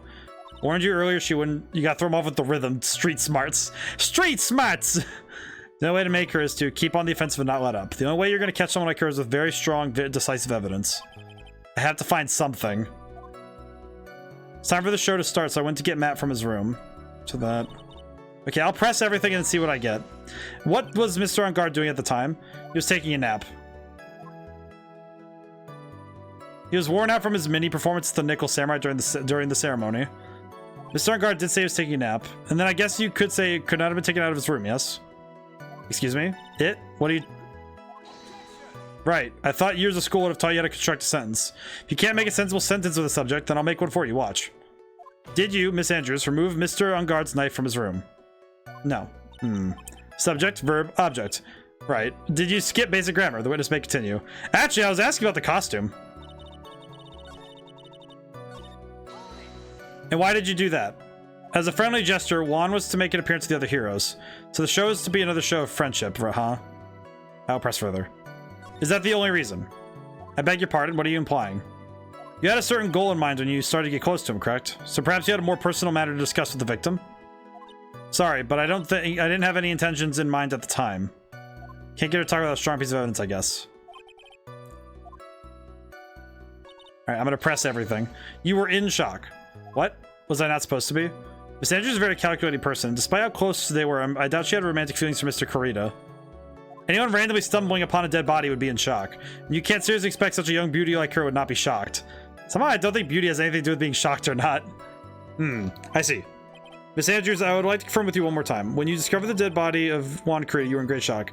And that's when you poured the glass of juice, correct? And what of it? My mind really was a complete blank at the time. Your mind was a complete blank. I didn't think that was possible for you. Aren't you rude today? So it is that made one careless mistake, the one thing. What was she starting to say just now? What one thing did you do?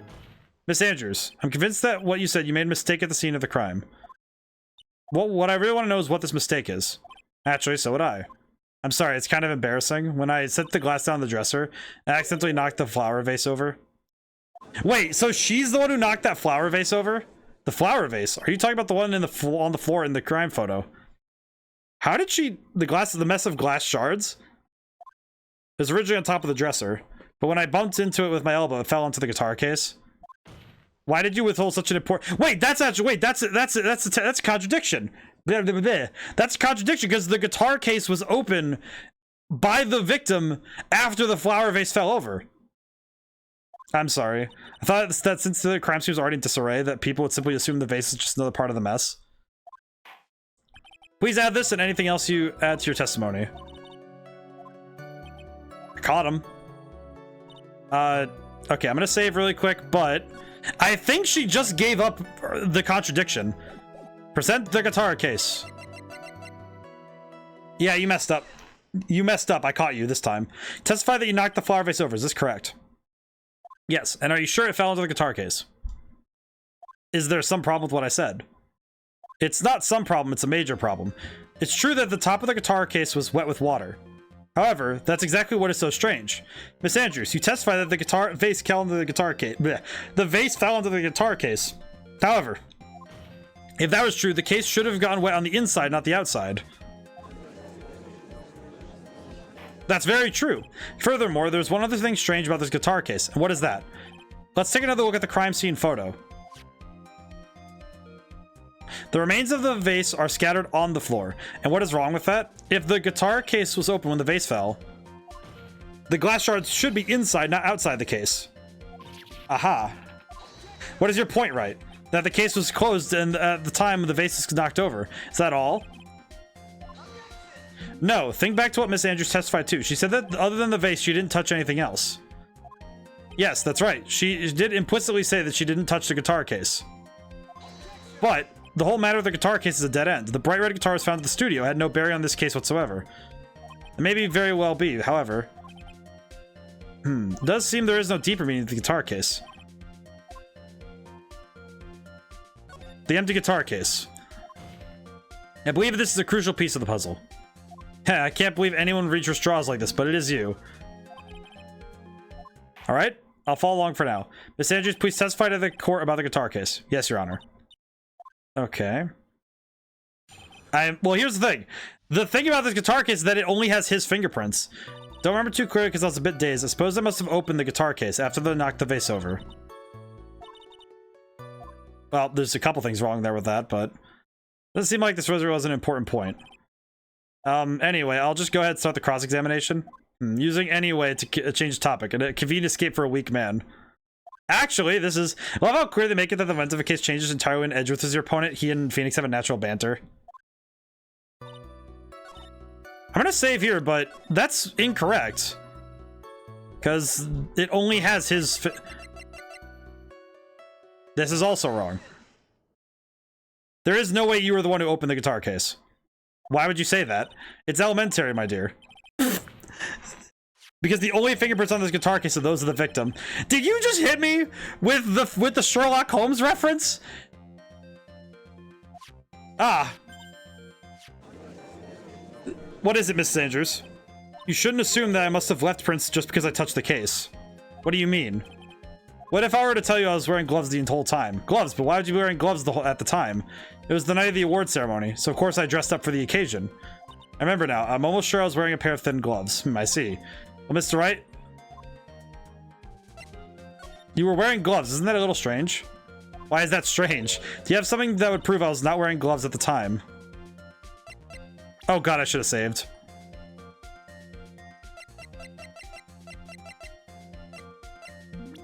Do I have something that proves that she was not... Sherlock Holmes isn't even in this game. Yeah, he isn't. Oh yeah, it's this. Present. I have your proof right here, this wine glass. The wine glass. You left your fingerprints very clearly on this wine glass. Wow, we actually caught her dead-handed with that one. Even if you took your gloves off when you pour yourself this glass of juice, wouldn't you think it was just a little strange that you put your gloves back on just to open the guitar case?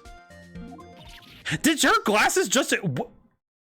Wait, go back a step. Did her glasses just explode on her face and then she replaced them with another pair of glasses? How many glasses do you have in your pants, man?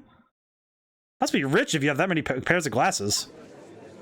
She just has glasses for despair.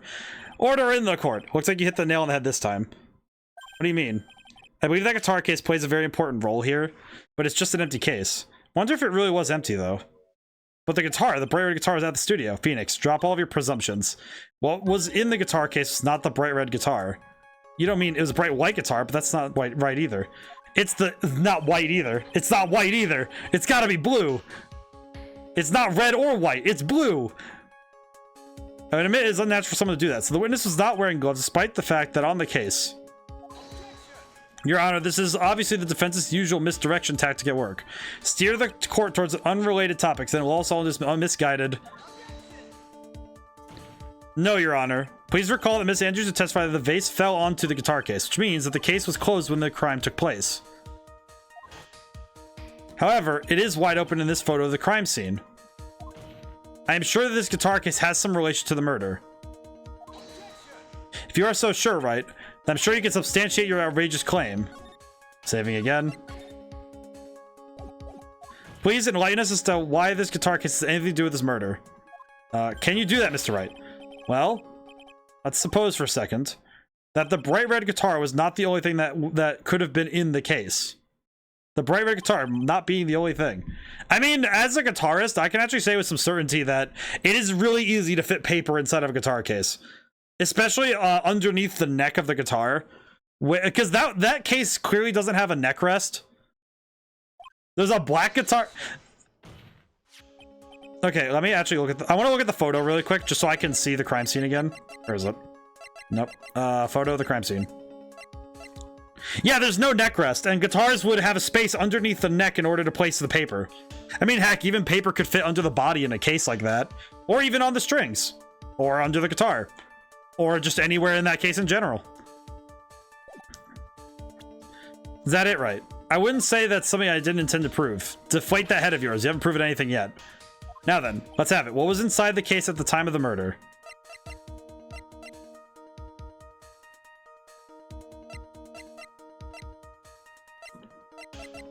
Oh, lordy.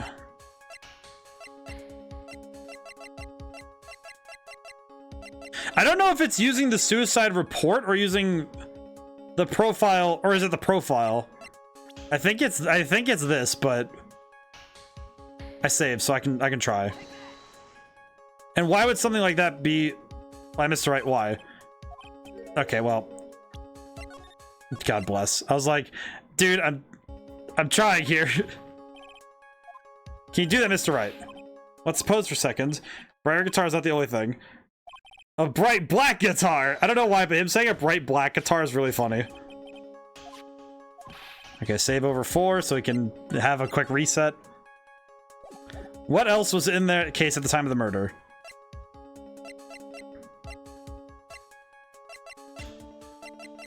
Yeah. Alright, let's see. Look through everything.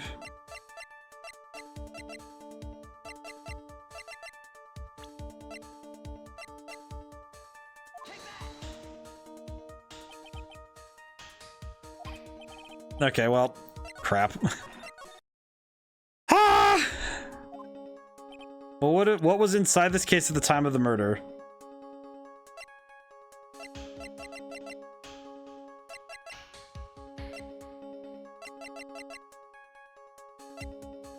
This one's hard, but it has to be something Adrian would need. Yes.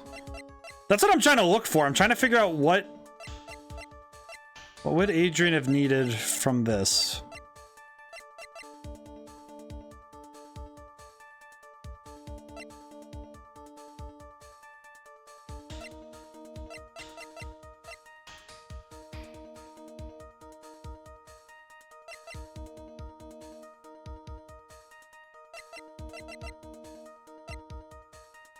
I'm trying to figure I'm really trying to figure this one out myself, and I'm like, okay, how do I figure this one out?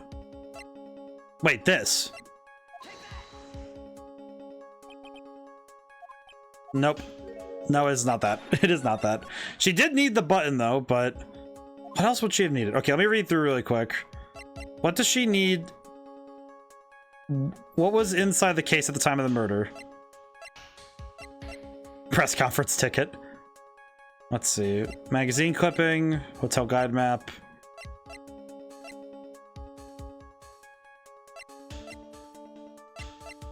The knife?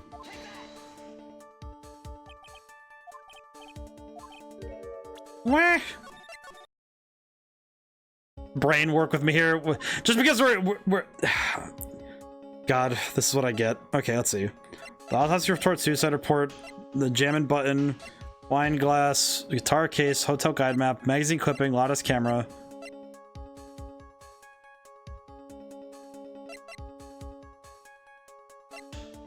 Something Adrian would need.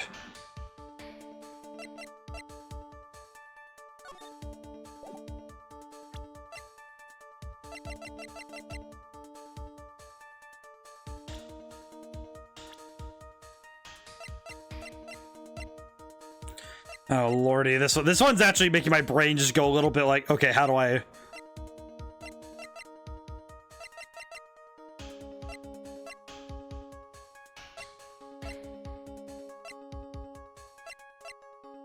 Oh god, why is my brain? It's like, why am I not just brute forcing things?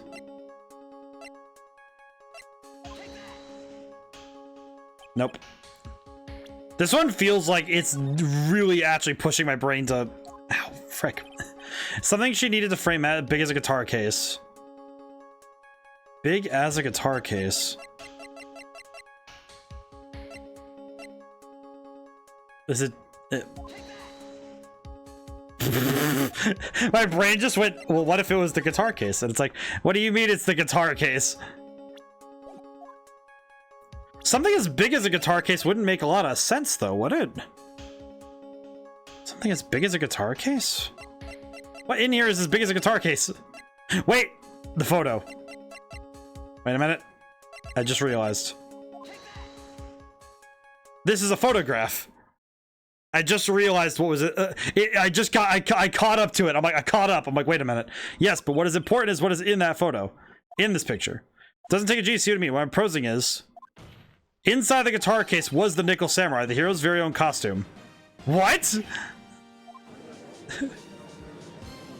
Mr. Wright, explain yourself. Right, are you saying that the witness opened the guitar case to take out a costume? What insane point would there be to doing something like that? That insane point would be to wear the costume, of course. Miss Andrews put it on to hide her identity so she could make her escape. After all, you couldn't let anyone see you leave, could you, Miss Andrews? I refuse to accept your theory. Do you have anything to support such a preposterous idea? Just outside the door was an investigative photograph who was starving for a big scoop. And in the end, she managed to get the shot, correct? You mean this photo? That suddenly makes a lot more sense when you think about it. Order! Looks like we've wandered into quite another mess, haven't we? Nice job, Phoenix. Well, you know my strategy, speak first, think later. So the real murderer was hiding inside a costume. Wait 1 second, Your Honor. The Nickel Samurai's costume would have been Mr. Matt on guards. Why would something of the defendants be in the victim's room and inside the guitar case of all places? True, it is a little baffling. Mr. Wright, the court would like to hear your thoughts. Saving again. What was the Nickel Samurai costume doing inside the guitar case? Spare costume. Mr. On guard did not take his costume off during the break period. In that case, the costume we are talking about was a spare one. What? Then, are you saying on the night of the murder, there were 2 Nickel Samurai costumes at the Gatewater Hotel? Yes, that is what I am saying. And how do you explain the costume that was inside the guitar case? It would mean that the victim himself had brought the spare to the ceremony on purpose. But why? The victim, Mr. Kirito, is the jamming ninja. Why would he need to secretly bring the Nickel Samurai spare costume with him? What could the reason behind such a peculiar act? And therein lies the sticking point. Actually, I can kind of see what he would try to do. What are you mumbling to yourself about now? If you've just been rambling all this time without any sense of inner monologue. Huh? No, Mr. Wright, please explain yourself. Why do you think the victim had the Nickel Samurai spare costume? Phoenix, are you sure you can explain this one? Think carefully before you answer. Then answer with gusto. I believe in you. Alright, this is what I think. The reason the victim brought the Nickel Samurai spare costume to the hotel was...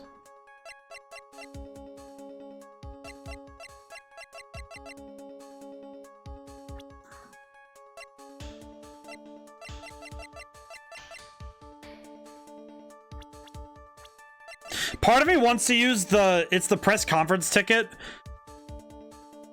And my thought process is, okay, if he's going to take the place of him, he's going to do it at the post-ceremony show.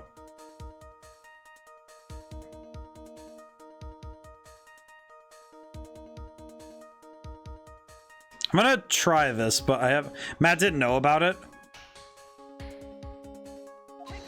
That is true.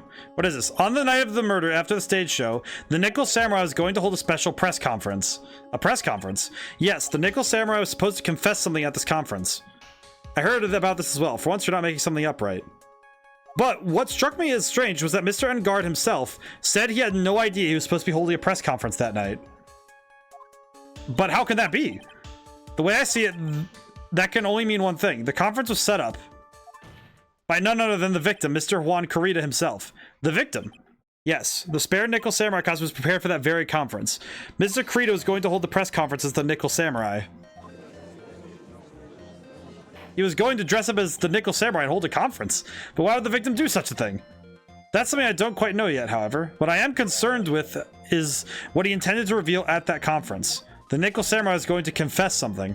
And by confess, I wager he was going to reveal something about himself. Which means that Juan Carita, posing as the Nickel Samurai, was going to speak about Matt on guard. Yes, but that is what it would mean. But if that's the case, that's not a confession, that's public disclosure. Miss Andrews? I can see why you are pros at what you do. Pardon me? Yes, just as you say, the press conference was set up by Juan. Oh god, she's... Miss Andrews, please offer us an explanation. Please explain, we don't know what's happening. I was the one who he asked to help set it up. The person who prepared the second costume for him, that was also me. You! Wanted to bet everything on the Jamming Ninja this year. And if he lost the Grand Prix, he was going to make sure Matt was going down with him. That's what he thought anyway. He was going to ruin him, huh?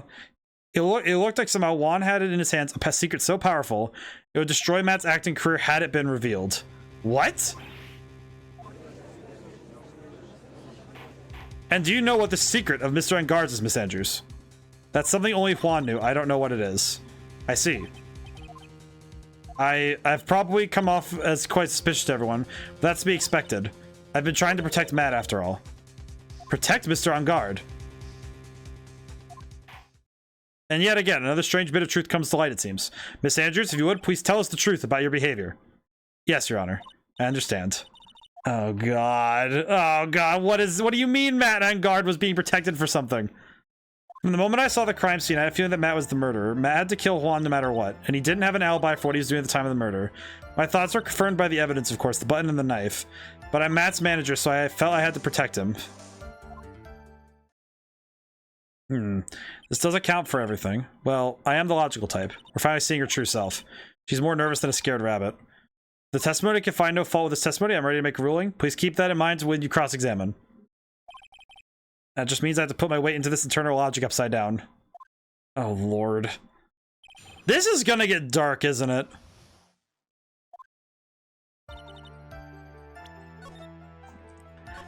Also, just on a side note, she keeps spinning that card around, and I'm very worried that she does know where that card came from.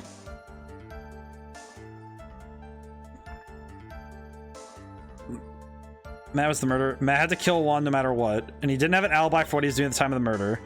My thoughts are confirmed by the evidence, of course, but I'm Matt's manager. I felt I had to protect him. Okay, I have to press everything and see what we get. Would you say that was your intuition speaking to you? Don't confuse my methods of reasoning with your own. If you want to prove something, you need 3 things.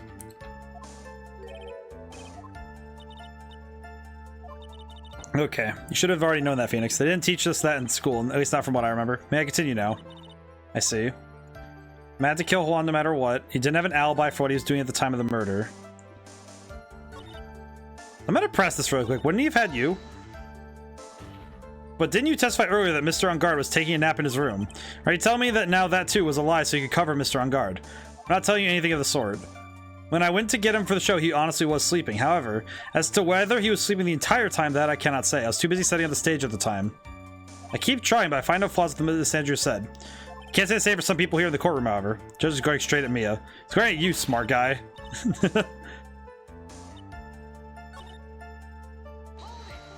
But what you really did was stab the guy in the back, didn't you? At the worst possible time. Who's to say she really stabbed the guy in the back, as you put it? This witness could have disclosed things about Mr. Engard at any time. Why then would she wait until there was a large audience before doing so? Same reason why Mr. Carita planned at such an elaborate conference. Miss Andrews wanted to cause Mr. Engard as much damage as possibly could. This witness bears ill will. This isn't the Phoenix Wright Wax Philosophical Power Hour. And please, stop slandering the witness. As I expected, Miss Andrews' testimony is pretty solid, really. Seems a little wishy-washy. Should know this by now, but you'll need strong defense and decisive evidence to make her talk.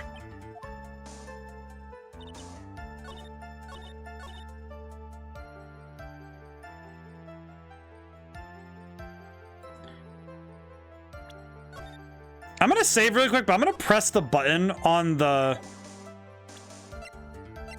No, it wasn't that. I was gonna press the button on that because how would she have known about the button?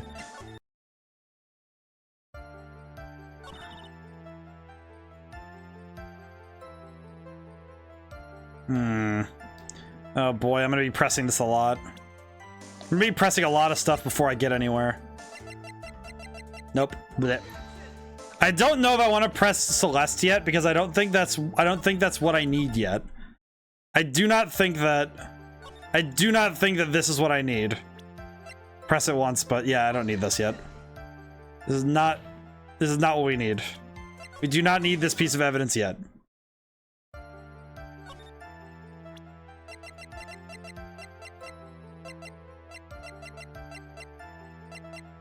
Nope. Okay, thank God.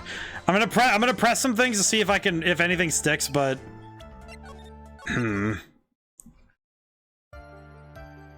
didn't have an alibi for what he was doing at the time of the murder.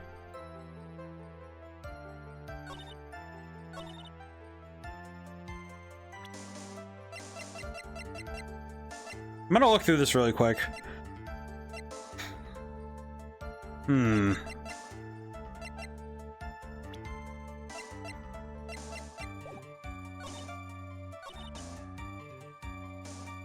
I'm gonna save here really quick and see if I'm going to see if I can't. I feel like I'm barking up the wrong tree here, but thoughts are confirmed by the evidence, the button, and the knife. Press the knife? No. No. I see. Crap. Like, I feel like I'm barking up the wrong tree for going for that last statement, but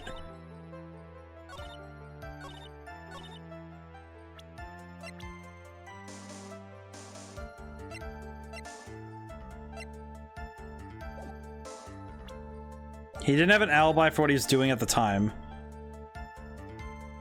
Well, he did when you presented that, but I'm trying to figure out where the alibi would have been.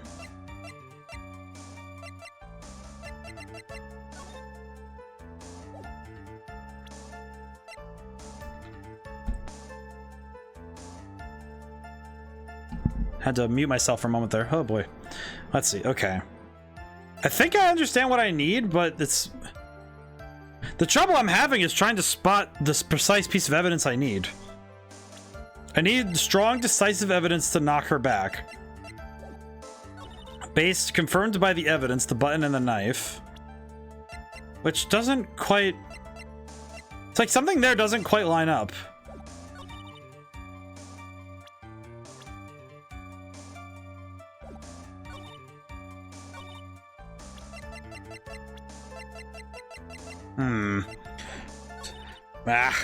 Troublesome.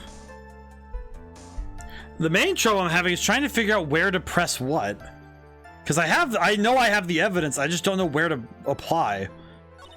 The moment I saw the crime scene, I had a feeling that Matt was the murderer. Did you already press that statement? The last statement? Yes, I did. But I'll double check. I'll press it again really quick. Yes, I did. Okay, I did press this one. Why then would she wait until there's a large gathering to do so? Same reason why Mr. Kurita had a large audience.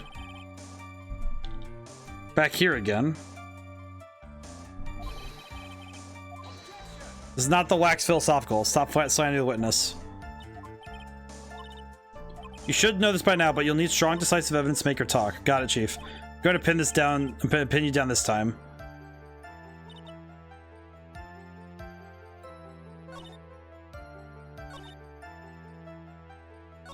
I swear I pressed everything, so... I'll press this one. I don't know if I... You could already call the knife decisive evidence. The fingerprints of the knife could very well be a clever camouflage. Then, what about the button? The button. It's clear from the crime scene that the victim and his murderer fought, and during the fight, the killer ripped the button from the Jammin Ninja's costume. Sorry about this one, correct? The button was found on the pleats of Matt's Hakama, is that correct? I would think that makes it very decisive evidence. Looks like you were outfoxed again, Mr. Wright. Anyway, knife doesn't prove a thing. Please fix your testimony. I can't stand the sight of a man who can't gracefully accept his defeat. Thank goodness Mia can still look at me. An icy stare, yes. Ms. Andrews, for Mr. Wright's sake, please add this information to your testimony. That button was torn off of Juan during his fight with Matt. Okay, that actually does add something important. So with that statement...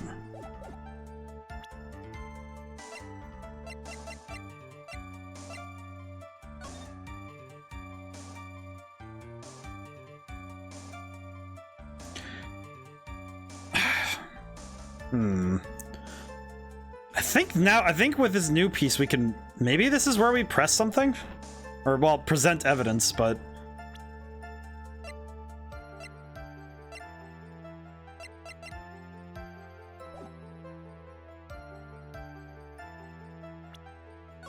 I guess I'm gonna really quickly... Nope. I think the trouble I think the honest trouble I'm having is it's the same as the later cases in the first game where, you know, when the ends of the thread they're found to fit perfectly, so I heard that before too. But why Miss Andrews know about this case down to such a fine detail? Don't look at me like that. Just because you're prepared, I'm prepared. You're not. Thought I had it this time for sure. If there's anything to trip her up here, it has to be here. But where and what? There is something to trip her up here.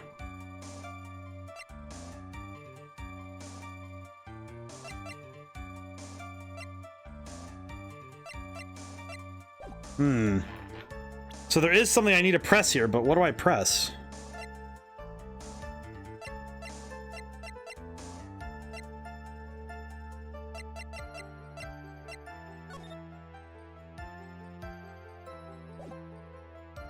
Nope. Bleh. Had to go to the store. What I miss?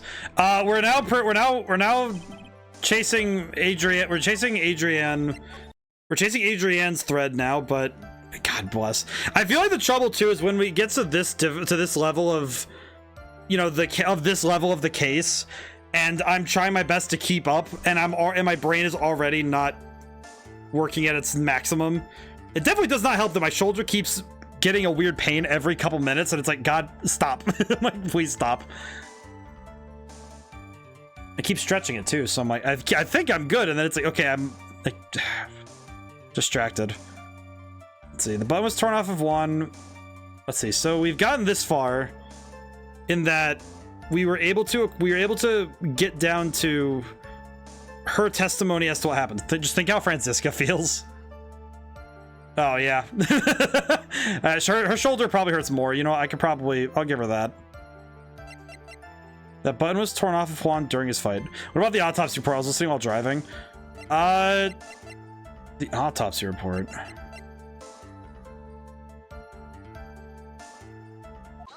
Huh. This is the victim's autopsy report. It clearly states that the cause of death was strangulation by a scarf. Strangulation. This knife stab was done to the victim after the victim had already died. And what does this mean? Let's examine this evidence. The button has the victim's blood on it, which would mean it was ripped off of the custom win. After the knife was stabbed into the victim. Exactly. Which means... Holy balls, lucky guess, LML. It's impossible that this button was torn off during the victim's final struggle, because the victim was strangled to death in that fight. Actually, you know what? That makes a lot more sense now that I actually think about it. That suddenly makes a lot more sense now that I actually take in that information. Of course, if the death was by strangulation, why would the button pop off after the fact? That's right, Miss Andrews. There's no way this button was ripped off during the struggle. This button was consciously pulled off the victim's already dead body. Order. What is the meaning? What is the meaning of this right? So what if the button was torn off the body after the victim had already died? What does that change? Let me ask you one simple question, Mr. Edgeworth. Why was the button torn off? What purpose did that serve? What purpose? We now know that this button was not torn off during the fight, so the murderer took the time and effort to purposely rip this from the victim's body. That would mean that the murderer had something in mind, wouldn't it? Mr. Wright, does this mean? Does this mean you know what the murderer wanted to do with this button? What was it?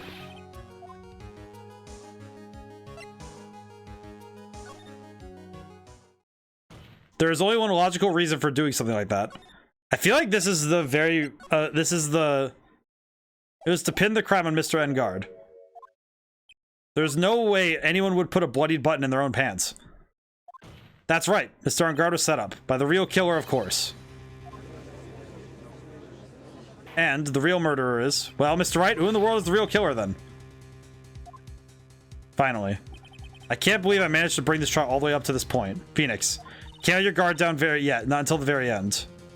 The real killer, the person who planned to frame Mr. Engard is...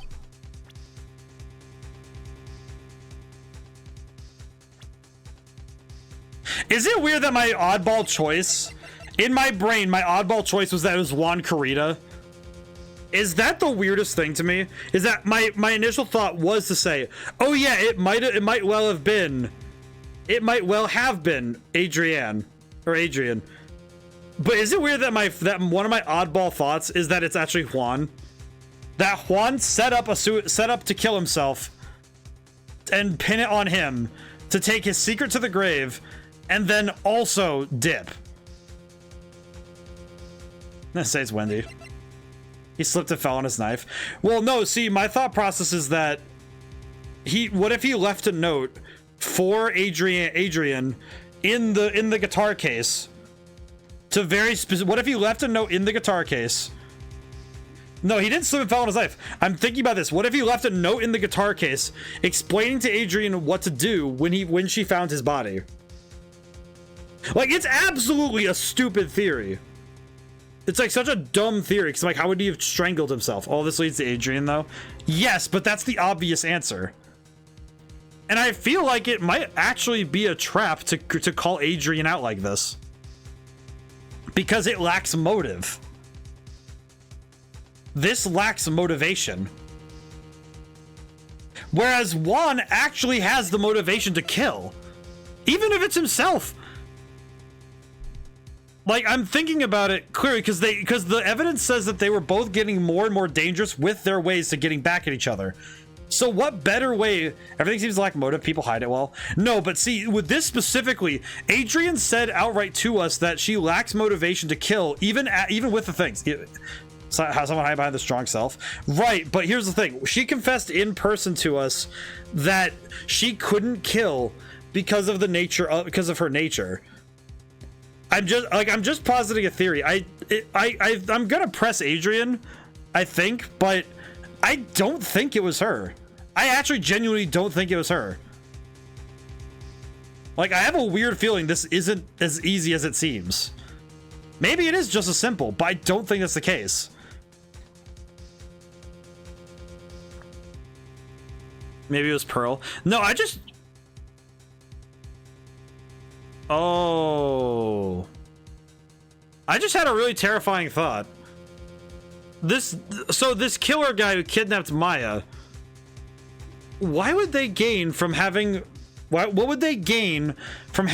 Ungard acquitted? What benefit would they have of having him acquitted? Pearl's been deceptively smart in this case. No, see, I just realized something. Why would they want Matt Ungard acquitted unless they were planning on doing something with him later? What if this killer guy is planning on taking Matt Ungard's place? And what if this Matt Ungard guy, what if the one trying to take Matt Ungard's place is Juan? What if the killer is Juan? This seems way too complex for me just sitting here thinking about it. But some part of me thinks it's possible. I don't know why, but some part of me thinks, but Juan is dead though. Well, see, I'm thinking about that bellboy's appearance, right? He has stitches, right? I think it's spiraling a bit too far. That's what I'm thinking, but I'm gonna press Adrian. But my thought process is that, I think you're overthinking a bit. See, my thought process is though, is that, okay, well, plastic surgery, we've seen it earlier this game. If somebody changes their appearance to look like somebody else, what's stopping them from taking someone else's appearance? I have to press it, but... Miss Adrian Andrews, I choose you. You are Mr. Carita's killer. What? Well, would they repeat that again? You've seen the killer's face, not enough to hide in Juan's parameters. I have, but... See, what I'm wondering, though... See, here's my thought process with that Crooked. The only thing that would make me think that... Would they really repeat that again? Well, actually... If that would actually set up precedent. His face is like a long football. Yes! However, I do think that it is possible. Not probable, possible. Because the killer's face, the thing I noted though, was that you can make additions in plastic surgery. And even further, his proportions get pretty close. Well, here's the thing. Who else's face looks like a long football?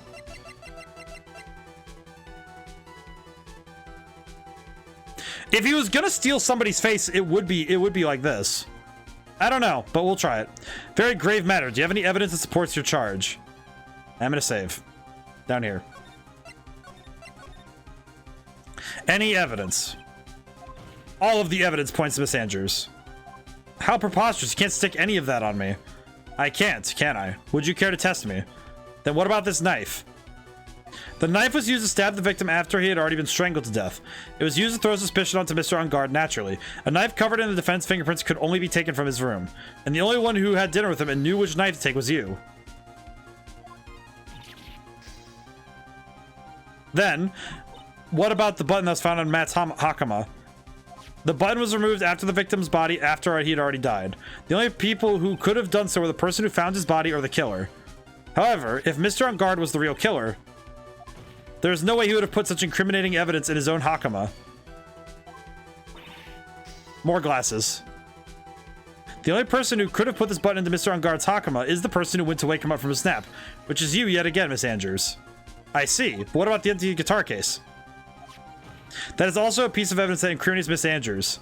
Well, she replaces her own glasses each time.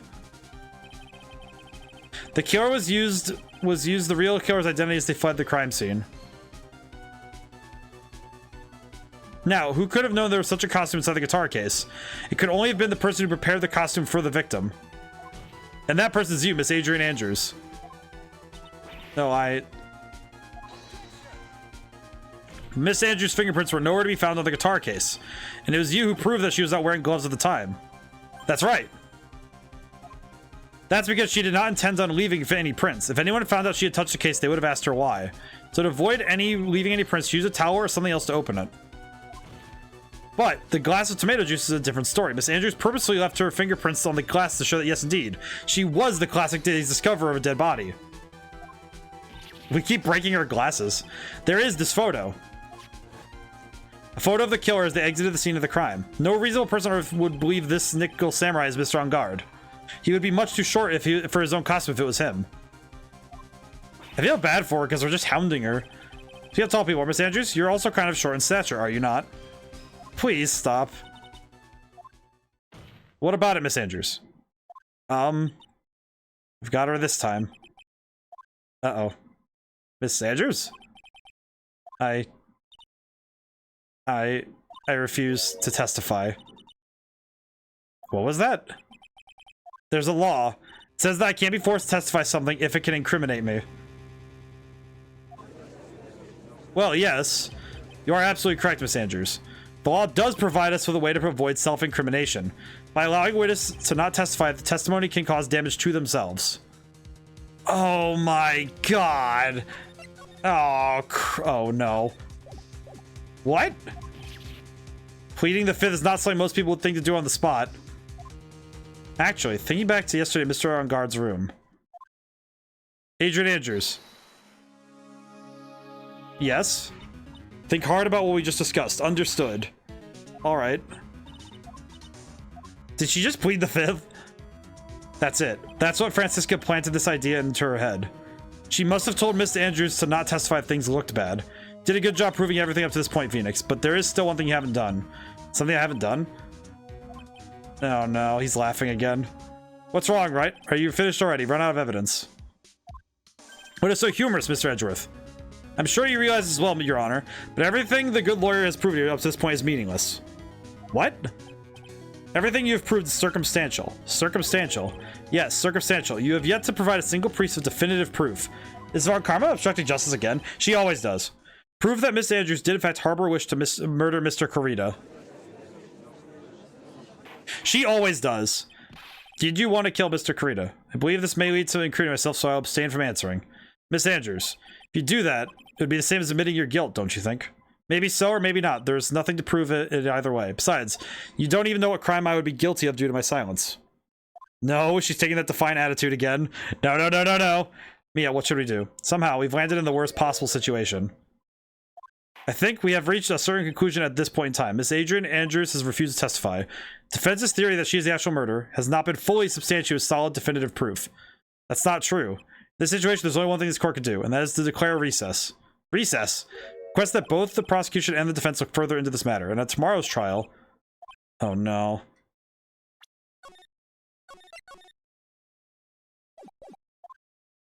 We don't have it tomorrow. If we don't get a not guilty verdict today, then...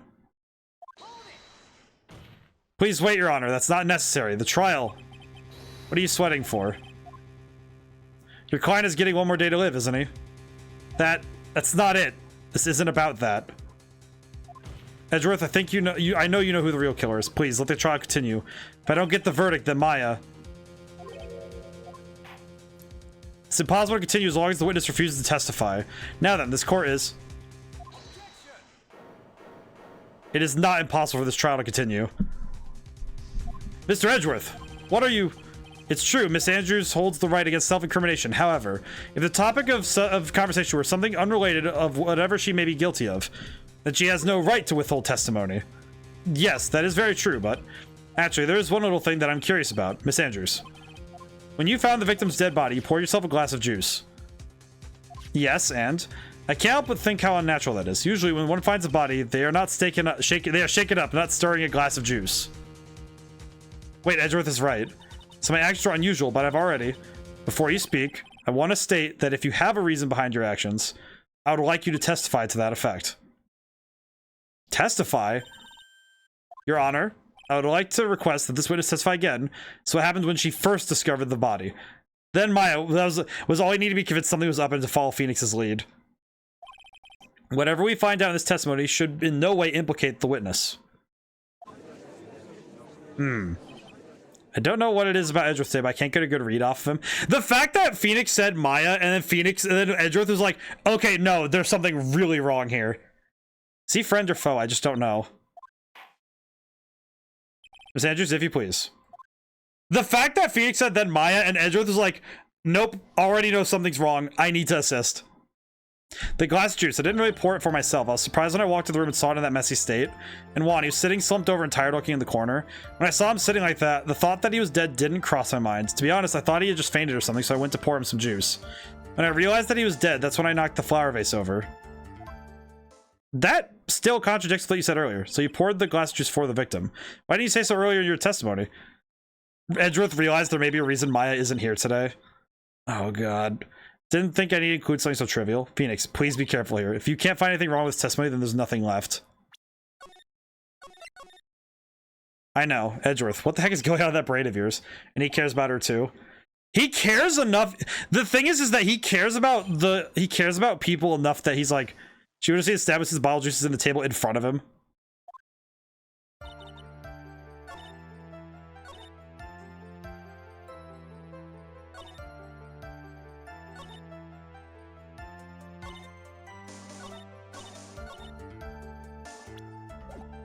Okay, I'm gonna put the photo. I'm gonna use the photo. I'm pretty sure this is one where it's just, oh yeah, push the photo of the crime scene. Yeah, push the photo of the crime scene. So you honestly didn't think he was dead when you found him? No, not at all. Even though this is what you saw when you discovered the body. You saw him like this. What is the meaning of this? Isn't it obvious, Your Honor? There is a knife sticking straight out of his chest. And anyone who saw the scene would have immediately thought that here was a dead man. That's, well, you see. I doubt that a single person in the world would mistake this for someone who fainted. And then so nonchalantly go pour something to drink. Your point is, Miss Andrews, your testimony just now, it was all one giant lie. Oh, your glasses again. And your lie has proven one thing very clearly, that you are the real killer.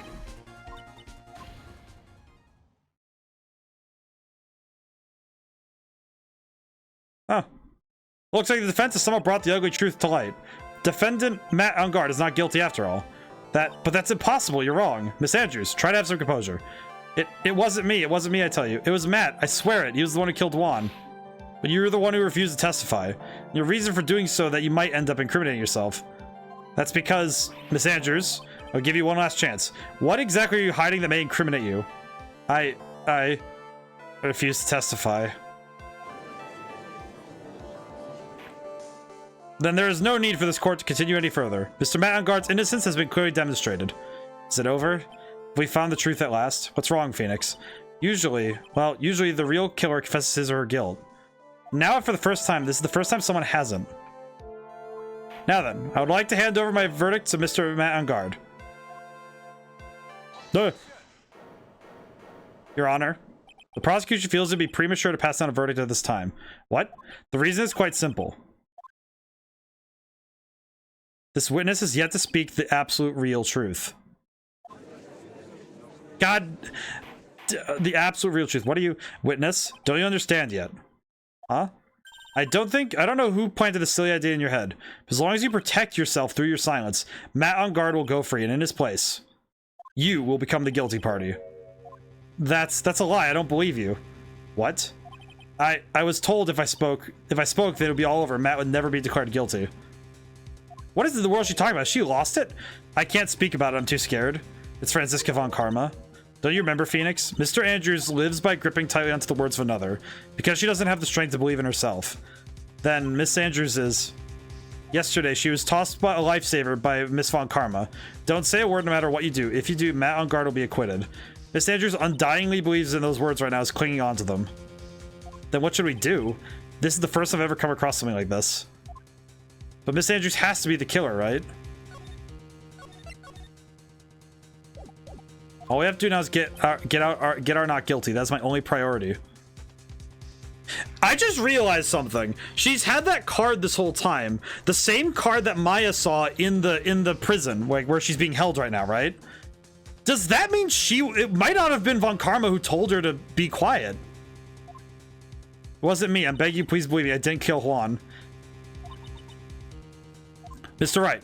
Yes, Your Honor. The court cannot continue like this. Therefore, I'd like to hear what you intend to do. What I intend to do? Right. I suggest you think very carefully about this. Think about what the witness did and what she did not do. Think about who the real mastermind behind this crime. Oh my fucking God. Wait, why would... The killer was a hired gun. I just realized who the real mastermind is. I know who the killer's working for. I think. Wait, she got shot in her right shoulder. Why would she get shot in her right shoulder? You're meant to feel bad. This is how the game, how the killer has turned you into a monster. No one else it could be except that woman crying over there, right? Come now. What will you do? What kind of man are you? Someone who knew von Karma. How the killer has turned you into a monster. Oh my God. What kind of man are you, Mr. Phoenix Wright? You need to press her. It's the only way at this point. Because if we need her to testify, or the killer will get away and Maya will die. I'm gonna save here really quick, but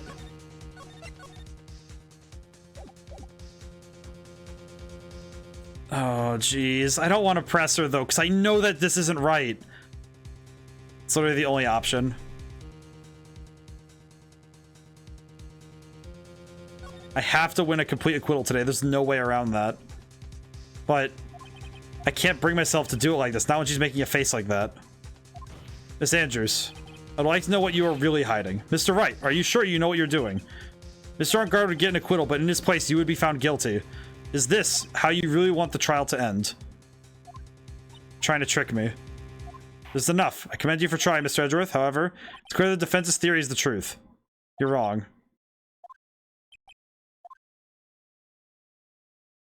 What a shame. I had hoped things wouldn't come to this, however. What is it, Mr. Edgeworth? Miss Andrews, since you absolutely refuse to testify, it falls to my shoulders to disclose this to the court. Stop. Mr. Edgeworth?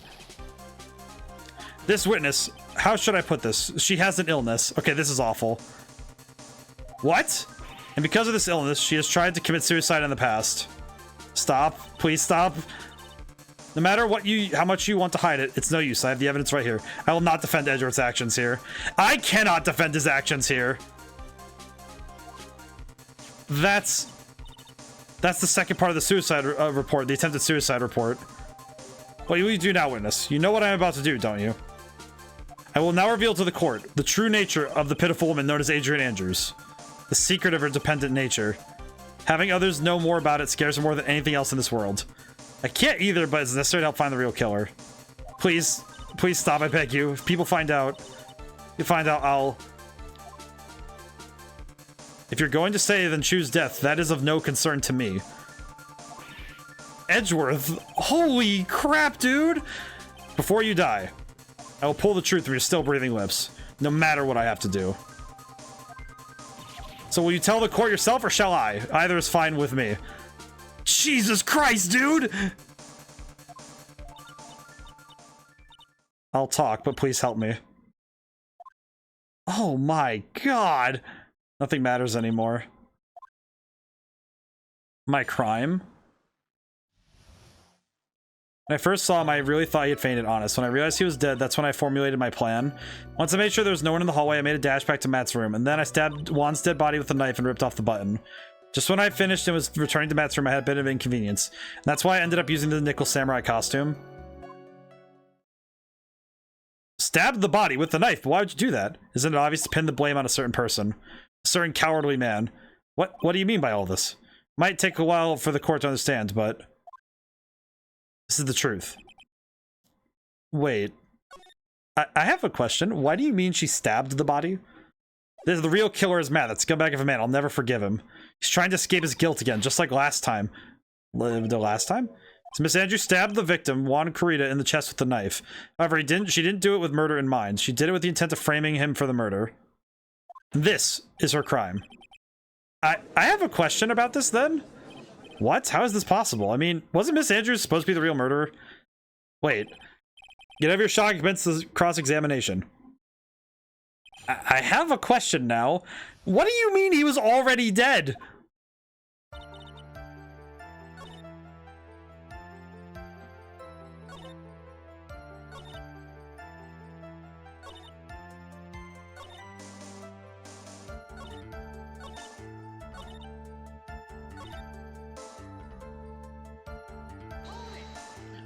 What is this plan you had? I knew right away the murderer was Matt. I knew because Juan, he was going to expose Matt's weakest weak point to the world. So Matt did this to stop Juan and silence him for good. That's when I thought I should forge some evidence to pin this crime on Matt. So the forged piece of evidence were the button and the knife. We're over time, but I'm way too invested to stop now. Need to press all statements here. I'll be clear about to help wrap up stream. You are right. You're right. Hang on. All right. You're right, Crooked. I'll go. I'm gonna do it. You could tell from the state the room was in, there must have been a fight. Are you telling the truth when you said you did not know he was dead? He had a scarf tied around his neck, but that scarf is part of the Jammin' Ninja's costume, so I didn't think it was anything strange. His head was also tilted down a bit, so I couldn't see his face well. Please do not stop now. Yeah, we're already past this point. Went to pour the juice. Okay, I'll press everything. Okay, press everything. Okay, we pressed this one. I'm just gonna press everything. That was when you could get the knife, correct? The knife Matt used at dinner had his fingerprints all over. I thought if I used that, then the police would certainly turn their eyes towards him. Matt was napping with his costume on at the time. I slipped in, took the knife, and returned to the scene of the crime. So you're the one to stab the victim with the knife. It gives me goosebumps to think about it now. What a horrible thing I did, but at the time I couldn't control my own body. It moved on its own. Then when I stabbed Juan's dead body, I realized something. If I used the button somehow, I could make Matt look even more suspect. So you thought to plant it on Takuma. That's what I planned to do. But things never go that smoothly, do they? An inconvenience. There was a woman with a camera at the ready loitering in the hallway. I'm willing to bet my spikes it was Lotta. There's also a woman with a ray gun at the ready, pacing back and forth. Yeah, that's all bag. I had already been caught and made into a big scoop for a certain weekly tabloid once, so I couldn't very well go out looking like myself and get caught again. You were the one who prepared the costume, weren't you? Yes, I took it from Global Studios. I also put it into Juan's guitar case the day before the award ceremony. You did it in preparation for the press conference, correct? Yes, Juan wanted to wear a costume and hold a press conference in it. He was going to disclose Matt's big secret there. And what is this secret? That I don't know. Anyway, I thought if I were to leave the Juan's room in the Nickel Samurai costume, then people would think Matt was the real murderer. I was very careful not to leave any fingerprints when I opened the case. I absolutely did not want anyone to know about the costume. I think we've heard enough. So after that, you went back to Mr. Ungard's room and planted the button. And to Matt's Hakama, yes. After that, I folded up the costume I was wearing and put it into a bag. Then I snuck it out of the hotel and got rid of it. My word, what does this all mean? Mr. Edgeworth, is it? The real criminal is Matt Ungard. Yesterday, that woman prosecutor sat me down for a talk. Francisca. She said that I should, under no circumstances, confess to what I had done. If I had just kept quiet, then Matt would be found guilty for sure. I had no choice but to believe in her words. What the witness has done is clear unlawful. However, as long as her testimony stands, we can be certain she is not the real killer. Wait, Your Honor, the defense still... Right. It's pointless. At this point in time, it is not possible to indict Miss Andrews on anything. Yes, exactly. There isn't a single piece of evidence that points to her as the murderer. The cross-examination and this witness is over, and so is today's trial. You couldn't establish that the witness was the culprit. Please let it go, Mr. Wright. But, Mr. Edgeworth, please place Miss Andrews under arrest for further questioning. Understood, Your Honor. The prosecution will arrange for her detention immediately. That is all. Court is adjourned for today. Oh, no. Oh, no. No. No.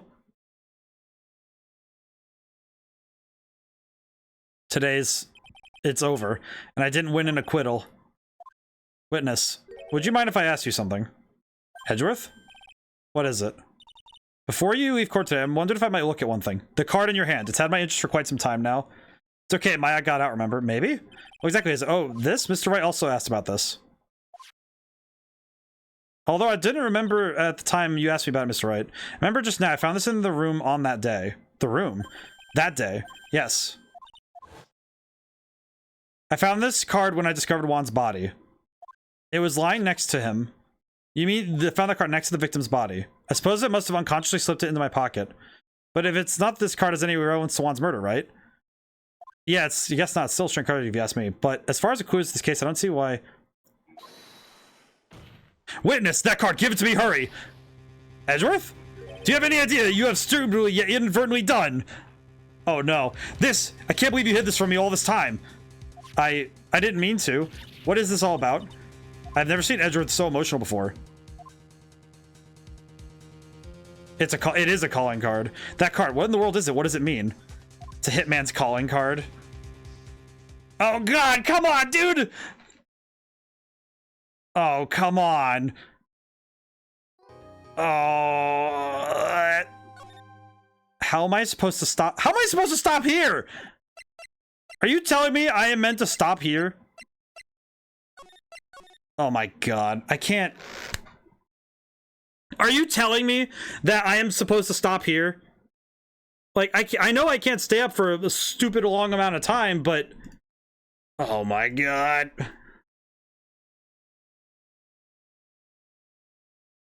Some part of me says I really should stop here, though. I'm so sorry, man. Wait. Wait. Oh my god. Edgeworth knows who card that is? Yes. Okay. So here's my thought. He wouldn't have reacted like that. Here's the thing. Here's what I'm thinking about right now. Here's what I'm saying. I'm just saying this right now. We do have to call stream right now because it is late and I don't think I have the brain power to function. So that means that this point will have to be wrapped up next week. I don't know how much game there is left because Juan was stabbed in the same shoulder as Von Karma's. Wait, that's coincidence. That is coincidence. But however, how come people keep getting stabbed in their right side or shot?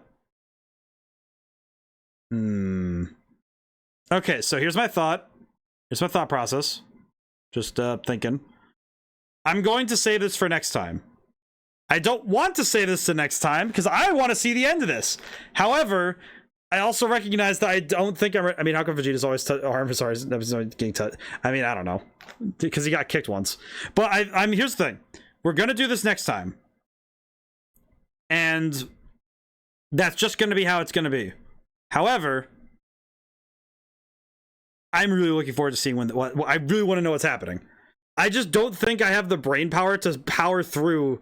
I don't know. It's like if it was another hour and I knew that, I wouldn't be so like specific. However, given that the Stellar Glow finale exists, I don't think I should trust that I could finish whatever's ahead in an hour. Like I trusted that I would finish the end of Stellar Glow in an hour. And that stream was 7 hours long. So I don't think that's a wise decision. So I will not. We're going to wait till next time.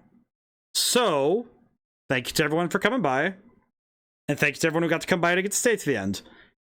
This cliffhanger is going to sit right up there with Persona 5 Royal, where the two games are just going to be battling for dominance for having to have my brain hurt for the next week. So, we will see the end. We'll see the denouement, the climax, next time. But for now, we're going to call it. So, now and whenever I see you guys next, if the thing would turn on, goodbye for now. This will be likely, the next time we play this game, it will likely be the end of the game. So, I hope everyone had fun. I will see you all in the next one.